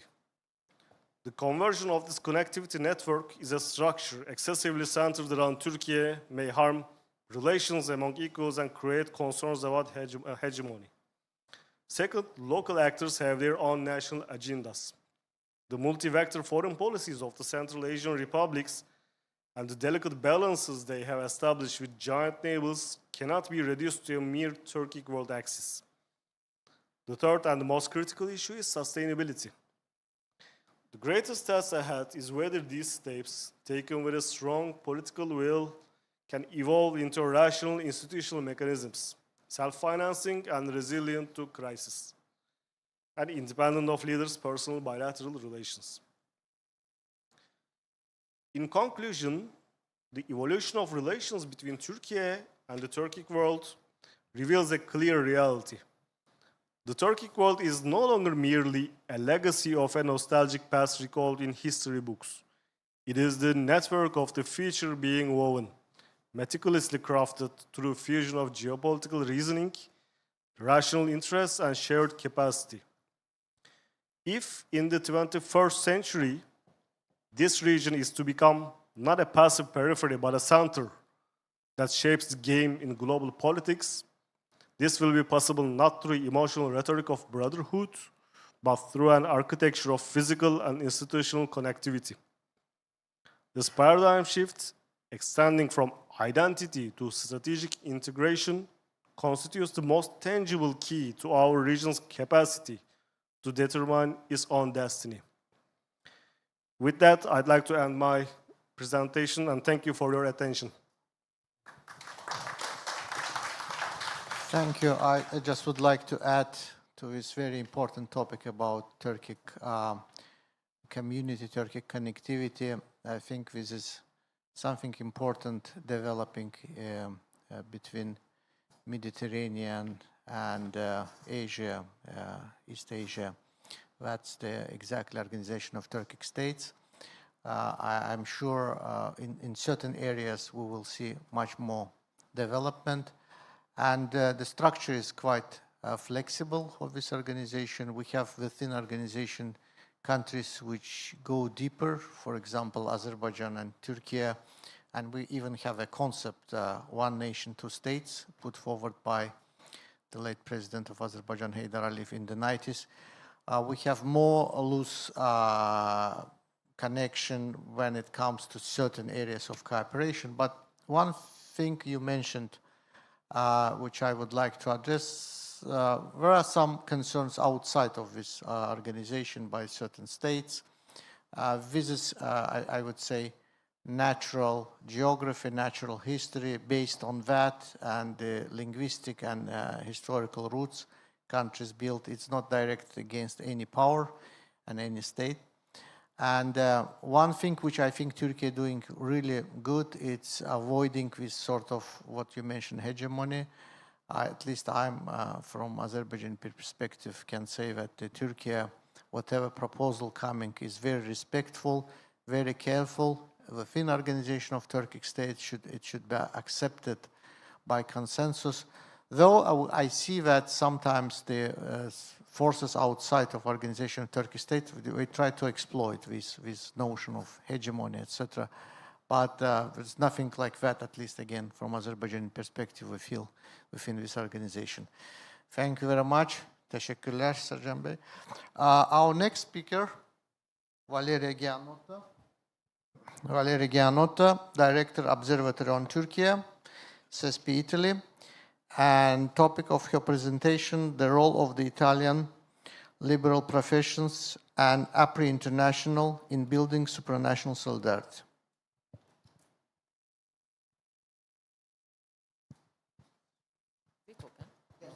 Open? Oh, okay. Thank you so much. And thank you so much, Farid, our chairman, our president, for moderating. It's a pleasure, again, to be in Korea. Thanks to Hakuk University and President Kang and our dear friend Ji Wong for inviting me and making this possible again. And it's a real pleasure to sitting again on the table with friends from Turkey, Azerbaijan, Japan, and Korea. Today, actually, I will participate under another hat, which is the board of directors of APRI International, which is the internationalization arm of the Italian Confederation of Liberal Professionalism. But my speech is also very well interconnected with Korea, with Turkey, and with Azerbaijan as a case studies. Definitely since yesterday, but since already long time, we are speaking about the crisis of the current international system. We spoke about the importance of middle power as actors for creating cooperative frameworks in order to mitigate the challenges and the crisis. And I do believe that in this framework, also the role of the liberal professionals, and in this case, the Italian liberal professionals play a crucial role.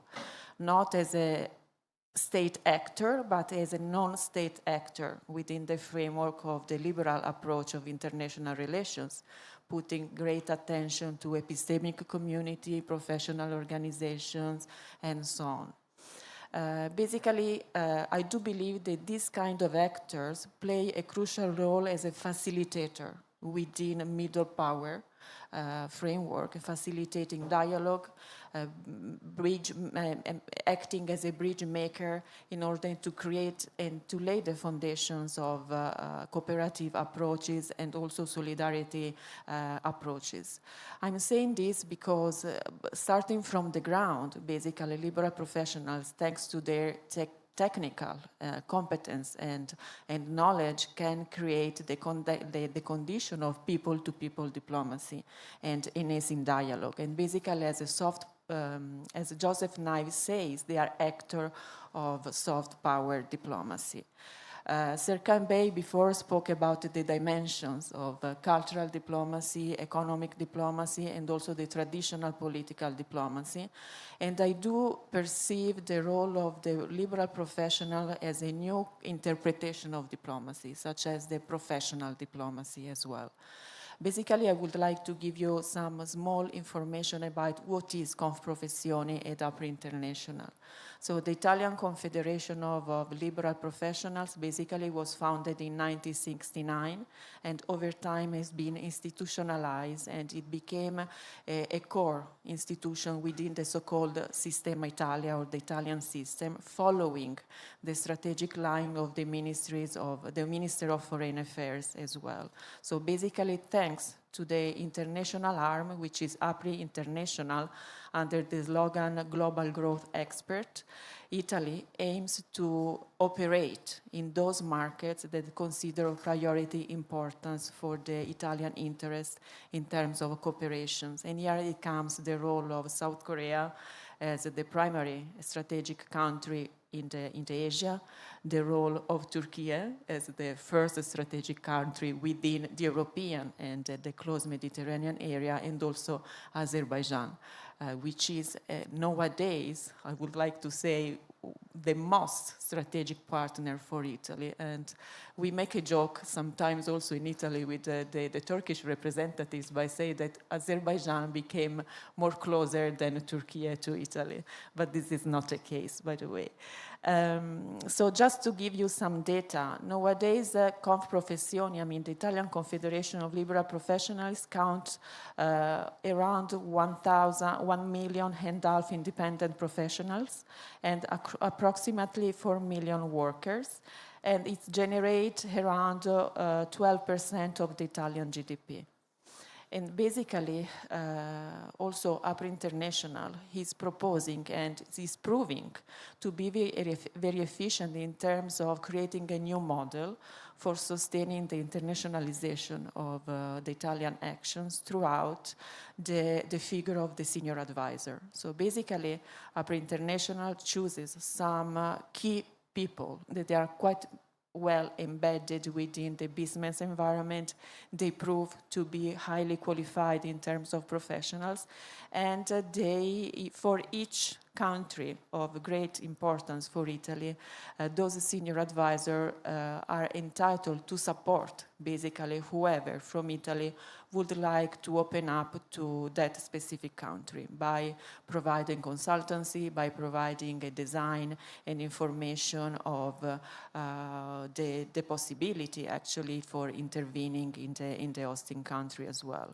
And this model has been also pretty much highly appreciated by the Italian Minister of Foreign Affairs, Tajani, who recently said that throughout the model of senior advisor, professional diplomacy is taking place and it proves to be quite effective.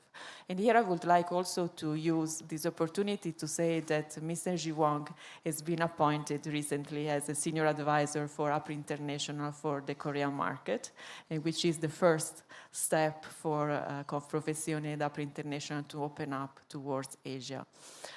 Also, in terms of public diplomacy, the liberal professionals are playing a great role throughout an annual international meeting that they organize yearly in Rome. And this year we had a representative from Invest in Turkey, the ambassador of Turkey as well. And it's considered kind of one of the golden event in terms of public diplomacy and professional diplomacy in building bridging and in raising awareness as well. But coming to the case studies, so basically when we look at Turkey, Korea, and Azerbaijan, we can see clearly that behind and beside the traditional type of diplomacy, there is the role of the liberal professionals supporting the economic ties and the political ties as well. For example, in the case of Turkey, in 2025, just after the bilateral intergovernmental meeting between President Erdogan and the Prime Minister Giorgia Meloni, many memorandum of understandings, around 12 memorandum of understandings, have been signed in different areas, spanning from aerospace, the so-called agreement between Bayraktar and Leonardo, to culture and to education and many other areas. And in this situation, of course, in order to make the real effective and great impact, we need the technical competence that just liberal professionals can provide. When I speak about liberal professionals, by the way, I refer to figures such as lawyers, engineers, doctors, any kind of liberal professionals we include inside, with the exception of journalists. That then can support basically the business and even the small and medium enterprise that represent the core of the business environment in Italy, and we aim at replicating by creating partnership in the hosting countries as well. When it comes to South Korea, also, we have to mention that it sounds as a coincidence that while I was flying to Seoul, the president of Korea was in Rome, sealing again new cooperative agreements with Giorgia Meloni following the important visit that the Italian Prime Minister made in Korea in January 2026. And just a couple of days ago, they signed a new partnership, and they say that this is a new special strategic partnership. So basically the focus will be in semiconductor, again defense and security, and even in this area we believe that the role of the liberal professionals can play from the technical aspect a great role, and thank you again to Ji Wong for representing us here. And then when it comes to Azerbaijan, the new special friend and strategic partnership. So Azerbaijan is of crucial importance for Italy in terms of connectivity, as it was said before, in terms of energy supplies, and also in terms of expansions of any kind of cooperation. In Azerbaijan has been founded the Italian Azerbaijani university, very recently, so made the exchange of scholars and also NSC students, and also in terms of public diplomacy and exchange diplomacy is a great importance as well. Azerbaijan today raises as the largest export market in Europe, and the bilateral trade with Italy is approximately 16% of the total gas import and 17% of oil share. And we've seen that these data are dramatically increased overall after the Russian invasion of Ukraine. And most recently, SOCAR has also bought the Italian energy petrol agency. So we are expecting further cooperation. And even in this sector, I do believe that it's obvious that the role of the technicalities and the competence and the knowledge will play a crucial role. So by concluding, I would like just to reiterate that in this very hectic environment where there is a crisis in terms of international leadership, the real players are the middle power, and the middle powers as a state are very good in creating a multilateral framework in terms of traditional diplomacy, but sometimes traditional diplomacy is not enough. It's not grounded at people-to-people diplomacy, and what does not involve the knowledge and the expertise and the epistemic point of view. And therefore, we believe that throughout the model of senior advisors, creating this networking and this kind of architecture, also Confprofessioni ed Apri International can act as a bridge maker and as a sort of a good example to be replicated also in some other countries to enhance further the cooperation aimed at supranational solidarity. Thank you so much. Thank you, Valeria, and thank you for this valuable information. Since you mentioned the middle power, I just would like to use this opportunity. 2 years ago, we issued the journal of our center and dedicated to the concept of middle powers. So you can find the issue at our website, journal website, which stands cspjournal.az. So, and we covered not only Azerbaijan, but some other Central Asian states. And thanks for information about the development between Italy and Azerbaijan. Our next speaker, Mr. Koichi Yonemura, editor for a news, the main Niche newspaper from Japan, and the topic of his presentation, The Power of Food, Can Culinary Exchange is Interstate Tensions. The floor is yours.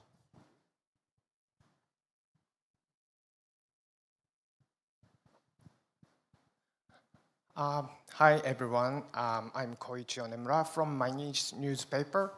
I have been covering East Asia for 20 years and worked in China for 7 years and also worked here in Seoul for 3 years, and I have a very happy memory from my time in Seoul. Today I'd like to talk about Japan-China relationship. Everyone knows that current two countries' relationship is really bad, but I'd like to remind you that still China is the largest trading partner for Japan, and also Japan is third largest trading partner for China after United States and South Korea, then Japan. And also I checked this morning the statistics, and it said from January this year to March, the export from Japan to China and both import from China to Japan, more than 10% increase I can find. So even though we have a political conflict, but still Japan-China economical relationship and cooperation is strong. But having said that,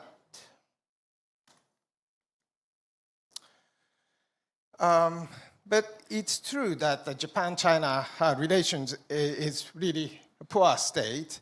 It's difficult to see, but it's according to this opinion poll in 2024, 89% of Japanese people have a negative impression of China, and while 88% of Chinese people have a negative impression of Japan. And as you know, relations became even worse after Prime Minister Takaichi made remarks last November regarding a possible Taiwan contingency.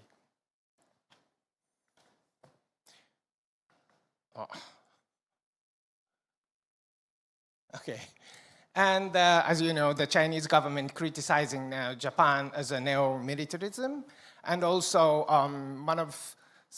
some Chinese scholar is talking like Japan is East Asian Israel.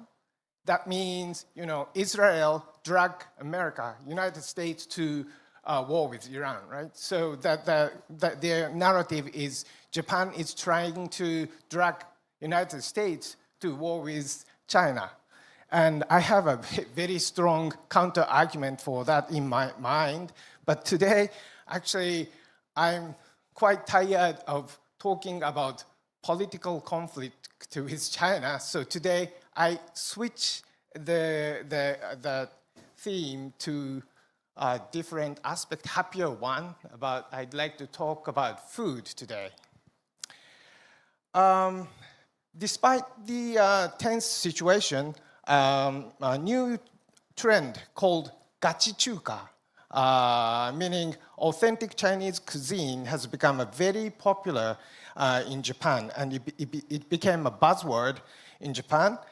And Chinese-owned restaurants are rapidly increasing in Tokyo.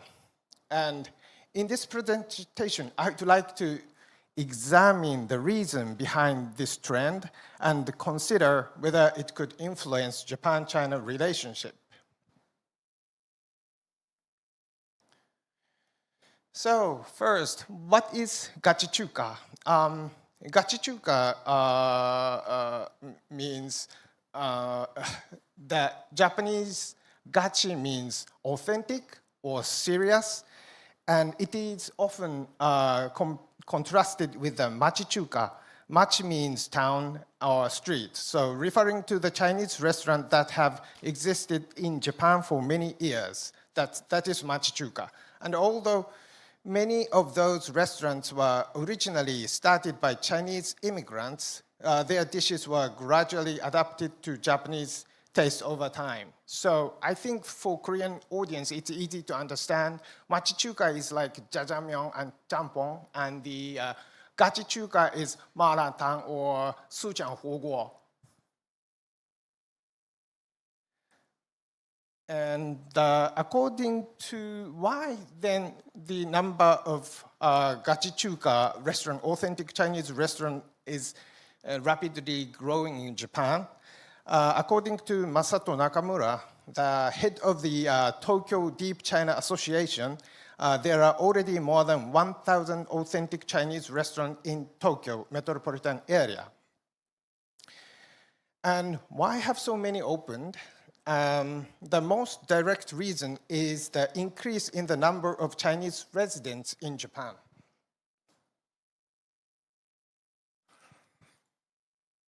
According to Japanese government statistics, the number of Chinese nationals living in Japan increased from 150,000 in 2015 to over 900,000 in 2025. So I can feel I was in Tokyo in 2019 and went to China and spent 3 years there and came back in 2023, and I could tell that in Tokyo, walking around Tokyo street, I can hear more Chinese than before. So why has the Chinese population in Japan increased so much over the last decade? According to Yudai Matsumoto, journalist, the author of Runri, there are several reasons. And one reason is that many people, Chinese people, want to escape China's extremely competitive society. Competition for university entrance and employment is very intense in China. And in comparison, as you know, Japan's population is already shrinking, so Japan has a less competition for university entrance and getting jobs. So some Chinese families see this as an opportunity. And in fact, the number of Chinese residents has increased in education-focused areas of Tokyo. And especially if you go to the good cram school in Tokyo, the highest score class have almost 1/4 or 1/5 of the students are from China. And also a second reason is that some wealthy Chinese people now see Japan as a safe place for their assets. And experiencing during the COVID lockdowns and the recent downturn in China's real estate market made many people feel uncertain about the future. In addition, under the Xi Jinping administration, some intellectuals in China feel there is less freedom, especially freedom of speech in China. So as a result, Japan became one of the gathering points for Chinese diaspora. So recently, Chinese language bookstores and discussion salons aimed at intellectuals have been opening in Tokyo. And also last December, an interesting event was held in Tokyo that brought together Chinese speakers from mainland China, Hong Kong, Taiwan, and other regions to discuss current affairs, nonfiction, and documentary works over the course of 2 days. So they used to get together in Hong Kong some years ago, but as you know, Hong Kong's freedom of speech is a bit declining, so now they are gathering in Tokyo. So that is the Chinese side of the story. And then how did the authentic Chinese restaurants or gachichuka become very popular and accepted by ordinary Japanese people? One major reason seems to be the COVID-19 pandemic. The term gachichuka spread widely on social media in 2022, and when international travel was still heavily restricted. Travel lovers began visiting gachichuka restaurants because they couldn't go to abroad. So if you go to the gachichuka restaurant, then they could experience a feeling like a overseas travel without leaving Japan. And it was also during the pandemic in 2021, Masato Nakamura created the Tokyo Deep China Association, the associations I mentioned before, or TDC, to help people share information about authentic Chinese restaurants. Today, the group has around 11,000 Facebook members and 34,000 followers on X. And also, this is the Tokyo Deep China Association. And also, there are also food festival promoting Chinese cuisine that was started by Japanese people who studied in China, including the Suchon Festival and Lam Festival, both held in Nakano, Tokyo. And every year attract 50,000 visitors a day. And the point is, this event was not created by Chinese people. This event was created by Japanese food lovers. But the point is, can this kind of culinary exchange can improve Japan-China relations?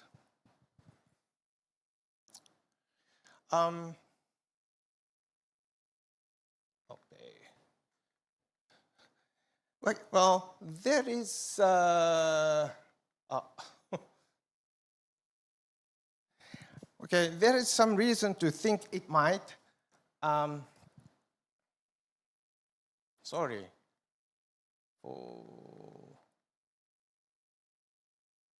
If you can see the, it might be difficult to see, but if you see the graph,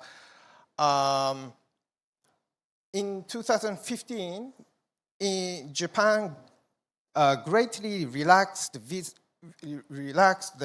visa requirements for Chinese tourists, and as a result, the number of Chinese visitors to Japan increased from 2.4 million in 2014 to 8.3 million in 2018. And if you can see the second red line, it dropped sharply, right? And that is a negative image of Japan from Chinese. And Chinese public opinion toward Japan improved significantly. So the data suggests that direct cultural exchange experience have the potential to change one's impression of other country. So it might, well, this gachichuka movement might help improve Japanese people's negative impression to China. So that's my idea. But currently, the number of Japanese people deeply interested in authentic Chinese cuisine is probably still limited to tens of thousands, or perhaps just over 100,000. And also, there has been a very little sign that the Chinese government or major Chinese companies trying to use this trend to improve China's image in Japan or expand business opportunities. So therefore, unfortunately, it is unlikely that the authentic Chinese cuisine boom since 2020 will not have a significant impact on the frosty political relations between Japan and China. But still, I'd like to argue that the role that the fans of authentic Chinese cuisine play in bringing the gap between the Chinese community within Japan and the Japanese society is meaningful. For example, the TDC regularly organized tours of Tokyo's gachichuka food districts for the general Japanese public. Because, you know, these Chinese restaurants, some of them, they don't speak Japanese at all. So for ordinary Japanese people, they're a little bit high hurdle to get in the restaurants. So it is important to someone to help ordinary public to get into these kind of restaurants. And also, considering that Tokyo is becoming a gathering point for the Chinese diaspora, these activities like TDC and the Gachichuka Festival will likely contribute to building positive relations between the growing Chinese community in Japan and Japanese public. So in the long run, this may serve as the foundation for stable relations between Japan and China. And in the conclusion, one of my friends, professor of Tokyo University, published a small article in Yomiuri Shimbun recently, and Sahashi-san said, like introducing the book about activity of this TDC, and he said Japan-China relations are not just about politics. So enjoying each other's cultures is also an important aspect of that relationship. And I want to cherish the freedom found at the dinner table. And that's what he wrote. And I strongly resonate with his words. Thank you. Thank you. Interesting case. Just recently I was in Shanghai and I visited, after several Chinese restaurants, and one day I visited restaurant, the Japanese barbecue. So it is quite popular in Shanghai. So usually we know many cases, including in my region, when we, paradoxically, we share the same food, but we are fighting for its heritage and legacy. And we can see that across the world, in Mediterranean, in Eastern Europe, and etc. So, but some optimistic view on how the food can serve as a uniting force. Our last but not least speaker, Yoon-Jo Park, professor at Keimyung University, Republic of Korea, and her presentation, Transnational K-pop Fandom and Practices of Solidarity, Latin American Perspectives. The floor is yours. Hello, my name is Yoon-Jo Park, and I'm from Keimyung University, the Department of Spanish and Latin American Studies. I don't know when was the last time I had to do my presentation in English, so I'm terribly nervous, but I will do my best to make this presentation understandable, I guess. I have to confess first that I was not a big fan of K-pop culture, Hallyu, all the hypes. Rather, I was pretty skeptical about what is going on in the global cultural phenomenon. But as a sociologist of social movement, I noticed something quite interesting is happening with K-pop fandom and their political activity. So today I'm going to share what I found out in Latin American cases, and possibly I could contribute a little bit to understand what does it mean by solidarity in the era of practically we are losing it. So I'm going to begin my presentation right now. So, can I have, thank you. The poster you're watching is the poster made by Chilean K-pop fandom to make a promotion about this march of feminist and the democratization movement all together. So why K-pop fandoms are so into this movement, I'm going to discuss right now. Yes. If you are familiar with the recent history of Latin American big protest, the biggest one happened in 2019 in Chile. It is called Estallido Social. It was the biggest social unrest in Chilean history. And then later, to 2021, we had a similar big, huge protest, Paro Nacional in Colombia. And year 2020, up until now, Mexico, in Mexico, a lot of feminists are marching, protesting against sexual violence happening in Mexico. Also, in year 2023, also you might already heard about this president of Argentina, who is pretty conservative, Milei, and the K-pop fandom kind of rose against this whole right-wing presidential candidate. So my research question was, is the rise of politically active K-pop fandom in Latin America is it just coincidence or the product of a transnational solidarity? Or in what way does K-pop fandom in Latin America resemble other transnational movements? Already a lot of scholars discussed about what is going on in politically active K-pop fandom in Latin America. Some might argue that they had this great civic imagination in their fandom culture, or others would say that it was from the beginning transcultural fandom, so obviously they're going to help each other.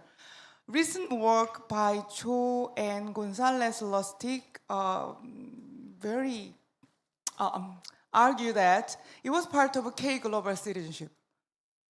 I had a little bit problem with that, but again, they argue that liking or enjoying K-pop, they kind of learned the value of democratization, etc., that Korean society have great importance on it. So reading this existing literature, I still have a question, but how these fandom communities organized together and ended up having these huge protests together. So what is their tactics, or how does the diffusion of tactics actually work?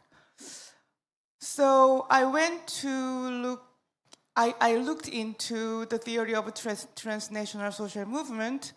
I'm not saying that K-pop fandoms in Latin America is actually transnational social movement, but the theory of a transnational social movement gave us some insights to understand what is going on with K-pop fandom and their solidarity network in Latin America. Among others, I would argue that the importance of diffusion and scale shift in movement, in other words, spreading tactics across the border and all levels, is happening in K-pop fandom in Latin America. So I'm going to show how that happens and why this is important to understand Latin American society and their social movement. So I looked at the 4 cases I already discussed in the introduction: Chile, Colombia, Argentina, and Mexico. Chile was the first country where people finally see the importance of K-pop fandom in social protest. As some of you already know, in 2019, October, Chile experienced enormous social unrest. It began with a metro fare hike, but it was not only the reason for people to go out to the street and protest. And during the protest, people demanded social reforms and all kind of social justice issues that Chilean government has ignored for a while. And in these protests, K-pop fandoms began to organize themselves and protested on the web, and they used their fandom account to spread the information about the protest and denounce a human rights violation made by Chilean government, etc. So November 2019, Ministry of Interiors of Chile issued a report of 112 pages. And in that report, the Ministry of the Interior named K-pop fans as a community of external influence in the unrest. In other words, Chilean government kind of blamed K-pop fandoms as a main reason for this unrest. Also, of course, fandoms are very upset about it, and it became big international news. Even in Korea, a lot of media coverage happened to discuss about this. Chilean government had to go through all those ridicules because of this report, but I would argue that there is a reason why Chilean government thought that K-pop fandom is behind this unrest, because enormous amount of SNS messages or Twitters was made by K-pop fandom account. So Chilean government thought that, of course, then K-pop fandom is behind this unrest. But the issue is, it's not only Chileans who write or retweet those messages. Actually, Chilean K-pop fandom groups began the messages, but K-pop fandoms all around the Latin American countries joined this effort. So at the end of the day, these messages became such a hit and news. So in this process, K-pop fandoms in Latin American countries kind of began to join to help each other in terms of social protest. Later, Chilean K-pop fandom joined their force to support Boric, which is the last president of Chile, who is very progressive in his agenda. And K-popers joined, and then they made this campaign to make this Boric is visible in SNS. So there was another effort the Chilean K-pop fandom groups did to help political cause. Also, those tactics traveled to Colombia. So it happened in 2019 in Chile. Later, it happened in Colombia 2021. Similar thing happened. A lot of people made a tweet, and then Colombian right-wing or conservative president was attacked by K-pop fandoms in all these social media accounts. Colombian government tried to talk to the leader of this movement, but it was impossible because they could not identify who is the leader because it was just fandom account. So it was another incident that K-pop fandoms actively involved in political action. In Mexico again, there is a Latin American feminist movement happening in Mexico.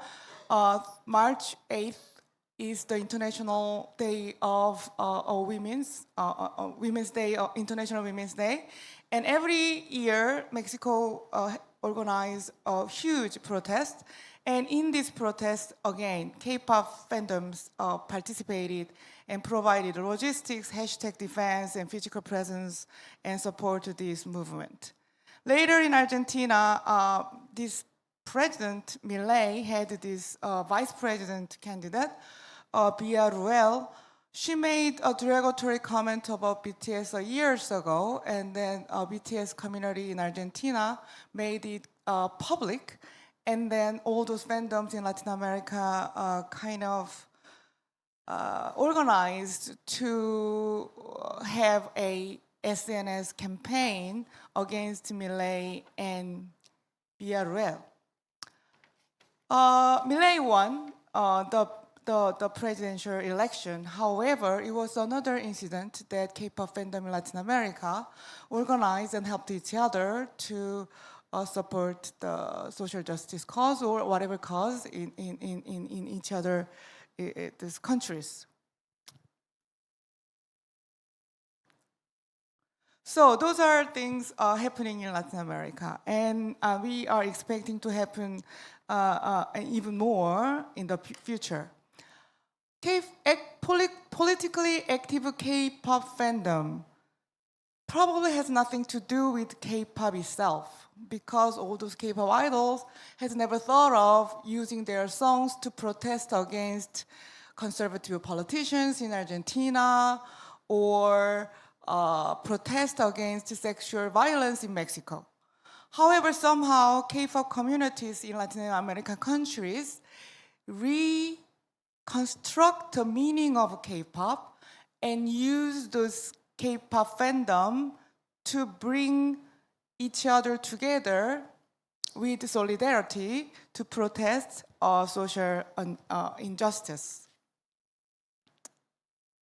So, my conclusion is, since 2019, with Chilean politically active K-pop fandom emerged in Latin America, Estallido Social was the first, and the Paro Nacional in Colombia, and anti-femicide protests in Mexico. Recently, we had anti-Milei Bia Ruel coalition in Argentina. All these incidents happened domestically, but K-pop fandoms in all around Latin America joined the force and helped each other.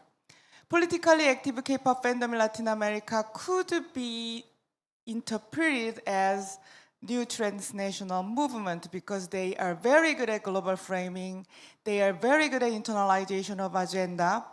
Also, they diffuse their tactics across the board, and they externalize with coalition formation. So Chilean K-pop fandoms does not act solely. They act with Argentinian K-pop fandom, and etc., etc.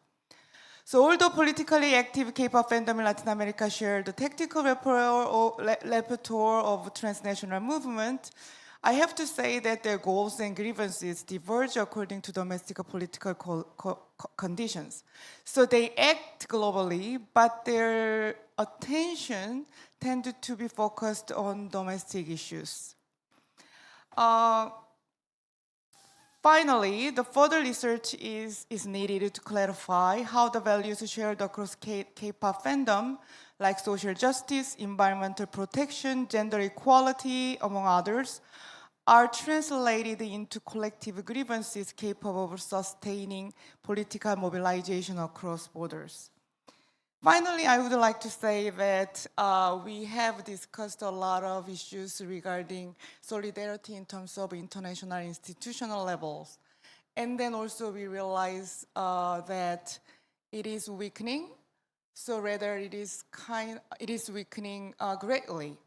So I'm presenting this case of solidarity emerged from the grassroots, where we least expected. So maybe this presentation might give you some ideas. Maybe in the 21st century, solidarity building could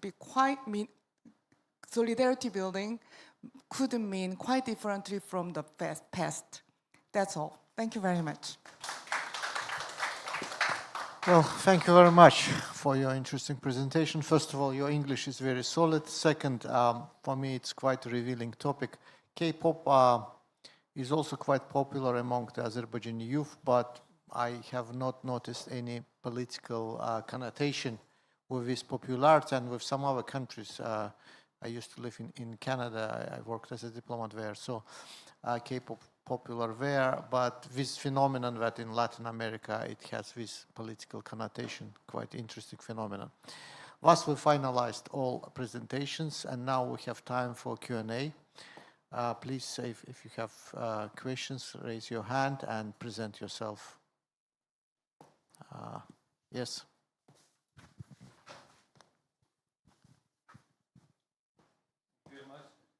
Oh, thank you. My question is to Valeria. It's about EU-Turkey relations. As you are focused on Turkey, it's very interesting to me how you see the future of Turkey's EU membership prospects.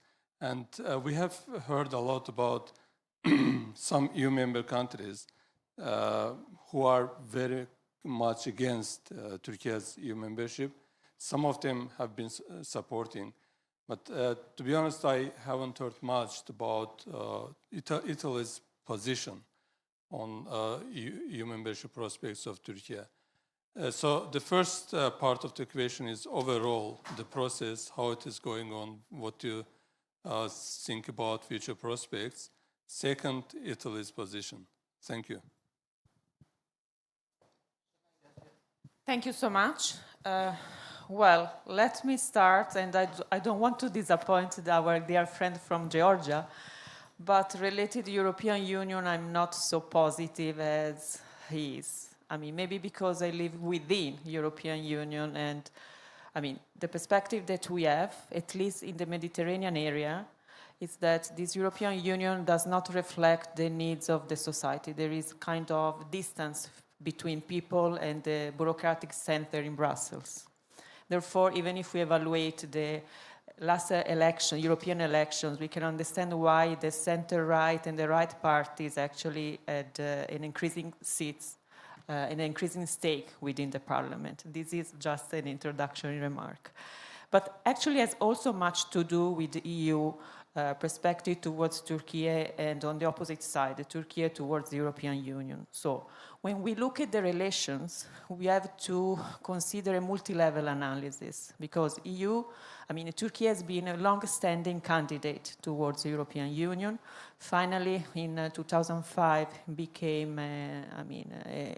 the candidacy, a candidate country. The accession process started, but this accession process started already with some handicap, I would like to say, because already in that time, due to mainly to the Cyprus issue, that was accepted. I mean, Cyprus is a full member within European Union in 2004, despite the Greek Cypriots rejected the Annan plan, but they got rewarded by the full accession. And what does it mean? It means that already the 35 chapters got invalidated by the veto of Cyprus.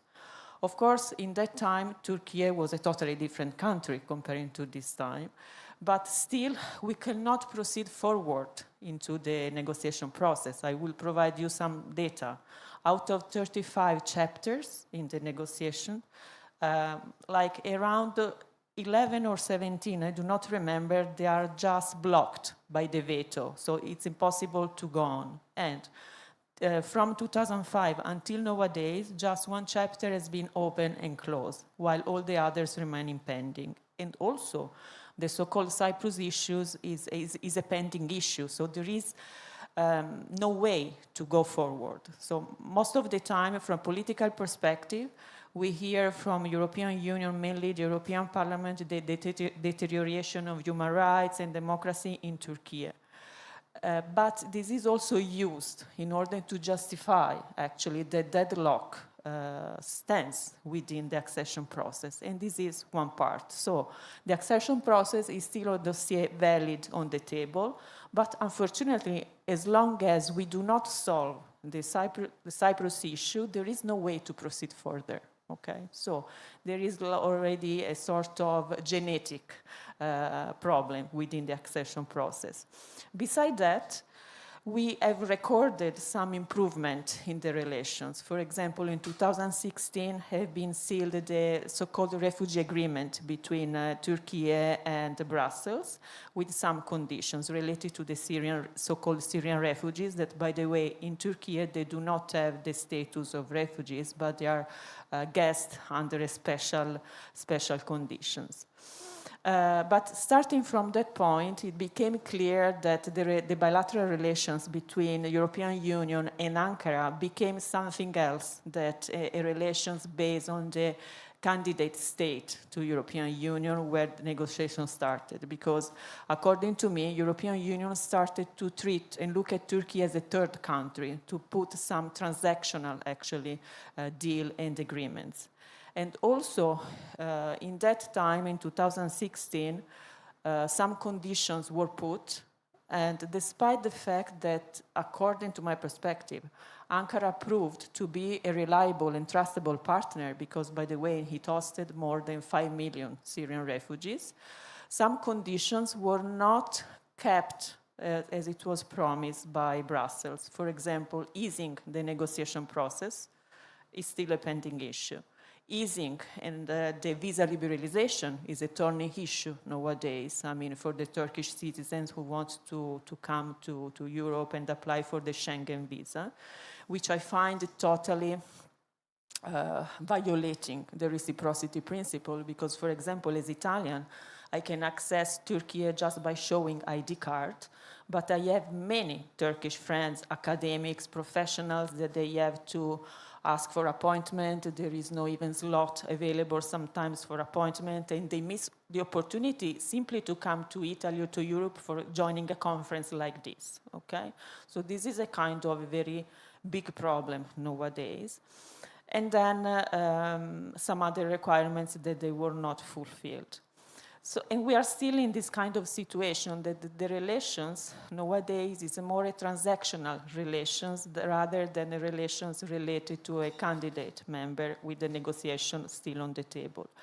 Nowadays, what is new is that European Union, as it was mentioned before, started to invest a lot in defense and security, because they realized that under this American administration, I mean, we do not get the support as we used to have by Washington, or at least the rhetoric of Donald Trump is not helping in that way. Turkey has been providing important support in some cases and some scenarios, for example, in Ukraine, where Turkey made a difference also for the Ukrainian defense throughout the supply of the TB2 drone Bayraktar. So already Ankara stands as kind of security provider to European Union. But even in that case, when we look at the program of the so-called SAFE program of rearming Europe for the public defense procurement, Turkey is not considered as not even as a kind of embedded country within European Union. So despite the fact that pragmatically at bilateral level there are many agreements, also the Italian defense and security agreement, if Turkey wants to apply for the European funds within the European project, has to find a partner, because it's not allowed to enter. And this also has much to do with the negativity and the negative stance of some states such as Cyprus as well. But I do believe that nowadays this situation can be solved. If I have to look in perspective, honestly, I do not see Turkey within European Union as a full member in the short or medium term. I think this is an issue that will last forever. Maybe not even my nephews will see it. If European Union does not change the vision and the approach, and Cyprus do not leave behind this sort of maximalist approach as well. And this is one question. When it comes to Italy, most of the time, we got used to listen to the negative statement from European Union towards Turkey. But within European Union, there are a group of states that have been always in favor of Turkey within European Union. And one of these states has been Italy. since the beginning of the negotiation. And this favor towards Turkey is not related to any government. I mean, in any case, with Berlusconi, we left this government, and now with Meloni, the support for Turkey as an EU member is always there.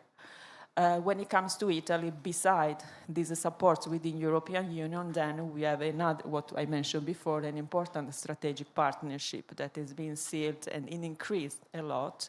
And it's pivoting on important economic bilateral data, but also in the importance of the, how can I say, friendship and so-called brotherhood, as you mentioned before, between the Italians and the Turks. So we have been always, the relations has been always characterized by a sort of genuine and genetic empathy and sympathy between each other, which is not obvious, because, for example, when you look at the feeling between the Germans and the Turks, sometimes, I mean, the perception is not the same. So we are in this situation now. Thank you. Thank you. Yes, please. May I add some? Thank you very much for your question, and thank you, Valeria, for your truthful information and honest evaluations about Turkey and the EU issue. This is a very thorny issue. I would like to add just one thing about the Cyprus issue. So there have been many cases in the past where we were so close to resolution of the Cyprus issue, and Turkey and Turkish people in Cyprus stands resolute to finding a resolution to this issue concerning the realities on the ground, and we hope both sides consider this issue, consider the social reality on the island, and consider the Turkish people on the island with a political will of their own, and with Turkey's support, Turkey's utmost support in their backs. So as long as the Greek Cypriots and other parties to the conflict, to the Cyprus issues, regards the problem with a clear mind, with honesty, I think the resolution on the island will not be a distant point. Yeah, thank you very much. Thank you. Yes, please, and then sit down. Okay. My question goes to, not question, comment goes to Yonemura, Mr. Yonemura and Dr. Ba. So, well, how can I put it? As a researcher, and when we talk about the analytical tool and research framework of you two gentlemen and ladies, you are trying to find an independent variable just to explain the results, okay? So as far my understanding, as far as I understand, when it comes to the spread of a certain different cuisine in Japan, well, like the gachachuka, okay. So, well, in Korea, also the Chinese cuisine are in vogue nowadays for marashangwa and tea things and other things. But that does not mean that Korean youngsters love Chinese culture. And when it comes to Japan, well, Japan is the country which accepts something foreign quite easily. Do you agree? Yeah, so in Japan, we can find that a lot of K-pop shops, and not only K-pop shops, Chinese shops, and also at the same time. But I don't think that phenomena proves that Japanese youngsters and Japanese people accepts Chinese culture lovely. So, well, it's just a phenomena, and it can be changed. So like that, okay, let's go to Latin America.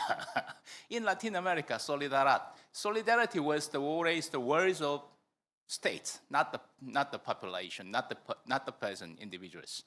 So, and especially when it comes to Cuba, we remember that solidarity is the core words of Cuban propaganda.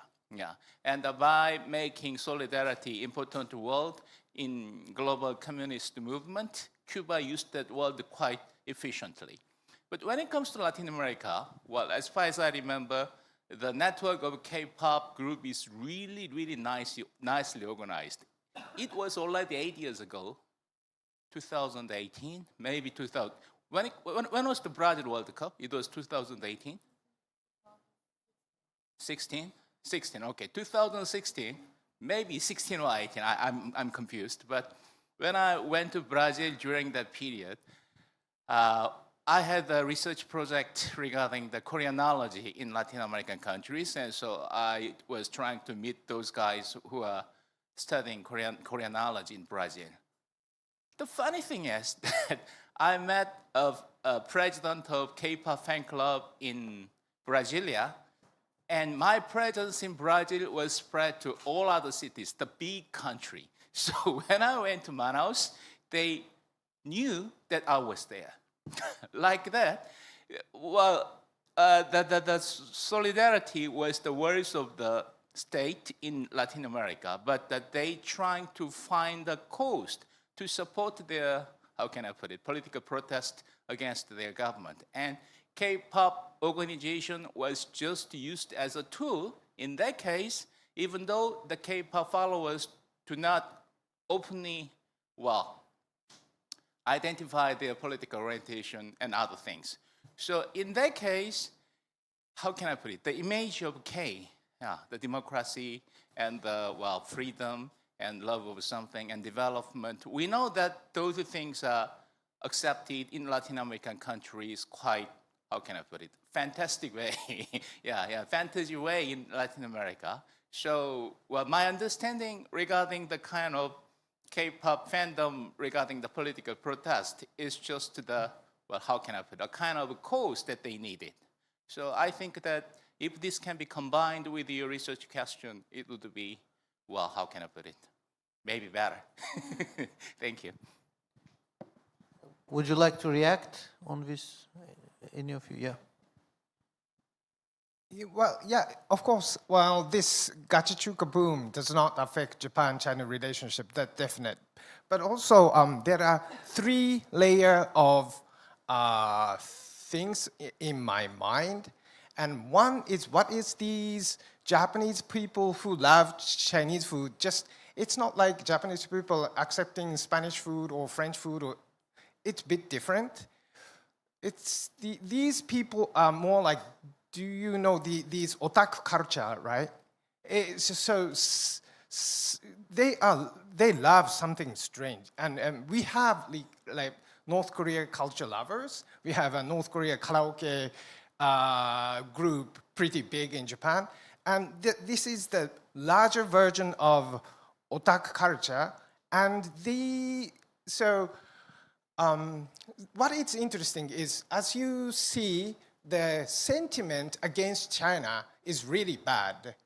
But even having said that, it's really okay to say, I love Chinese food. I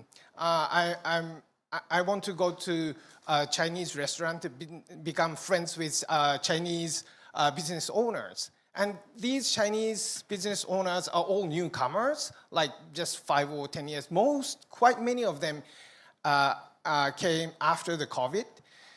And so, well, I thought this is something. and that is the first layer. And the second layer is Runri movement, that, you know, some Chinese become desperate in Chinese system during the COVID, and they went out to the other country like Thailand, and some of them came to Japan. And so it's almost Chinese people. The number of Chinese people is, right now, some people are already naturalized, so more than 1 million Chinese people are living in Japan, and they are not like foreign workers, right? They have money, and their aim is similar to us: good education, better job, and some people say that 1/5 of Tokyo University students will be Chinese in 10 years or something like that. So we are learning, Chinese people make us learn how to live with foreigners. That's the second layer. The one the 1 million people, that number matters, the second argument. And third one is this Japan, Tokyo is becoming a gathering point of diaspora Chinese. And that is mainly because Hong Kong's freedom was deteriorating. And so they want, and it's difficult for mainland Chinese to go to Taiwan, right? So they choose a gathering point as Tokyo. And this, and there are many academic salons in Tokyo right now. They speak in Chinese, but everyone can go there. So even if you're Japanese, but if you understand Chinese, then you can attend that class. And this kind of, how can I say, cultural exchange, I think will affect the Japan-China relationship in long run. Because current China's Chinese system and Xi Jinping's rule is very harsh, but I think China is moved like, pendulum? Yeah, it's go left and right. So eventually China will come back to more flexible way. It's possible. Xi Jinping does not live forever, so so then the people who are gathering in Tokyo might go back to China and do some intellectual work there. So that in the long run, that kind of relationship, I think, helps Japan-China relationship in long run. Thank you for the very important question. And when I began to my research, I thought that maybe I should write something about the importance of K-pop in Latin America and the success of Korean government using K-pop as a means of public diplomacy.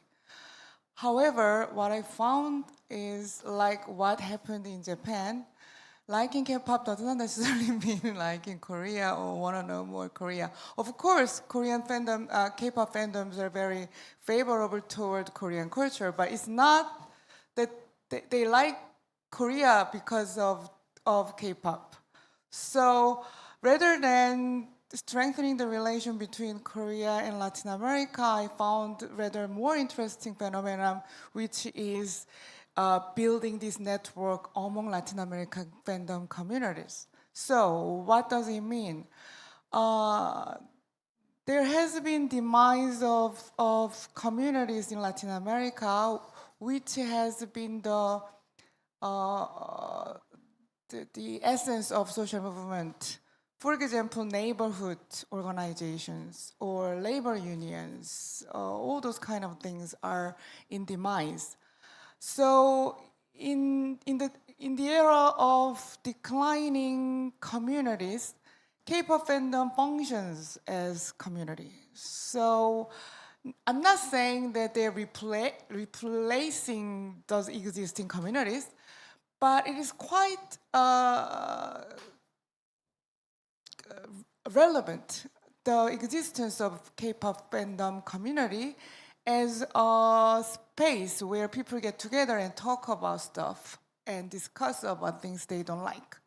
So, as you rightfully pointed out, it might be not about Korean culture or Korea. They just found this new space to get together and organize. And it happens to be K-pop fandom. And they have enormous networks and organizing power on the internet and etc.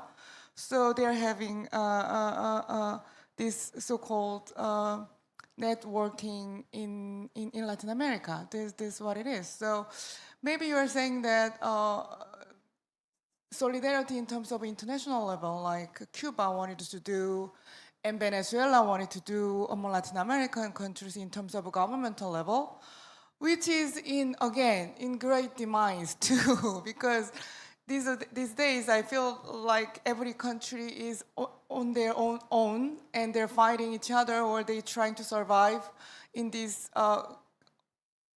incredibly hostile global atmosphere.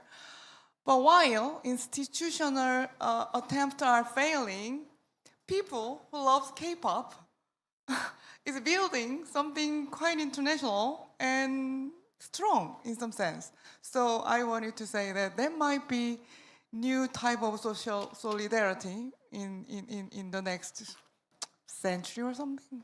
So I wanted to make this small contribution. That's all. Thank you. Next question, no? Okay, any other questions? Thank you very much for all panelists. Thank you for your attention.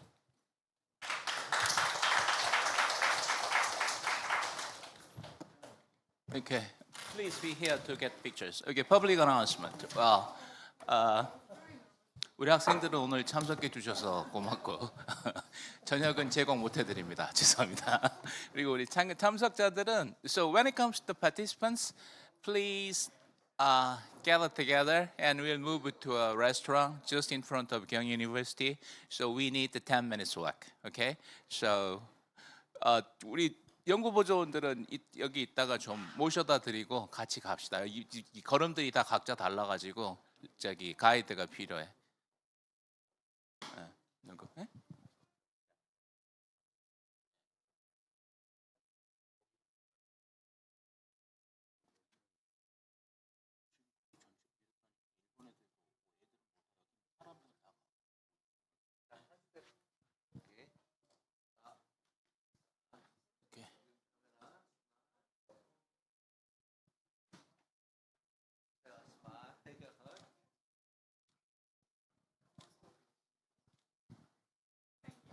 자, 오늘 못 사드린 저녁밥은 저희들이 나중에 따로 사드리겠습니다.